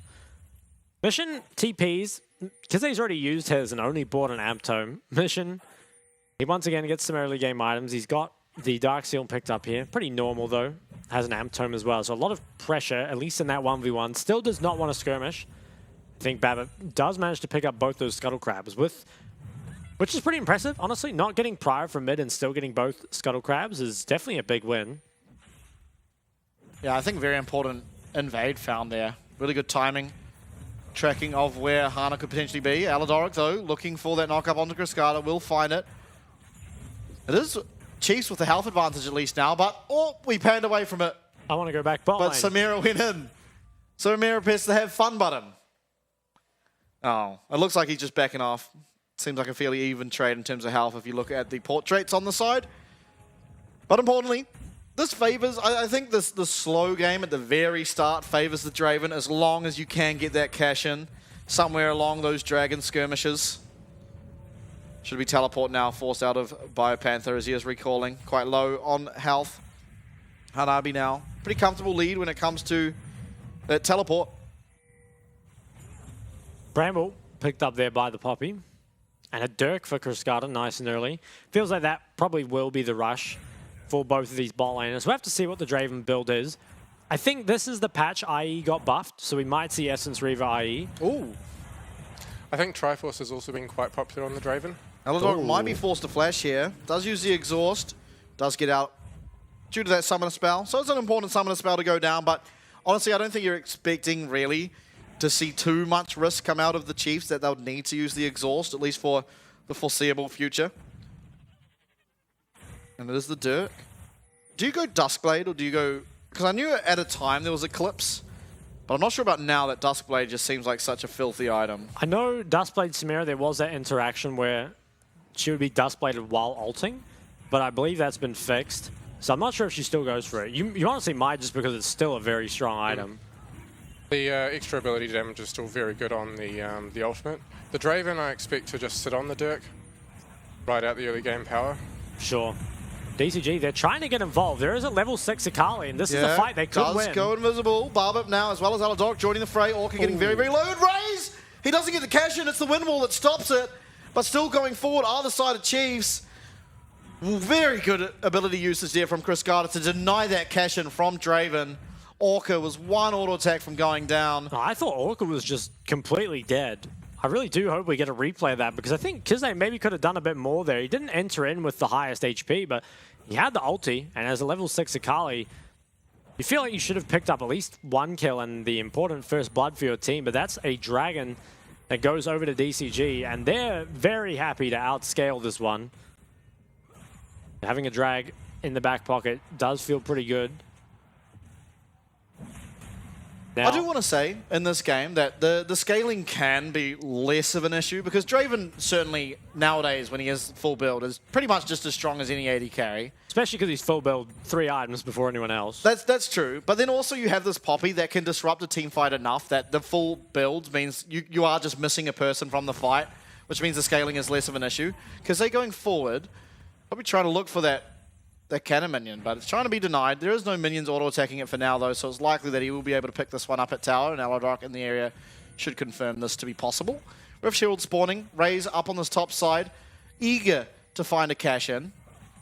And whilst all this has been happening, Hanabi has been slowly making a CS lead on Biopanther. Oh, yeah. He's been doing well. Babba's just caught out. This guy's dead. Oh, he does get away. Glacial Prison used. He gets the speed up, but he's walking right to the waiting arms of this Renekton. Cascada picking up first blood there. Babba, no man's land. And that looks like it's going to be the Rift Herald as well. It's like DCG are just getting everything they want, and maybe there is a bit of a mismatch in terms of the champs here because the likes of Akali and Draven definitely want to be able to fight these early objectives in the Herald, but something like the Renekton versus Poppy feels like you probably don't want to be involved too much. Renekton definitely going to be stronger in a lot of these early skirmishes. So ultimately, the Chiefs comp, while it is good and it is good at these skirmishes, they haven't been able to find a successful one yet. Let's see what happened to Babab. He was trying to get some of this control, but was just engaged on very early from Hana, and just so much mid-prio means that there's nowhere really to go. Did not have the flash, and really was just trying to give the kill over to someone that didn't need it as much, but 400 gold picked up by your Samira. And this is what we talked about in the pre-game. Really wanted to see Chiefs willing to surrender some of those objectives and take fights which were on their terms. Yeah, I think definitely Babba being a bit too confident there. Found some nice aggression early onto that Gromp, which led him to a double scuttle. But here, just staying in the river too long and contesting for what really? Doesn't feel like anything was to be gained. Does get the flash out of mission though. Perhaps something to look at later on as Aladoric and Raze trying to fight out the bot side here of DCG. That windwall used means maybe there's an angle. Stand aside also catches Orca as Aladoric's looking. This could be the cash-in that Draven wants. It is level 6 hit here from Orca, and the denial on that Samira ult, but it should be Raze cashing in. He does, he's looking for a second. It is going to be Hana in the area as Aladoric pops his ultimate. But importantly, it's a 1 for 0, and Draven picks up the kill. And so you may have got first blood, but Draven certainly got more gold for his kill. He did, and could it be Raze Draven that takes the series to game number 5? He got so much gold there. Will even crash this wave as well, so he's going to base with a ton of money. Looks like he is going towards that Triforce. I'm not too sure what happened here. Orca, I think he just went a bit too far up. Level 6 was hit here by Raze. Feels like after that, everything should be done. You can just walk away, but Cascada, he overextends. And using that. Yeah, and that forces Orca to kind of walk up, make sure his AD carry can get out. And even here, they could have disengaged if they won, but they decided to turn it around. They decided they want this fight. 568 gold. Yeah, and Aladaric ticked level 6 in that fight there. Managed to get the ulti, and now there is no trade back. Herald dropped on mid, more gold in the mission's pocket. Oh, almost a Triforce. Let's see what item mission ends up going for. He's gone the Shadow Flame. He is. That's my boy. Now, anyone from the LCO that hasn't caught a mission game with the Shadow Flame tech, it is lost chapter straight into Shadow Flame for pretty much as much early skirmish potential as possible. It means that instead of having to scale up to that 2 item power spike, you get it at the 1.5. which ultimately is 5 minutes or so earlier, which means an earlier Dragon that can potentially contest. And I think it's even more important when you are against the Akali. Yep. You Especially lose for a champ like Azir that you know is going to outscale the Akali eventually. Yeah. Now that Dragon is live. Can it be looked at though? Is the question. Biopanther might be. He's down a level, but he's doing fine for himself, all things considered. You're not really trying to stay perfectly even there. But this will be a lot of damage in the mid lane. Oh. Because he's having a tough time standing up to this. Oh, bot side. Another kill. Oh, and it's, again, Raze cashing in once more. Obviously, will be less stacks this time, of course, not being all that much time between kills, but it is important gold. Nonetheless, even just the kill gold, as we see Hana now going in, Cascada follow-upping on the damage. Nice usage of that Samira passive to keep them airborne, find extra damage from the auto attacks. Ray, though, joining the fray. It is Babip who goes forward. Streamer Shuffle used to get Mission back to safety, and now Babip, the target, does go down. Hana picking that one up. And on the bot side, Nature's Grass connects onto Raze, which means he's forced to flash away from Cascada on the Samira.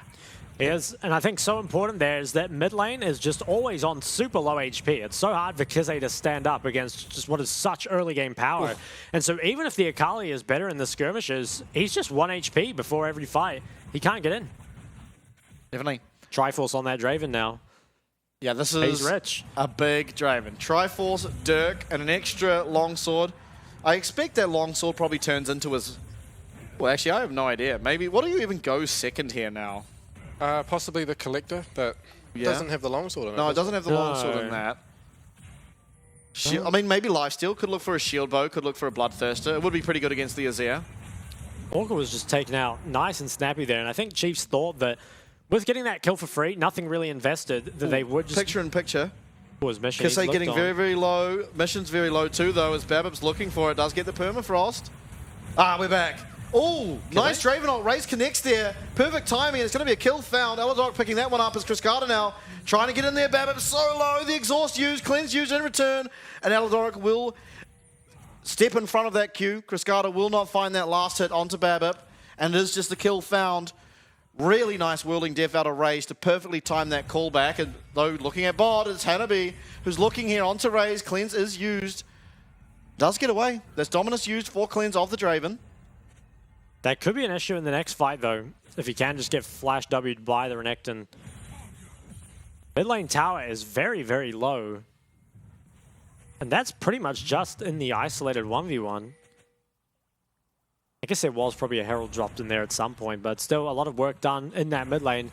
Mission, he's pretty low. He must have a lot of gold. Probably should get out of here. Yeah, flash almost up. But this guy doesn't recall. He goes forward. He does. And DCG have really reaped this tower gold. Something we haven't looked at in a while is the overall gold. And DCG are still sporting a lead despite those cash-ins from Draven. Let's see then how this fight happened, because he's used a Shroud and he's very low. I'm not too sure how he survived, because he looks pretty dead to rights. Okay, so he ulted away. Didn't really have a way to get back in. Mission engaged on. There's no one else here yet, so they're just stuck kiting away. Like you said, the Whirling Death that adds a lot of extra damage there, allows them to pick up that kill. But it was Aladoric investing Flash, and he was the one that got the kill. So I wouldn't say it was that great for Chiefs. Better than nothing, for sure. But it's not really what you want, especially now that you are kind of falling behind in gold. There is 2 dragons to 0, and now there's 1 Shadow Flame to no Shadow Flames. Yeah. Oh, the Mission Classic. When we first saw this on his Orianna in week number 1, it was questionable, but now he's done it so many times to such great success. There are no questions about it anymore. No, just answers. Looks like the Draven is going for some lifesteal. So is probably going to need that up against especially the Maokai and Azir poke. But I am a little worried for Draven in this next fight, because this Azir is now very, very strong. Taking a look at the player gold, it is Raze who's well and truly ahead of anyone else. But there is a pretty solid gold lead, especially in mid. Mission's pulling far ahead. And remember, this is his blind pick Azir. Azir is kind of known as a relatively strong blind pick anyway, but the ability to win out, even when you're countered, is very, very valuable. Oh, something I didn't notice. Herald is here onto Babip. He's going to use that Glacial Prism, but Orca channeling W, gets himself out. I feel like you just have to push this mid, even though it's not going to get the tower. The fact that this tower is full HP is pretty disastrous. Hanabi, though, Ooh, looking for a Raze. flank. Raze might be in trouble. He's looking. Oh, where's the plant there? Hanabi pots the Dominus. There is Babip in the area, but Chris Carter, flash forward. It is Hanabi finding his way onto Raze, and Raze will just be taken out. And the nice stun knockup there, from Aladark denies Chris Carter his ultimate, but ultimately it's a team fight so far in favor of the side of DCG as Biopanther tries to join the fray. Hana, admittedly, pretty low here, does have flash available, and 3 more members, Orca and Hanabi, running down and looking for Biopanther, who flashes away, does get stunned up, but it is Raze who does go down. Would have had a pretty high amount of stacks, I would imagine, by this point. And Chris Carter does get that shutdown. Does. It feels like it happens once a game where ADC is just flashed on by the Renekton. Unfortunately, caught there without the cleanse. Mission, he wants to get this tower ahead of the dragon. With the damage he's putting out, I think he's going to be able to. He's just taken this in the 1v1. So now, this is 3rd dragon for DCG, spawning in only 30 more seconds, and there are some big item spikes on the side of DCG. Now, they could give it over and just trade for more gold on the top side, and maybe that's what they want with Mission being sent up there. They could just delay it, try and take their top tower. At the same time, I have to feel like they are pretty strong in any fight. Got that Dustblade on Kriskata working on, I guess, a Collector. Yeah, there's likely to be Collector on the Samira. Ooh. Oftentimes likes it. Ooh. Aladark, pretty frustrated. Smashes his hands on the ground. Orca misses that Q. And now Babip and Aladark are trying to find him. Biopanther should be able to wallbang him. Certainly does, and it's going to force the flash out, but Aladark follows. It is going to be that Glacial Prison used as Kisei is in the back line, but the Blast Clone secures the safety here of the side of DCG. Crown now completed on mission. Not sure how I feel about it, but ultimately is going to be the pickup. And our big fight possibly ahead of us is Babip, who's looked on early. He's getting very, very low, forced to flash away, and Hanabi here on the flank pretty comfortably. Raze trying to find the damage needed onto this Renekton as Babip getting so low due to that Ignite. Raze, though, turning around. Hana does use that twisted advance forward as Biopanther in between both teams. Orca very, very low. Willing Death comes through as a kill there for Raze. Chris Carter not long to follow. In fact, he stays alive. That Dustblade keeping him up. It's a triple kill as Hanabi chasing down Kisei on the top side. And what looked like a fairly decent start for Chiefs goes horribly awry. And it's a 4-for-1 in favor of DCG alongside their 3rd dragon. Pretty massive team fight win there. Mission putting out a lot of damage on the Azir. Only managed to pick up 1 kill for himself, mainly Kriskata, who was the beneficiary of all that. But you wonder if now, if Chiefs do have a realistic chance of winning this game, because they needed to be able to win these skirmishes. And if they're losing these, if that Draven is dying, it's going to be so difficult. Now down an absurd amount of gold. There is this could be ults good here. for Kisei. Perhaps finding a lot of damage, goes under the tower, mission getting pretty low. Depends on the flash. Perfect execution, will find it, goes down as well, but it's a shutdown in favor of Kisei. Ultimately, all things considered, I think that does go the way of the Akali. Yep. Think you're definitely happy with how that went. Mission caught on the rotation. Still, though, it is DCG that hold all the power. We'll get a replay. A lot was used onto Orca here, and they didn't really find him. See the wallbang, and you're thinking maybe you can kill him, but no damage yet to follow up. Akali does go in, but pay attention. It is a full HP Samira and a full HP Azir untouched on the side, and now have the ability to DPS for free. Akali no ult is not a champ in this fight anymore. And it feels like if you can't find those picks at the start of the fight, if you can't get the ball rolling, it is just going to be DCG who went out in that long fight. It was nice, I think, for Raze to manage to pick up. I think he picked up a kill before he died, so at least got some sort of gold for himself. But I just think that Akali at this point is reduced to just Qs and auto attacks, and you see how much Mission is doing with that lethal tempo. The Flash R picks up the Draven, and it felt like Chiefs just had no chance at that point. Definitely. Oh, DCG fairly happy here. A celebration. Oh my. He's going off. He's very happy.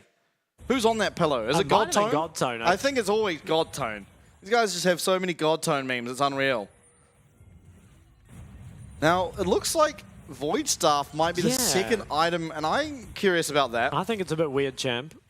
It's always it feels bad when you're building the Void Staff second. It does, especially as Akali, because Shattered Flame or Zhonya's are both such good items on Akali, and I'm not sure if this is a great Void Staff game. There is only the Merc Treads coming through, and here's the solo AP of his team, so you wouldn't really expect there to be much MR built. Either way, though, it's the item he's chosen to go for. Mid-tier 2 being sieged down. Taking a lot of damage here, and this is even without a Herald. It's one auto off. Does fall now.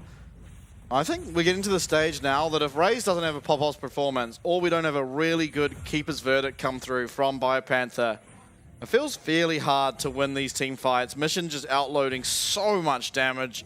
And as soon as anyone's low, Cascada going up and mopping up all those kills. Baron now started. There is a lot of DPS coming down onto this, and Chiefs have their work cut out for them to be able to check it. Scrying Orb comes through, but they're going to notice that this Baron is getting very, very low. Down to 4k HP. Nature's Grass comes through. Kise on the side, going to be stunned up. Glacial Prison comes through, and it's going to be Hana picking up that dragon as BioPanther, as well as Hana be fighting on the bot side. It's going to be Hana picking up the first kill. Kise jumping out of the pit. That's not where you want your Akali to be. And Reyes is just running for his life as BioPanther, the last one here to go down on the side of Chiefs. It's only going to be Reyes left standing. Baron picked up for DCG, and it might not be the game very far after. Kise might be able to just get away actually on this bot side of the river, but Hana, definitely keeping chase. Blast code, Twisted Advance is following, and Kise does go down there. And yes, it is only Reyes left alive, but it seems like the game's getting pretty out of control at this point. It does. Hana does not take prisoners. Gets the kill, the solo kill even, off the back end. And gold lead, it's about to hit 10k here. Oh, Reyes. Reyes, he's getting pretty aggro. Yeah, he's getting pretty lippy. Mission. Missions Azir. Missions Azir. This top tower should fall. They're going for it, Aladog does go forward. The teleport coming through now, and that should mean that Aladog wants to get away from this. Cascada popping that ultimate will find the kill. It's going to force out Razor's flash as well. And now BioPanther, probably not where you want to be. Dominus popped. There's going to be stun up there. Cascada going in once again. Will get access to the ult, and it's going to force out yet another flash. It might just have to be this Poppy using this minion as a taxi to try and get away. And now Kise is along with Raze and Babip on base defense against this Baron, against Mission, against Cascada. But Babip, he's supposed to be the tank, but he's getting one shot. Admittedly, Radiant Virtue now will get him a little bit topped up on health as the Whirling Death comes through and finds one tick onto Orca, but not low enough to find that execute. Oh, back here, Hana again, not taking prisoners, as you said. Eldoric once more going in. Kise will land the second part of his E. And Orca dodges out on the damage, but Babip's going in, finding Cascada. Kise's in the area to try and offload some damage. Does get the perfect execution, does get the second kill. And now it's Raze unloading onto Mission. Kise picks up a triple. And again, we see a base defense. Chiefs have maybe found their ticket back into this game, but at 10k down, it doesn't feel like it's very possible. No, it's those skirmish wins, those teamfight wins that Chiefs need, but they needed them 10,000 gold to go. Because now it feels like the wallet gap is just too big, especially when you look towards Cascada's items. He just has so many. They will be able to stop this fourth dragon, though, or will they? No, Hana's in the area, and he is the youngler, and he has Smite. He doesn't have Flash, though. How's he getting in? Yeah, he's just walking in. He's just walking in. Hanabi looking here onto Raze. Teleport coming through from Kise. Could be 2 more kills actually found from Kise. He just picked up 3. Can he pick up 5? He's getting very low. Hanabi offloading the damage as Raze will finish the dragon. So no soul just yet for DCG. Alador going to commit his life here to try and ensure the safety of both of his carries. And with that, they certainly should be able to get out. But my God, this game is on a knife's edge here for the Chiefs. Really is. They are relying on the DCG classic of throwing a 10,000 gold lead. It feels impossible. Perhaps it is because he's able to ult out with so much damage. He's dead. Cascada finding that one. And now you have a 3v5 at your base. Your mid lane inhib will be going down. There's a massive minion wave as well. Importantly, there is no teleports to defend these minions, but the DCG could look for the end here. They Kali's certainly down could. For another 30 seconds. Oh, BioPanther gets sniped away there by Cascada at the end. 20 seconds on a 5v3. I think they can look for it. They've got that top wave coming in as well. It's got a super creep on it. They're going to keep going. 3 inhibs are knocked down. Not a lot of wave clear alive. Raze too short range to contest Mission. This is going to be a final stand for Chiefs here. It is going to get locked up there by this Nature's Grass as the towers are going down. You're seeing Mission's damage is just so out of this world. Because they're spawning. No ult available, and Raze getting Shurima shuffled. Mission going to secure that one. It's going to be 3 immediate kills, and DCG after 4 games will find the series win here against the Chiefs to go up and now face against PSG in the game on Monday. That's a big one. But, well, I mean, DCG, they really turned it around. After the game 1, I was a little worried that we would see, early game leads and then throwing, but I think to their credit, they did manage to win every game after then in, like 25 minutes or less. So the DCG Classic, I guess. Yeah, And absolutely. is it someone's birthday? Is that what this Oh, is? It looks like it might be. Hanabi's birthday, perhaps. Is that why he got so many carry champ games? Oh, could be. They took him off tank duty. He's like, happy birthday, mate. Have some Aatrox games. There you go. 22? 23? 23? Oh, I can't see. Don't math in public, and that includes reading I think numbers. it's a 3. Oh, there you go. But, I mean, big performance out of him in game number 2 there. Or game number 3 it was, big performance. I think bit of a quieter one that time, but it was really the mission show. I think Mission, with his Shadow Flame tech, really meant that Kize never had an opportunity to join any team fights. Every time he joined one, he was on very, very low health. And I mean, you saw at that last defense the Chiefs put up, if he was able to join them, it could have been a different story. He picked up 3 kills very quick there when he was finally able to be there on full health. But ultimately, giving over Mission to Zero and then picking full, almost melee champs feels very, very difficult to pull off. And unfortunately, Chiefs did not have what it took to be able to do so. No, but I think that Chiefs, once again, they pick up a win in the PCS. They were the only LCO team, of course, last split to do so.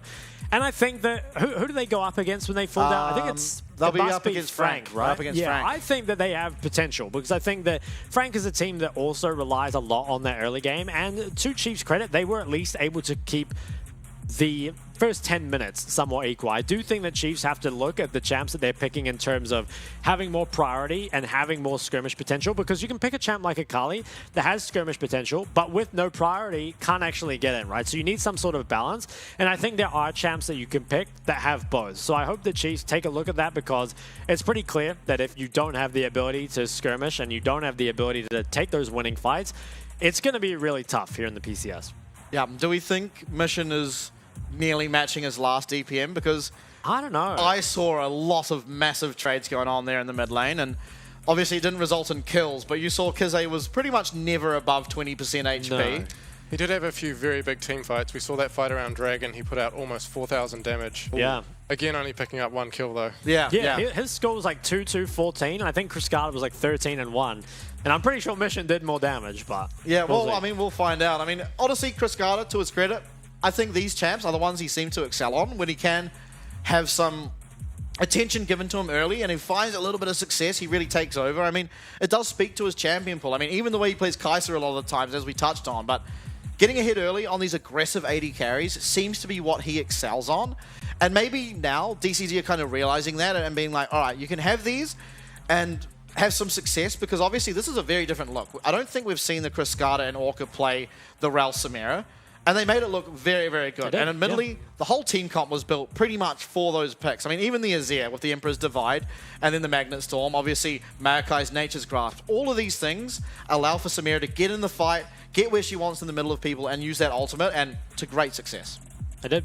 And I think it will be interesting to see them go up against PSG and try that, because a lot of PSG's weakness in the games they've lost has been through bot lane, just dying early on. And it's something pretty weird to say, because Wako and Woody feels like they're just unbeatable duo from Split 1. But the games that they lost, they were taking advantage of very early on, so that maybe could be a place to target. But bringing it back to this series, I think that Chiefs, at least it wasn't a 0-3, and I think that they looked competitive and they perhaps had chances in some games.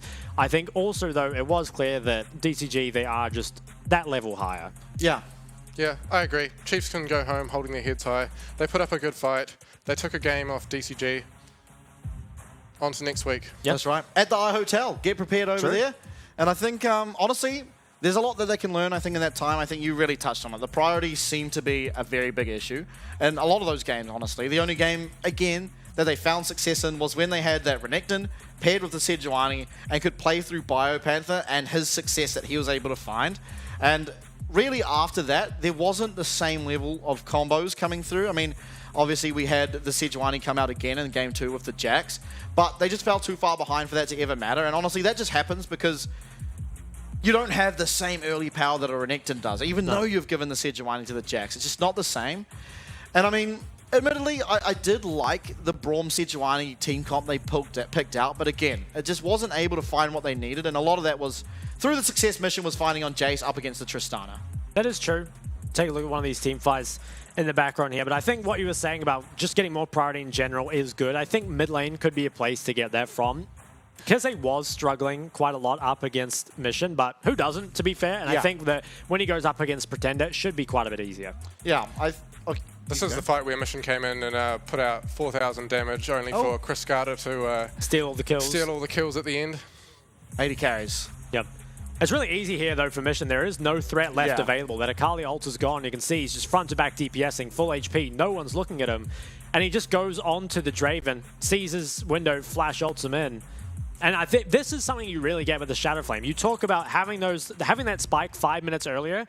That is the 5-minute difference, right? Yeah. That fight there where you don't have the items. And look at that. Not quite the same DPM as before, but over 1K. We'll take it. Yeah. I mean, Chris Carter doing over 1K for himself as well. I mean, big performance out of both of these carries of DCG. And obviously, I think for the most part, they were the focal point.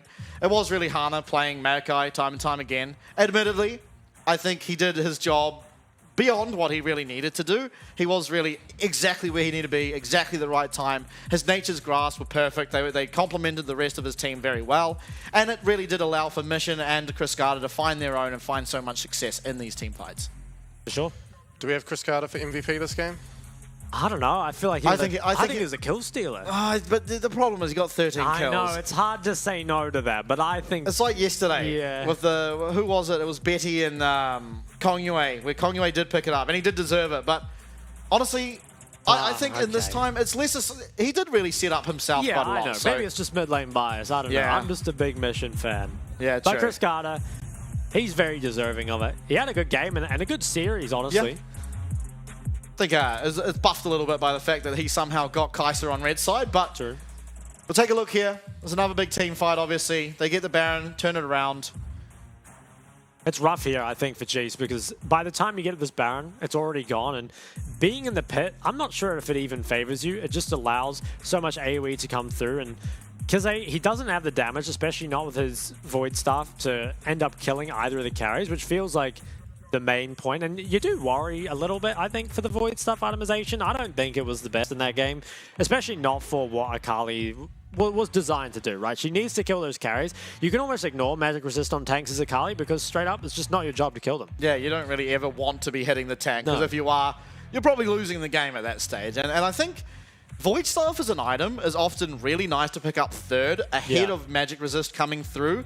Or if suddenly there's some magic resist on the other time, you just have to pick it up and answer. But when there is very unlikely to be magic resist come through, picking it up second as Akali feels like you're not really doing anything with your items, because you could have just had Shadow Flame, and maybe that makes a difference in some of those fights where you are able to just unload a little bit more there onto Chris Carter, who at times, I mean, in that first replay we saw, lived on just the slightest amount of health before being able to go in and get those resets. So it oftentimes can just be the difference maker. But we didn't see it there, and maybe it's something to look towards for the next series up against Frank, which, as you touched on, I think is much more reliable. Much more possible series for them to take. I think so too. I feel like Frank will not punish them as much individually, which is probably what the Chiefs need, because I think there was some form of coordination, cohesion. They had good rotations, I think, all series long. So there's definitely strengths that Chiefs have. Unfortunately, the strengths, especially in the laning phase, I think were too strong for DCG, but should have a much better time against a Frank who have been struggling, I think, to really find what works for them. And on top of that, Chiefs will also get some good learnings from this series. Sure. They get some experience against a PCS team. Also, that'll help against Frank. Yeah, I think there's something important to touch on too, is that oftentimes coming over to a new region makes it a lot harder to sort of fit in and find your place. And after you've got 1 week of experience, plus the scrims before it, and now you have another week to get the scrims, which we didn't have in the last playoffs, could make a huge difference. And obviously it was last playoffs. Chiefs picked up 1 win. It was in the second week. So the fact they've gone and done it in the first week up against the 4th place team of the PCS is already promising signs. And I do truly feel like they have a better time up against Frank coming up next week. But we will now send it off to a break. After the break, we'll come back. We'll have an interview for you with the MVP of the series, so stick around.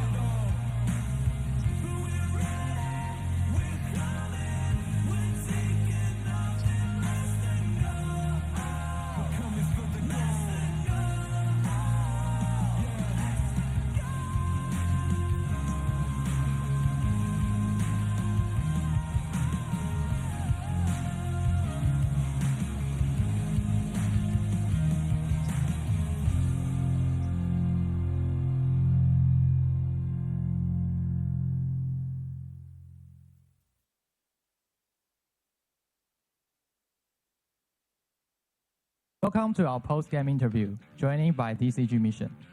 Thanks for joining me and congratulations for the win. 我们在赛后访问邀请到的是 DCG 的东山，跟大家打个招呼。大家好，我是 DCG 的中路 Mission。Let's dive straight into this match. It seems a lot of things went wrong in Game 1. You threw 6.8k lead and got defeated. It feels like the HPS tragedy once again. What went wrong?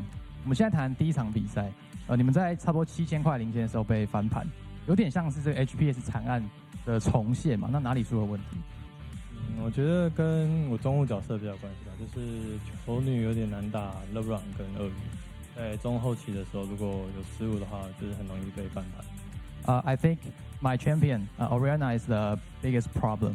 Orianna's against LeBlanc and Renekton in late game especially, the positioning is a big question. If I give out my position, then I can be punished easily. Okay, then the second question. But after game 1, you won next 3 games in clean fashion. What adjustments did you make? 但在接下来之后，你们3场都赢的时候很轻松。那你觉得你们在第一场比赛落败之后调整，主要做了哪些？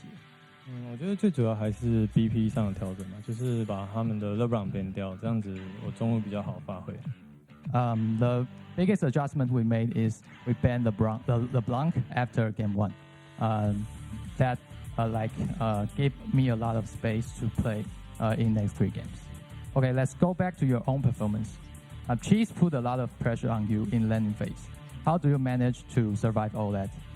就是我们回到你个人的表现，其实 Chief 他们在4场比赛都针对中路做了很多的进攻。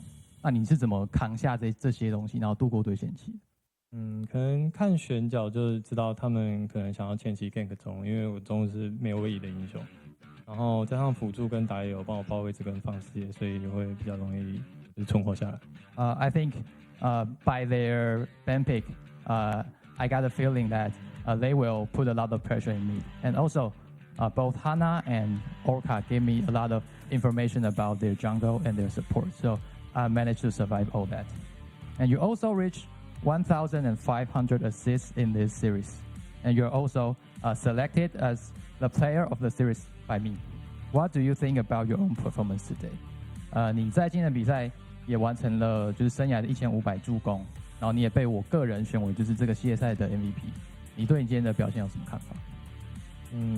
其实这系列赛我算是我觉得就是表现不太好，就是有点太容易送头，然后就是比较打的也没有那么凶，就是感觉就不太像是我自己，所以我可能会尽快调整好状态。Actually, I don't think I performed really well today. I give a lot of chance for enemy teams, and I need to be more aggressive on them. I didn't manage to do that, so I will try to adjust that and do better in next series. Lastly, you're going to play PSG on Monday. How do you think about them, and any words for them? 你们在周一的时候要再次对上 PSG， 对这个队伍有什么看法？然后有没有什么话想对他们说？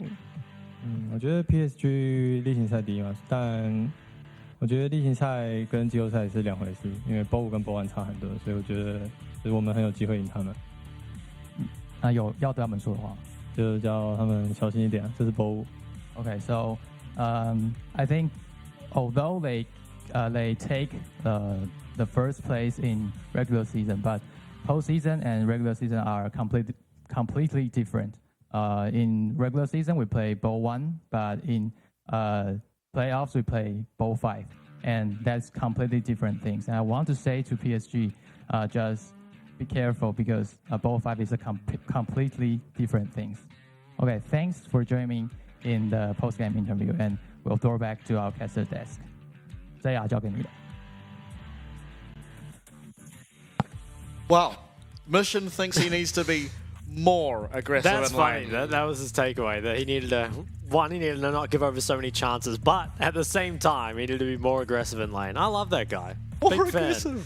The guy picks only laning runes, Yeah. only laning items, and needs to be more aggressive in lane. Well, he wants to start tower diving them.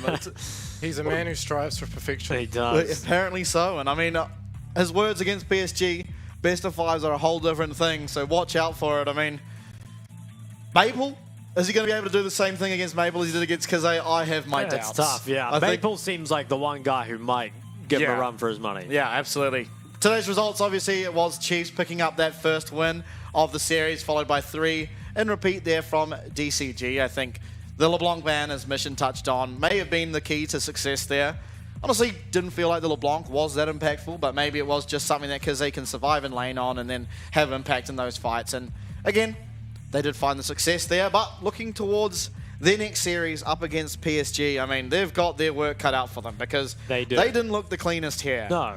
And PSG are probably our cleanest team here in the PCS. I think DCG, I honestly, if I were to predict, and I did this last split as well, and it was never correct, but I would honestly predict a 3-0 for PSG because they just seem too clean to be able to lose as early as DCG want to win. Perhaps.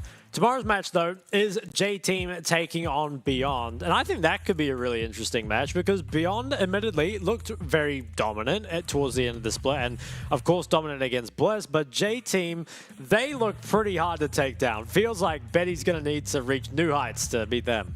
Yeah, absolutely. And I think importantly for J-Team is that Bruce has really been coming online down the bot side, as well as Enso. And I know we talk about Keres and Kaiwing as being those predominant engaged subs, but in my opinion, I actually think Enso should be in that conversation because I feel like the angles he finds and the roam timings he finds is almost better than the other two a lot of the time, and it really does enable a lot of success for J-Team. And I think anyone from the LCO that wasn't thinking of tuning in tomorrow, I definitely think you want to, because more than anything, you get to see Driver in the top lane, and that guy is a thrill to watch. I mean, he's had a pentakill on Gangplank already.